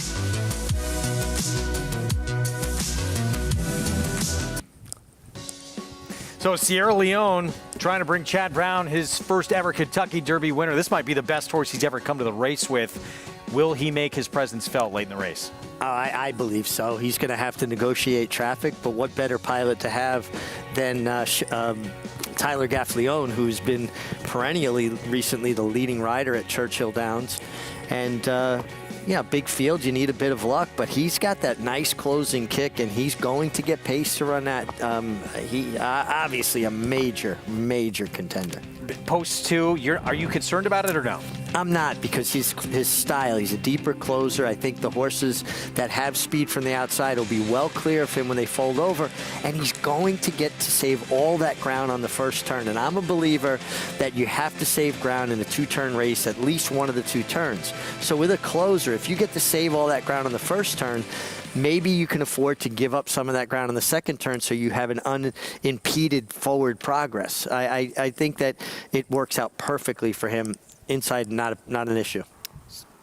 Very close margin, just a nose away from being perfect in his career. And that was only his second start, stretching to 1 1/8 in the Remsen, and he hit Dornoch, who showed how much he'll fight for it, and just a horse with more experience. Also on a day when horses were winning on the inside, it was a little bit of that moving sidewalk theory that I have, that when a track is biased and you're on the inside, you hit that moving sidewalk and it carries you a little bit. Well, Chad Brown, one of a few big-name trainers in this year's edition of the Derby, trying to get that first ever win in the Run for the Roses. Steve Asmussen, Ken McPeak as well.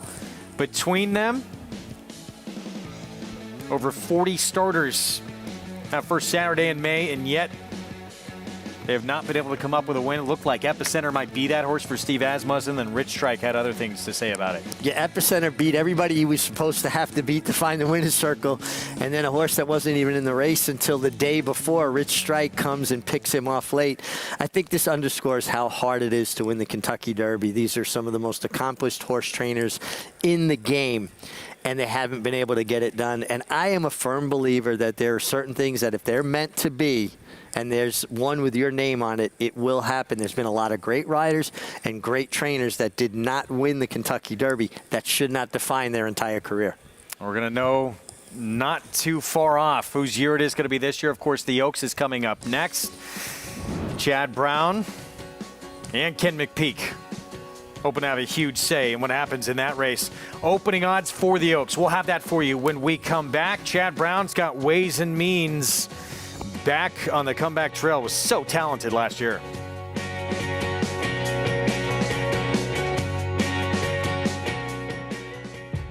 Zandon's poetry in motion. Big horse, but light on his feet. And he's always showed up and been consistent and been right there with some of the top horses in training. In the Bluegrass Stakes, he showed his determination and his raw ability. It's over. Zandon wins the Toyota Bluegrass. I feel breeders will be really blown away by what a striking, outstanding looking horse he is. Experience the adrenaline-pumping, suspense-filled action of the Sport of Kings no matter where you are with Naira Bets. It's fast, easy, and secure. Download the app today and start winning with our lucrative weekly promotions, thrilling handicapping contests, and a one-of-a-kind VIP rewards program. Don't just watch horse racing, be a part of the action with Naira Bets.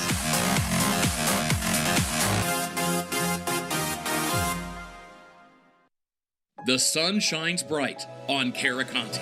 His first crops of racing age are showing brilliance on the racetrack with a high percentage of stakes winners. His versatility is evidenced by winners on all surfaces across the globe. Spandarella could not have been more impressive. The sun shines bright on this value sire. Fair down 25, fair down 25, fair down. Thank you. Right here, 525,000. Caraconte, standing at Gainesway. Mid-Atlantic made 2-year-olds in training.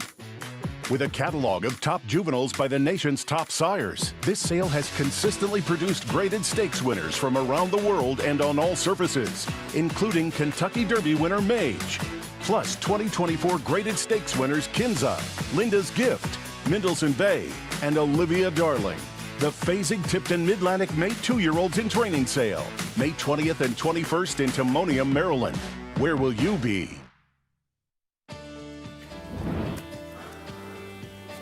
Back on America's Day of the Races. Good to have you with us on Kentucky Oaks Friday. We'll take a look at those odds coming up shortly. Let's get back to Hot Springs in their 8th race. Up next, it's 2 minutes to post. 6 furlong sprint allowance optional claiming field. 3-year-old fillies, speaking of the Oaks, in this spot. And short price outside on the 12. Here You Come Again. Brad Cox and a rider we've talked a lot on this program, Paulie. Horse filly coming out of the grade 3 Adirondack the last time we saw her. Yeah, and you're referring to Martin Schwann, who's, to me, he's very, very accomplished rider. We already know what he's done in his native country, but I've been very, very impressed with him. He sits on a horse very nicely and finishes, and Brad's entrusted him with a lot of his horses here, along with Concepcion as well. But when you get to this race, you do see the horse, Here You Come Again, the 12. I was just talking to the assistant trainer, Brad Cox. I don't see the gray. But he did say to me, in June and July, sometimes in May, baby got back. She got a little gray on the back. So we can call her a little gray roan, but she looks black as could be. And I'll tell you what, she was good first time out. She ran in the Adirondack behind Brightwork. We know how that worked out. It's a live race. Let's just be honest, okay? And that's why this horse is 4 to 5. We'll get Lasix for her 3-year-old debut. And listen, she's the one to beat in here. Now, when you get to the 2 Arkansas breds, because she's a Kentucky bred, the 2 Arkansas bred horses in this race, the 7 and 8, are 2 very nice horses. The 8 Holland Ice, I kind of like Hush It Honey a little bit more, because Holland Ice had everything kind of her own way the last time it was out, and Hush It Honey was able to run her down on the square in the Rainbow Miss. But they both ran very, very good races. So I couldn't argue with the public going as the 7 and 8 as your second and third choice in here. If I was going to throw in one long shot, I thought the 5 looked good on the racetrack. Freeburn, horse that has shown some speed, came here to Oaklawn, did not get to the front end. Now, Lady Moscato ran a monster number that day. She disappointed a little bit earlier at Churchill, but she ran like a 1 on the sheet. She kind of freaked a little bit, and Freeburn kind of got caught behind her. So at 10 to 1, I think the 5's a legitimate horse in here. So I do think the 12 is going to be tough to beat in here. But I'll go 12-5, and I think the 7 is the better of the 2 Arkansas breds in here. Greg. All right, Paulie, thanks. I mean, look, you have a filly that was highly regarded first time out for Brad Cox that won the debut, then was second as the favorite in the grade 3 Adirondack at Saratoga, making her comeback here, facing, among others, some Arkansas breds, as Paulie said. She looks like a standout. Yeah, she possesses natural speed. She gets Lasix for the first time. She's been training in a very forward manner. There's a lot to like there. I'm a little curious, too, about the 5 Freeburn, who was well beaten last time. You get Eric Asmussen, 7-pound break in the weights there. And Paulie likes this horse a little bit. This horse's grandam is named Empty the Bases, who is by Grand Slam. I know Paul emptied the bases more than a few times in his all-star career. Clutch hitter, we know that. And he's been clutch all meet long at Oaklawn, giving us winner after winner at I think one of the toughest, if not the toughest, racetrack to handicap at. I think Paul's had an incredible handle on a track that is difficult, particularly early on in the meeting when you have horses coming from all different jurisdictions and trying to match up how their form in their respective jurisdictions will translate to Oaklawn Park. Even money. Here You Come Again, the favorite in last summer's Adirondack at Saratoga. She ran second to Brightwork, who wound up winning the grade 1 spin away. Yeah. She's already faced, and she should be better as a 3-year-old, right? Just bigger and stronger. Let's go to Matt Dinnerman for the call. To the outside. Here You Come Again goes it. We're ready to go.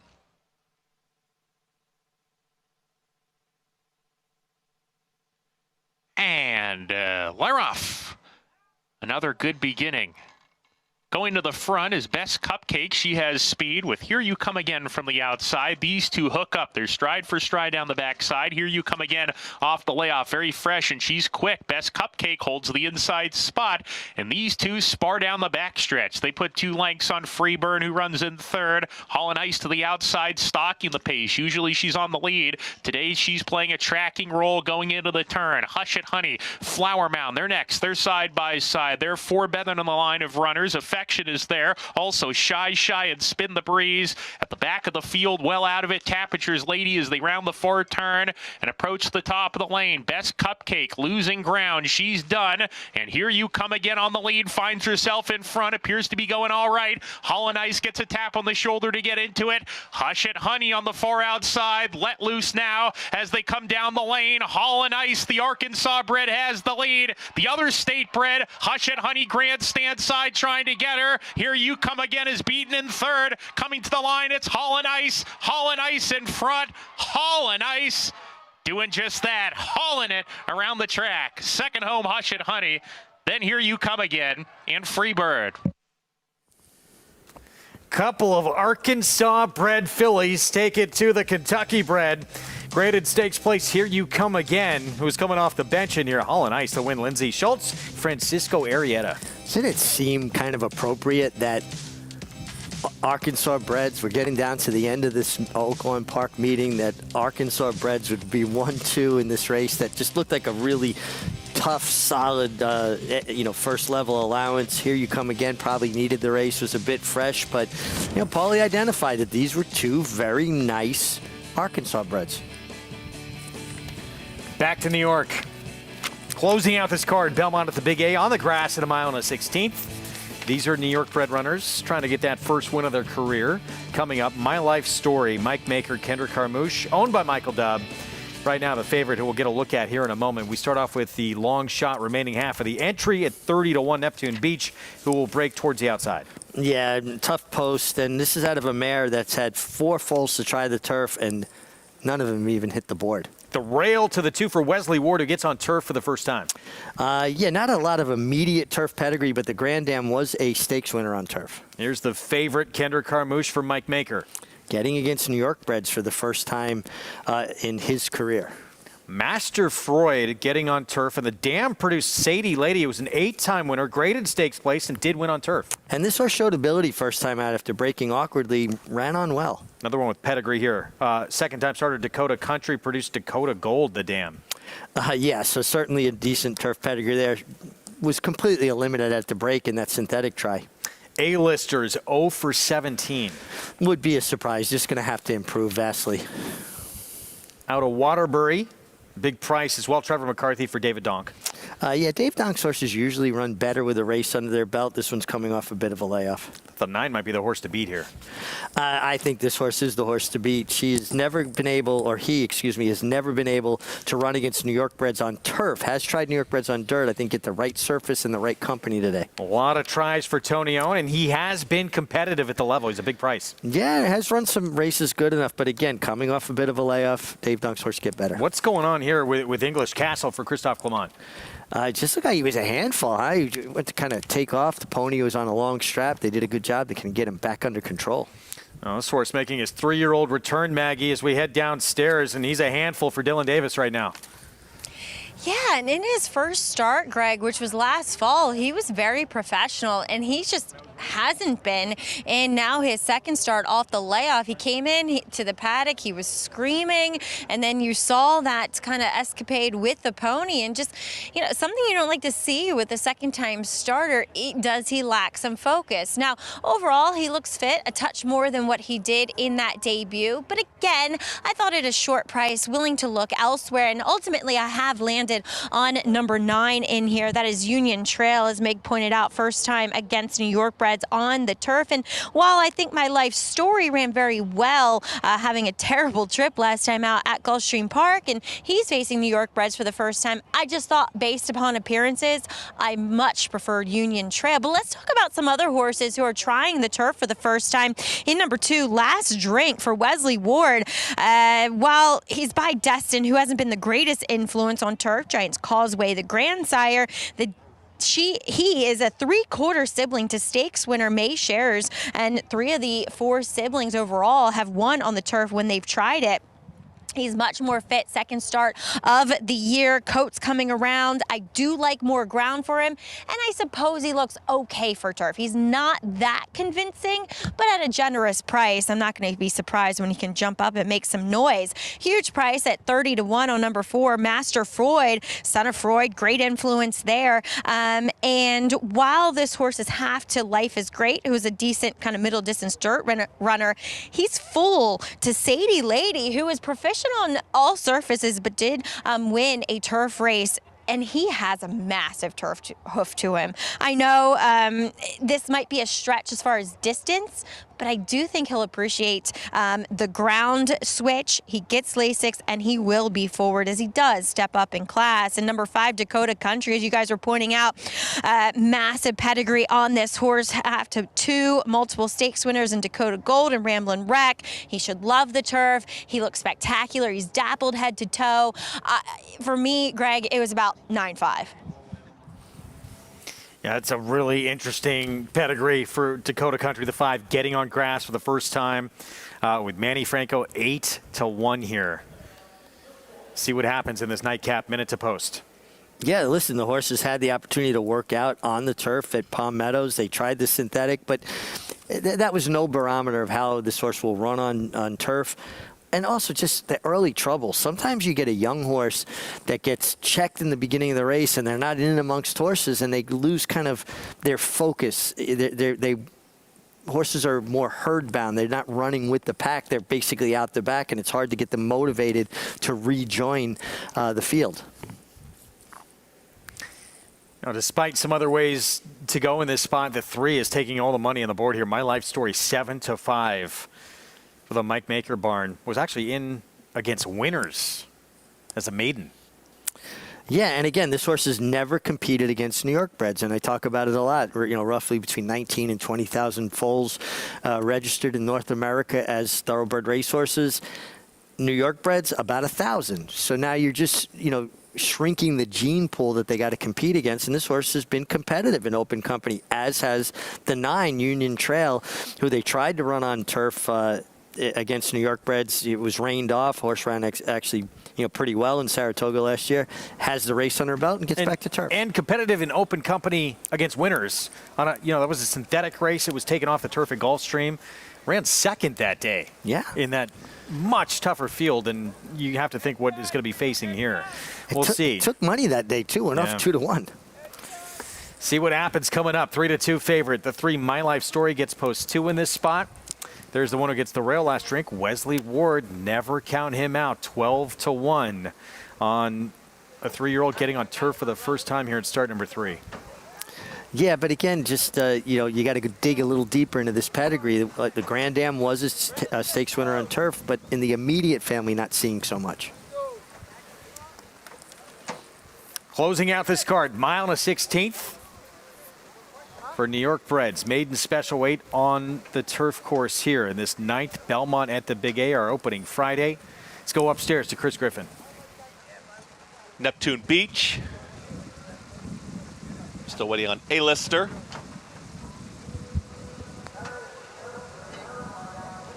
A-Lister. Lane Leslie aboard. English Castle. Dylan Davis last to load.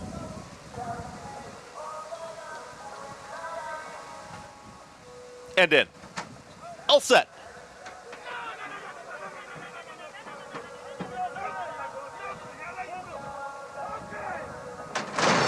And they're off. Awkward start for Dakota Country will be the early trailer.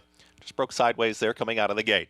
Towards the inside, Last Drink has got the lead. It's Last Drink and Master Freud is in the early mix. And now Master Freud will press on. Out in the center of the course, Union Trail is going to stay with this leader. And now Union Trail is going to put a neck in front. Tight hold towards the inside there is Master Freud, is not challenging this leader, who's going to press on now, is up by a full length and a half. Cornering a touch wide was Outer Waterbury, and the blue cap English Castle, very wide. A-lister is up on the far outside. They sort themselves out, and the leader, that's Union Trail, is now 3 lengths in front of Master Freud, is to the outside of Outer Waterbury, who has gotten over to the rail in third. Then English Castle is progressing nicely under that snug hold, is in fourth. At the rail there comes Last Drink, gets past up on the outside from a very hard to handle A-lister, is now taken fifth, but is very far out there on the center of the race course. Dakota Country broke last, but has now moved up as mid-pack. Then comes the pink cap. That's My Life Story towards the back Neptune Beach. The trailer is Tony O. 48-3 for that half-mile time, and Union Trail at 2-1's got the lead. Here comes Master Freud trying to challenge again here from second. Out of Waterbury is tightly at the rail in third with that ground-saving journey. English Castle is on the move, and here comes the red cap English Castle, but the leader starts to get away. It's still Union Trail who reaches the top of the lane, has had it all his own way, and Union Trail tries to put it away, but here comes English Castle, is trying to lean in just a touch there with Master Freud in between horses. My Life Story is rallying on from far out of it. Nowhere to go. Dakota Country, ton of horse, and nowhere to go. Union Trail is still there. It's Union Trail still fending them all off. The big long shot there is Master Freud. Union Trail is gonna win it. Union Trail wins the finale. Then came Master Freud, looked to hold off the oncoming charge of Dakota Country to the inside. And My Life Story, who in the photo as well. Final running time, 1:43 and 3. It's the Saratoga Stable Silks in race 9. Yeah, appropriate on Kentucky Derby weekend to see these Silks in the winner's stable. Winner's circle, excuse me, Saratoga Stable, Barclay Tag, Katie Davis, and Union Trail. Funny side connections. Really nice effort by Union Trail and Katie Davis. I thought they might have went a little too quick the first quarter. Then Katie did a really good job once she was able to clear and settle in on the lead on the rail. And down the backstretch, got him to switch off nicely. Gave him that nice, long, subtle breather around the far turn. It looked like the 3 or 4 horses were ready to swallow her up, and she had saved enough. And when she asked this horse, he kicked on again. This was a big effort. Barclay Tag, nice to see him and Robin Smullins back in New York. Just terrific horse people. And how about that long, successful relationship with Jack Knowlton and Saratoga Stable? They've had some good ones, too. Not just funny side for Saratoga Stable, but that was, talk about striking lightning a couple of times. 'Tis the law. Travers winner, Belmont winner that kicked off the Triple Crown in that strange COVID year. Union Trail wins for these connections as well and gets that maiden breaker here at start number 7. A really nice effort. Fast first quarter, settled into a beautiful rhythm. Had a nice breather around the far turn, and when Katie Davis called on him, he kicked on again. And you think about Funny Side won the Kentucky Derby and the Preakness for them, and 'Tis the Law got their Belmont and their Travers for them. So it took 2 horses for them to get the Grand Slam, but they got it. Not bad. 9-4, 3-5 finish. Union Trail the win to close out this Friday card. Belmont at the Big A. We'll be back with prices right after this. We'll look ahead to the Kentucky Oaks coming up as well at Churchill Downs as they run for the Lilies. Tarifa on quite a roll for Brad Cox, trying to make it 4 straight after that win of the Fairgrounds Oaks. And Torpedo Anna, Kenny McPeak says she's a Grizzly.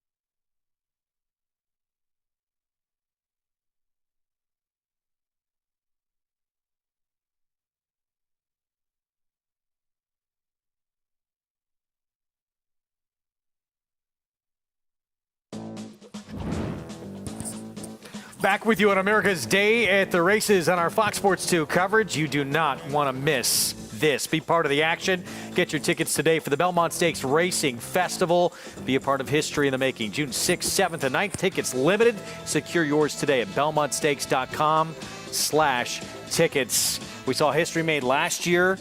History going to be made this year with the first ever Belmont being held at historic Saratoga. I think it's just such a natural, historic track like Saratoga, the town home to the Racing Museum and Hall of Fame, and a American classic. It's groundbreaking, history-making, and I'm glad we're going to be a part of it. And as you mentioned, these silks pulled off the Grand Slam for 3-year-olds. Funny Side, Tis the Law combined to win all 4 legs of the Triple Crown. Travers that 4th unofficial leg.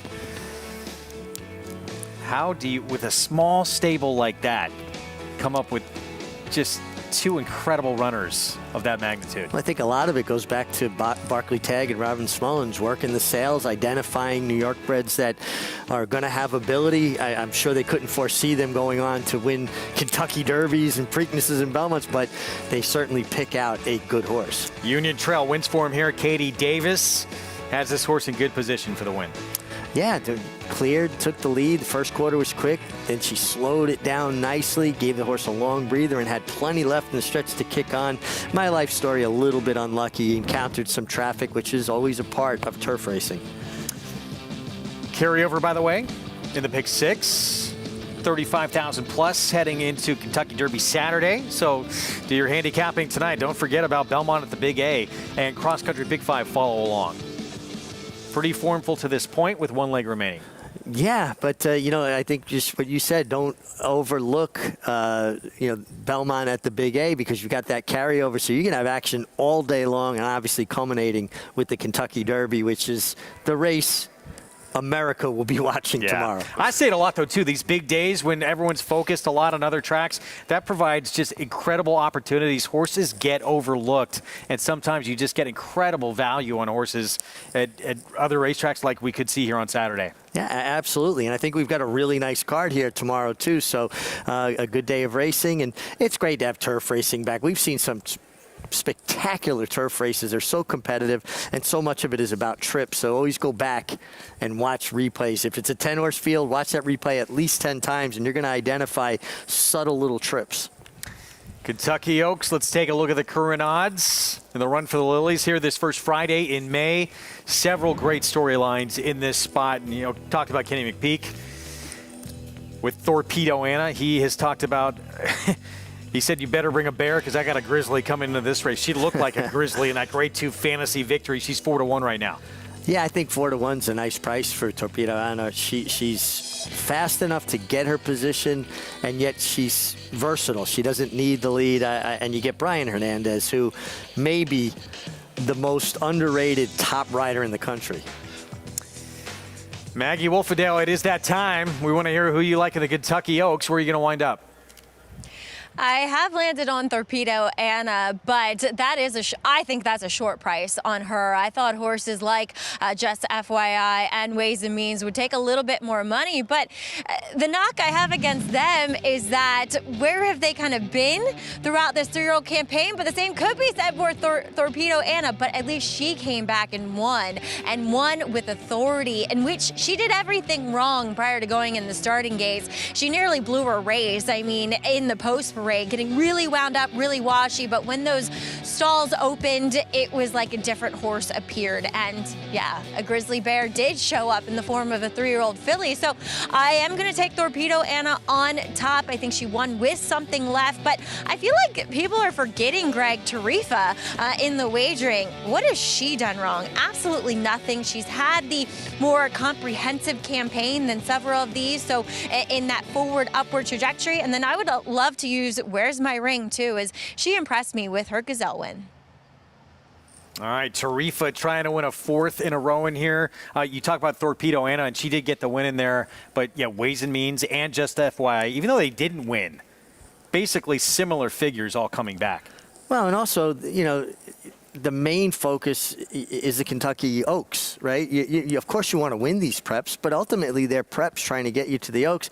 And they were horses that were coming off of layoffs, especially just FYI, who had a little bit of illness that took her out of the race at Gulfstream. So I think she maybe has the biggest forward move. Yeah, and ways and means, perhaps just circumstances with that wide trip and the winner of that race getting a much better trip. Yeah, she had a difficult trip, but it was a race that's going to put her where she needs to be from a fitness level. My problem with Tarifa is her worst race came at Churchill Downs. Now, maybe it has nothing to do with the surface, but I think it's something you got to think about. Well, she's bounced back pretty good from that. 3 wins in a row in each step along the way. As we take a look here at the Fairgrounds Oaks, she has fairly significantly improved the speed figure in victory. And she's tactical. You know, she's going to set up a good trip because she can be forward. She's not a horse that needs the lead by any means, but I think she'll be in a good stalking spot, and it's important. I mean, we always make so much of the 20-horse field in the Kentucky Derby. Well, a 14-horse field is a large field to have to negotiate to, and she's been a gem of consistency. She's 3 for 3.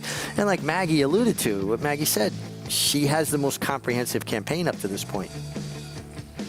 Done very little wrong. The only blemish on the record, it was that race at Churchill, as you mentioned. It was the second start of her career.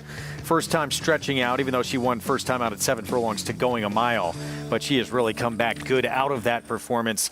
Just to me, too, you look at the figures of all this race, she comes up she's in the mix.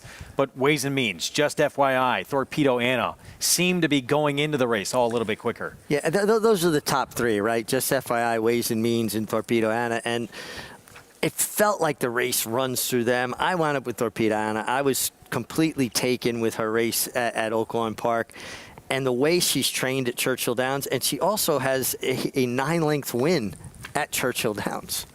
That doesn't hurt at all either. We've got to probably throw Leslie's Rose into the mix as well, even though just FYI was off the bench. She got a big figure in that performance, too. She's 3 for 4 for Todd Pletcher, another one whose figures seem to stack up against that big 3 we talked about. Kentucky Oaks coming up next out at Churchill Downs on this first Friday in May. We're going to take a timeout. We'll be back. We have stakes action ahead at Oaklawn when we return. We'll get you back out to Hot Springs when we return. And the champ ready to return for Hall of Famer Bill Mott next.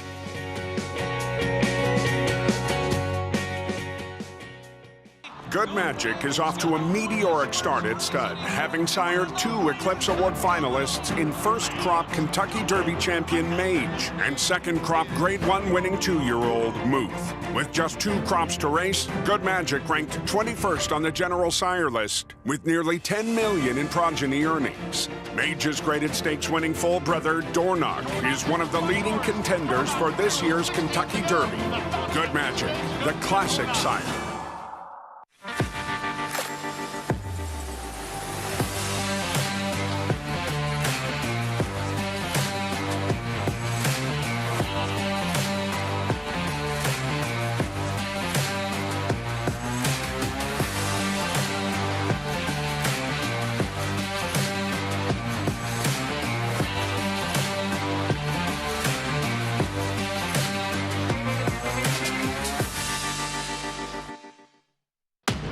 Speightstown,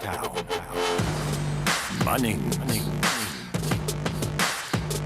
Echo Town. It's Echo Town for Joe Talamo, and Echo Town raced away. And Echo Town is drawing away in the stretch. Echo Town wins the Allen Jerkin Stakes. A sire line so prolific, it repeats itself. Echo Town. There's a big, bold, beautiful world waiting to be explored by you and your friends, of course. But not just any friends, the best of friends. The kind of friends who let you do you. Because in this world, it's positive vibes only. And when you get in the zone here, you stay a while. These aren't just good times, they're the best of times. And your time is now. So come explore. Resorts World.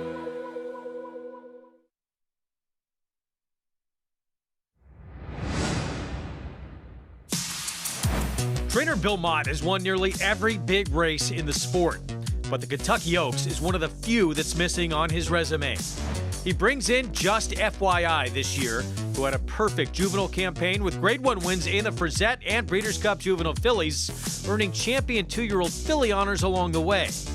After scratching from the Devona Dale in February, the daughter of Justify made her long-awaited return in the Ashland to Keeneland, finishing second behind Leslie's Rose.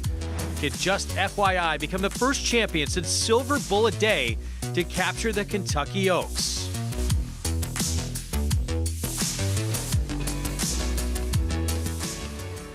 Not the fastest 2-year-old filly last year, but she wound up having a perfect campaign. She wound up winning the Breeders' Cup Juvenile Fillies, and that's why that comeback was so good. Even though it was in defeat, she really moved forward figures-wise.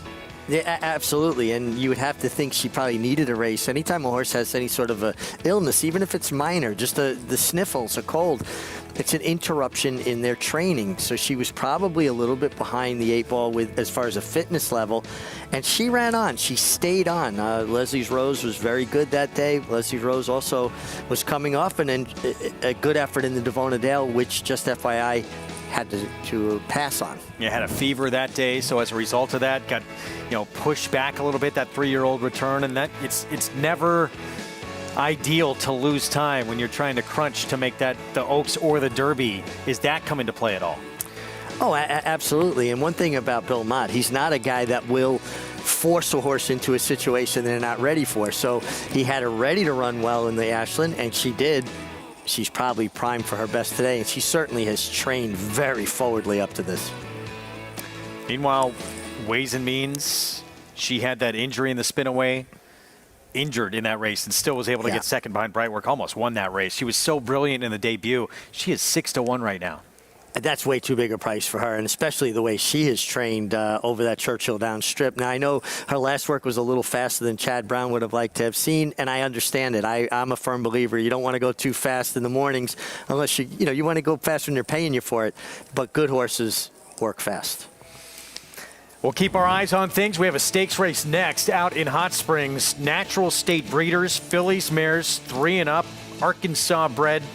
Fillies and mares running for $150,000, and the brilliant Cantex is the leading candidate in this spot here, the 6 horse who is 5 for 10 in her career. All those wins coming here at Oaklawn. We start off with Solway from the inside, Ron Moquette. Yeah, really good inside post. This horse is coming out of a win at 1 1/16. Interesting, he's using Carlos Barboza, who is still a 7-pound apprentice. You don't get the weight allowance in stakes. Mazingo just missed against Cantex 2 starts back. Yeah, big speed, sprinting. Got to think going a mile. This horse is in front. River Crest Girls is a big price, won over $180,000. Yeah, more of a deep closing type. Be interesting to see if she gets the right kind of pace. Biggest price on the board, Courtney Fay, the 6-year-old mare. Yeah, I just feel like she's going to have to find a race that we haven't seen recently. Cut back in distance slightly for Cashmere Baby. He was unable to handle Solway last time, and I actually thought she had a really good trip, was able to slip through under Christian Torres last time. Got to take the spot, but I mean, this is not Cantex's game, stretching out. She's more of a 6-furlong sprinter. Well, can she get the mile? Yeah, she's run mile twice, and I thought they were just a little bit less than her best efforts. Lassie, my girl, at 45-1, Chelsea Bailey. Yeah, another one stretching out is going to have to improve. Francisco Arrieta having a big afternoon. He'll team up with Randy Morris on Punchy Girl. Yeah, the hard-trying filly that's also on the stretch out. One time, well, she did break her maiden going to mile 16th in the mud, though. Kaboom Baby, next door the 9, a player who was 3rd last time out behind Solway and Cashmere Baby. Yeah, she's a player. I mean, she's consistent. She tries hard. 15 1-2-3 finishes and earned nearly $500,000. And rounding out the field, Benny K and Susie 2 to the outside, a 3-time winner. All those wins coming here at Oaklawn. Another sprinter stretching out with an outside post. Do you anticipate a fast pace? I do. It looks like it could be that way. We're going to take a look at Cantex in victory last time out. And again, this was in her wheelhouse. Down the dusty road. Breeders, 6-furlong sprint. She's going to be trying to win going longer today. Yeah, and, just because a horse closes well, sprinting doesn't necessarily translate to going long. Sometimes it kind of mutes their late turn of foot. Can't knock this mare, 5 for 10 lifetime. She shows up. She's a hard trier. Just question the distance. She's won half her start. She's 5 for 7 at Oaklawn. We're going to go to Paula Duca. Paulie, does she deserve to be 3-5 with the question marks at a mile distance today? Well, that's a very good question, Greg. She probably deserves to be 3-5 just because of her resume, right? And Randy Morse is a heck of a trainer. But, you know, she ran 4th in this race last year, and Kaboom maybe won this race last year. And, okay, we're 3-5 to 9-2. Are they in the same form that they were going into last year? Well, Cantex hasn't raced since March 2nd, and Kaboom Baby, the 9, has had some consistent racing. But if you look at Kaboom Baby, he's kind of like, or she's kind of like, excuse me, Cantex. You know, a lot of these Arkansas-bred races, when they go, a lot of the money's around one turn. So a lot of these horses don't really stretch out around 2 turns a lot. So, you know, a horse like Cantex and a horse like Kaboom Baby, your 2 favorites in here, they just haven't run a lot at a mile just because this is the one race you go for the $150,000 pot. And there's just not a lot of other Arkansas-bred races, none other than going around 2 turns. So, you know, when you look at the 6 and the 9, I'd give the 9 obviously the advantage because the 9 does have a win. But, you know, 3-5 for a horse that's never won at the distance. And, you know, you look at some other horses in here that may be on the upswing. You got a lot of mares in here, like Kaboom Baby, who's 6, Cantex, who's 5. I take a look at a horse like the 5 Cashmere Baby, a 4-year-old filly, kind of on the improve. She had a nice little trip last time. Tom Swearinger got a little unlucky with Count the Monet a little bit earlier in the card. I think you're getting a square price at 11-1 on a horse that I know wants this distance. And let's not forget, guys, this goes to the short wire, too, so you got to make your move.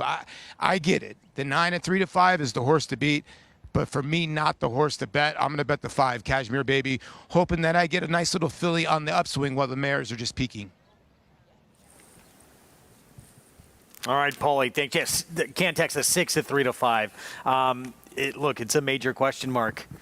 She's obviously the class of the field, but she's 0 for 2 at a mile distance, and her closing kick just maybe more potent at 6 furlongs than it is at a mile. Yeah, I think sometimes people get a little bit confused or mistaken about closing sprinters that, they'll naturally stretch out because they're coming from off the pace and they're always finishing. But that's really just not the case. They get a faster pace sprinting, and they've got that one pop, and then going longer, it just kind of mitigates or mutes that late turn of foot. I thought the 1 Solway is getting overlooked here at 8-1. I thought she is certainly one of the contenders here, coming off a win at 2 turns. I don't know, one Paulie talked about, she's Solway 7-1, but the one who was just behind that runner looks like might have potentially some more upside. Cashmere Baby 12-1 on the 5. So maybe a couple to consider if you're going to go against Cantex at 3-5. Natural State Breeders, let's go to Matt Dinnerman for the call. At the green and yellow pole, and you're going to see that yellow finish line sign there as well. One back, Penny K and Susie 2. We're ready to go.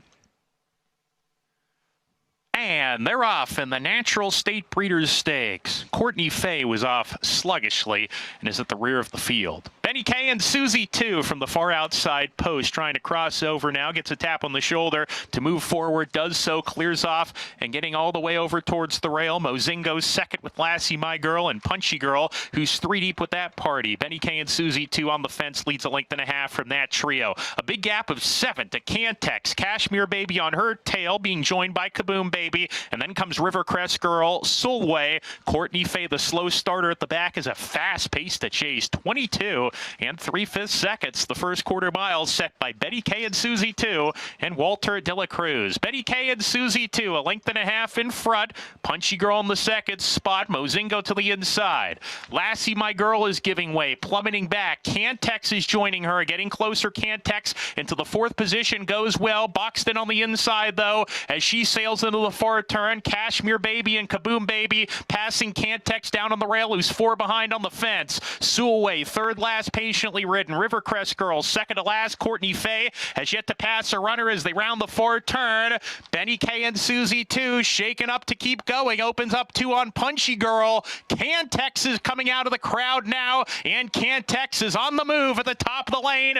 Benny K and Susie 2 switches leads as she came off the corner. Cantex and Solway is coming down the grandstand side. Cantex trying to catch Benny K and Susie 2. Cantex on the outside. Cantex Cantex, Rafael Bejarano to win it in the Natural State Breeders' Stakes. Benny K and Susie 2 with a heroic effort in defeat. Third home Sulway, and then Mozingo. Stretch out to a mile, no problem. Cantex gets it done. You saw her starting to make this huge move around the turn, and she just extends, and now 6 for 11 in her career, 4 to 5. You just got to really admire this 5-year-old street strategy mare. Added 90,000 to her purse account now, and threaded her way through the field around the far turn, had to negotiate traffic, and just really, really honest, nice effort. Got to give the 10, Benny K and Susie 2, a lot of credit. With that post, she had to be used hard to clear, and she was fighting all the way down to inside the 16th pole, came up second best. The one horse made a big, bold, wide move. Solway kind of flattened out a little bit late, but man, Cantex, this is what to me really embodies a thoroughbred racehorse, that honesty, that determination, that grit. That was fun to watch. We've talked about Cantex on this program, gotten to see her several years now, and she just very, as you say, very honest 5-year-old mare that gives her best every time. This was big, answering this question if she could win at this distance. Yeah, and I mean, I had serious doubts about it because her 2 races going a mile or better just were subpar compared to her sprints, but honestly, couldn't have been more wrong. She just was relentless in her stride today. Impressive from Cantex, now closing in on nearly $500,000 in earnings as we get back to Churchill Downs with the Kentucky Oaks to come. And a look at the current odds. The champ, just FYI, current 7-2 favorite. Tells you how wide open this race is, though, with your favorite at 7-2 on the board. For Belmont with Junior Alvarado. Ways and Means. Brilliant first time out at Saratoga last summer, and that's when everyone thought, well, this might be the best filly in the country. Injured in the spin away, and we didn't get to see her come back until this race on March 30th. Yeah, and she just didn't have, an ideal trip, right? She had a steady in the first turn. You see her up on heels here. She had to jump heels. Now the horse comes out into her. She gets buffeted about between horses. Very tough position to be in. So she gets shuffled back, and she loses all that position. And then I thought she made a kind of aggressive, bold middle move. Now, you can't blame Irad Ortiz Jr. because you're on a horse that's 50 cents on the dollar. You've already encountered some trouble. Now you're running the risk of getting caught really wide into the far turn. So you try to go forward, and then you get caught making this long, extended run off the layoff. So she was ripe to be kind of tired at this point. And let's give Power Squeeze some credit here, the winner. She's been in really good form, so with the less than ideal trip for Ways and Means, Power Squeeze was able to take advantage of it. Yeah, Power Squeeze in the end. See you get it by Ways and Means here, wins her 4th in a row. And look, we showed you that overhead shot, tail of trip. She saved a lot of ground, Power Squeeze on the inside, then did get that setup with Ways and Means challenging that other runner when she decided to try and attack coming out of the turn. But one who I guess you have to consider, Power Squeeze right now, a huge number at 19-1. Ways and Means, though, just showing again, coming back with that kind of performance, even though it was in defeat. She's still very, very good. No, she's a special talent. I mean, she pointed herself out last August 6th in Saratoga when she just absolutely demolished what was a good maiden field in Saratoga. Very unlucky in the spin away. She clipped heels and ultimately was injured. And that's why I'm always so outspoken about what I deem rough riding, which wasn't the case here. She just got caught in a tough spot between horses, because that's when horses get injured, when they clip heels or they get their weight shifted around or buffeted about. Ways and Means came back good, was unlucky. She should be right where she needs to be for her best effort in the Oaks. It's 5 minutes away until the Kentucky Oaks. Let's get out to Hot Springs. Paulie, where are you going to wind up for the Kentucky Oaks? Well, I think there's too many of us landing on the same filly in here. But listen, we were all here to watch the Torpedo Anna. And I'm not giving any kind of bias here when it comes to Oaklawn Park at all, to be honest with you. Because I just think when I watched all the replays and watched everything from Torpedo Anna, this racetrack has played towards you have to have a little bit of fitness coming in. She lost her mind a little bit at the gate, which I wish I could be watching right now. Hopefully she's okay. And she still was able to do this from the 12 slot. I just don't think a lot of people realize what she did do, and she has ripe to improve. Now, a lot of people will go back and look, if you're a sheep player, a lot of people are kind of thinking that Tarifa is a horse that's a bounce candidate. I tend to think maybe, maybe not, but I'm surprised the money that Ways and Means is not getting. I think a lot of people are maybe just penalizing a little bit what happened to her last time, but we did that last time, what happened to Fierceness in the Chad Brown barn, and he went on to destroy a field in the Florida Derby. So, you know, I had this race, Torpedo Anna, Ways and Means, and Just FYI. And the only reason I did not put Just FYI in front of Torpedo Anna was the racetrack. I just think you need to be a little bit forwardly placed. Just FYI is kind of built like a colt, and I'm wondering if she's going to be able to handle the slop. Listen, I covered this horse, and Ray Briner told me it was the fastest horse they've had in a long time, and I think Torpedo Anna. And by the way, Greg, when the pools opened yesterday, Torpedo Anna opened up at 9-5. Now it's floated up. I get it. I just think she's the one to beat, and she's going to be the one to catch at the top of the lane. Yeah, I like her as well. I think a lot of people were wowed by that comeback performance in the fantasy. And keep in mind, too, second start of her career at Churchill Downs. She ran as fast a figure, depending what you look at in terms of your figures, but some listings as fast as she just ran in that comeback race, second start of her career as a 2-year-old at Churchill Downs. I believe in that. Churchill Downs is a track that can be a little bit cuppier, gets away from horses. They slide a little bit. She's already shown that she has the affinity for the racetrack, the ability to get it done there. I was very taken with that fantasy to come from post 10, slide over. And she did get very worked up. Paul talked about it on the way to the gate for that fantasy. Now she has that race under her belt. They expel that nervous energy. They're not as fresh. I'm also in agreement with Paul. We're putting a lot of weight on her because I know a lot of us have picked her. That's my top selection. Yeah, there's a lot of love for her. I am surprised to see it's with what Tarifa's done for this barn. For Brad Cox to see her as big a price she is at 6-1 right now. Yeah, I do think she's an overlay at 6-1. She's been so consistent. The only blemish on her career, though, was at Churchill Downs. And listen, it was her second start. It maybe means nothing. But these are all the puzzle pieces we're trying to put together to figure out who ultimately we're selecting, right? I do think the big three are Torpedo Anna and certainly Just FYI and Ways and Means. Let's take a look at where everyone wound up among our analysts on the program here. I know there's a lot of love for Torpedo Anna. I myself went with her. Paulie did. Mig does as well. JK going with Ways and Means. We'll see if she can get back to the brilliance that many expected from her after that amazing debut at Saratoga. And Acacia going with the champ, Just FYI. Listen, I even Sarah Abadwi's pick here, Power Squeeze, she beat Ways and Means with a better trip, no doubt, but she's a horse that's in good form as well. And it's a big field. It's going to be about trips. And also now let's throw into this, it's an off racetrack. Minute to post in the Kentucky Oaks. You can get signed up, started, play the Oaks and the Derby and everything beyond at NyraBets.com. You get a $25 free play in the Derby as well with that promo code Derby25. Plus that $200 deposit match sign-up bonus. Bet any track, anywhere, anytime, including the Oaks and Derby at NyraBets.com. Take advantage of those promotions. Get signed up and started. No better time to play all the action. Back at Oaklawn. Fun to watch. Cantex in this Arkansas-bred filly and mare race.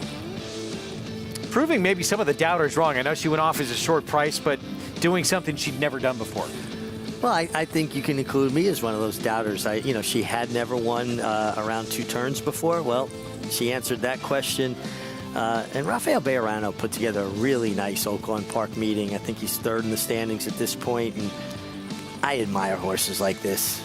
Just tough, honest horses that give you an effort every time. Whether they win or not, that's almost secondary to the fact that they show up and give it to you. And Randy Morse, congrats to him, too. He had a terrific meet. I know a couple days left here, but he really had a nice meet. It really did. Winning it just around the 18-19% mark. Trainer of Taxed, of course. Yeah. And now you're kind of ending your meet on a high note with this, nice stakes win here with an Arkansas bred. Are you kidding me with that payoff? 3-to-1's your biggest price. You get $621 back in the cross-country pick 5. As I said, pay attention to some of these other tracks on big days when attention's elsewhere. Todd Pletcher can fierceness bring him a third Derby. We'll be back.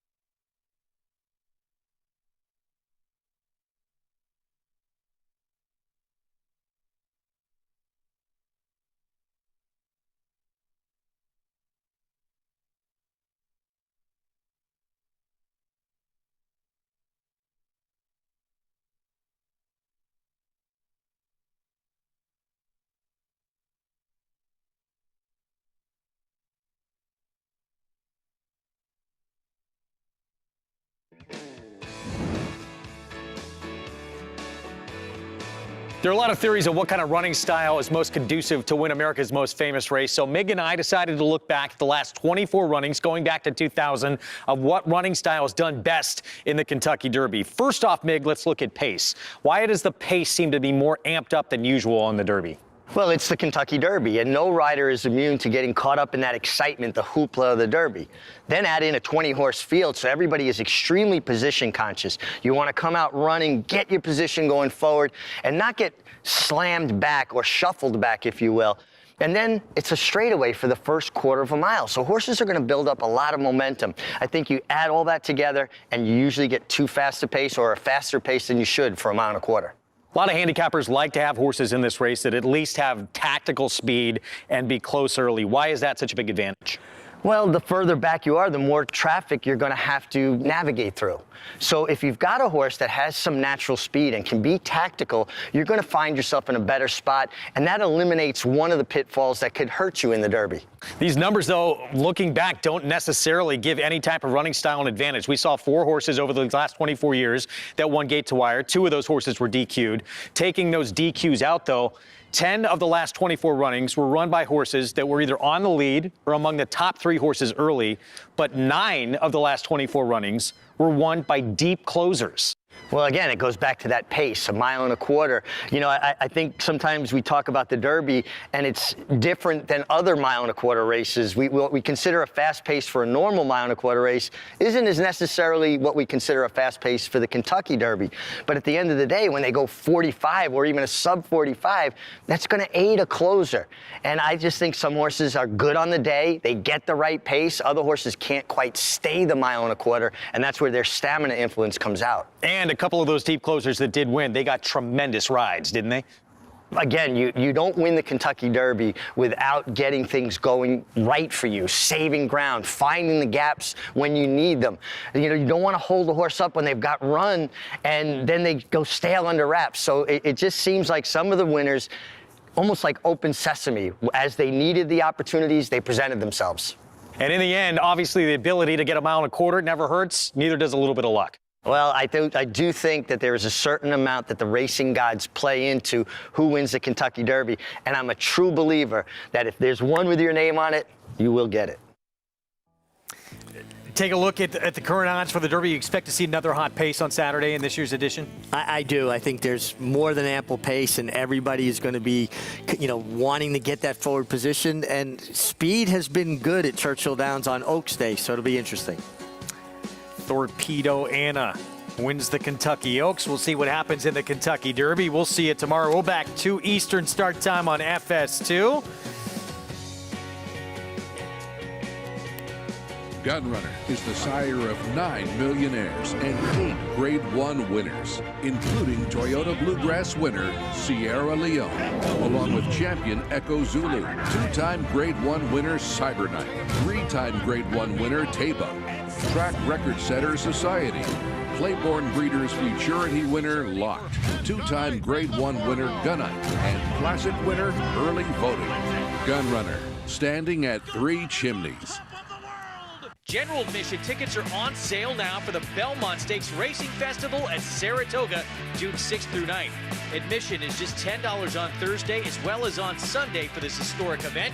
Visit BelmontStakes.com/tickets today. RaceLens is the most in-depth product in horse racing with unique features found nowhere else. True odds, predictive analysis, and pace projection. RaceLens. It will change the way you follow horse racing and take your game to the next level. It's America's original sport, and no one covers it better than americasbestracing.net. From the sport to the lifestyle, the best races, horses, and destination venues, cocktails, gambling, fashion, and more. americasbestracing.net is a sport for you.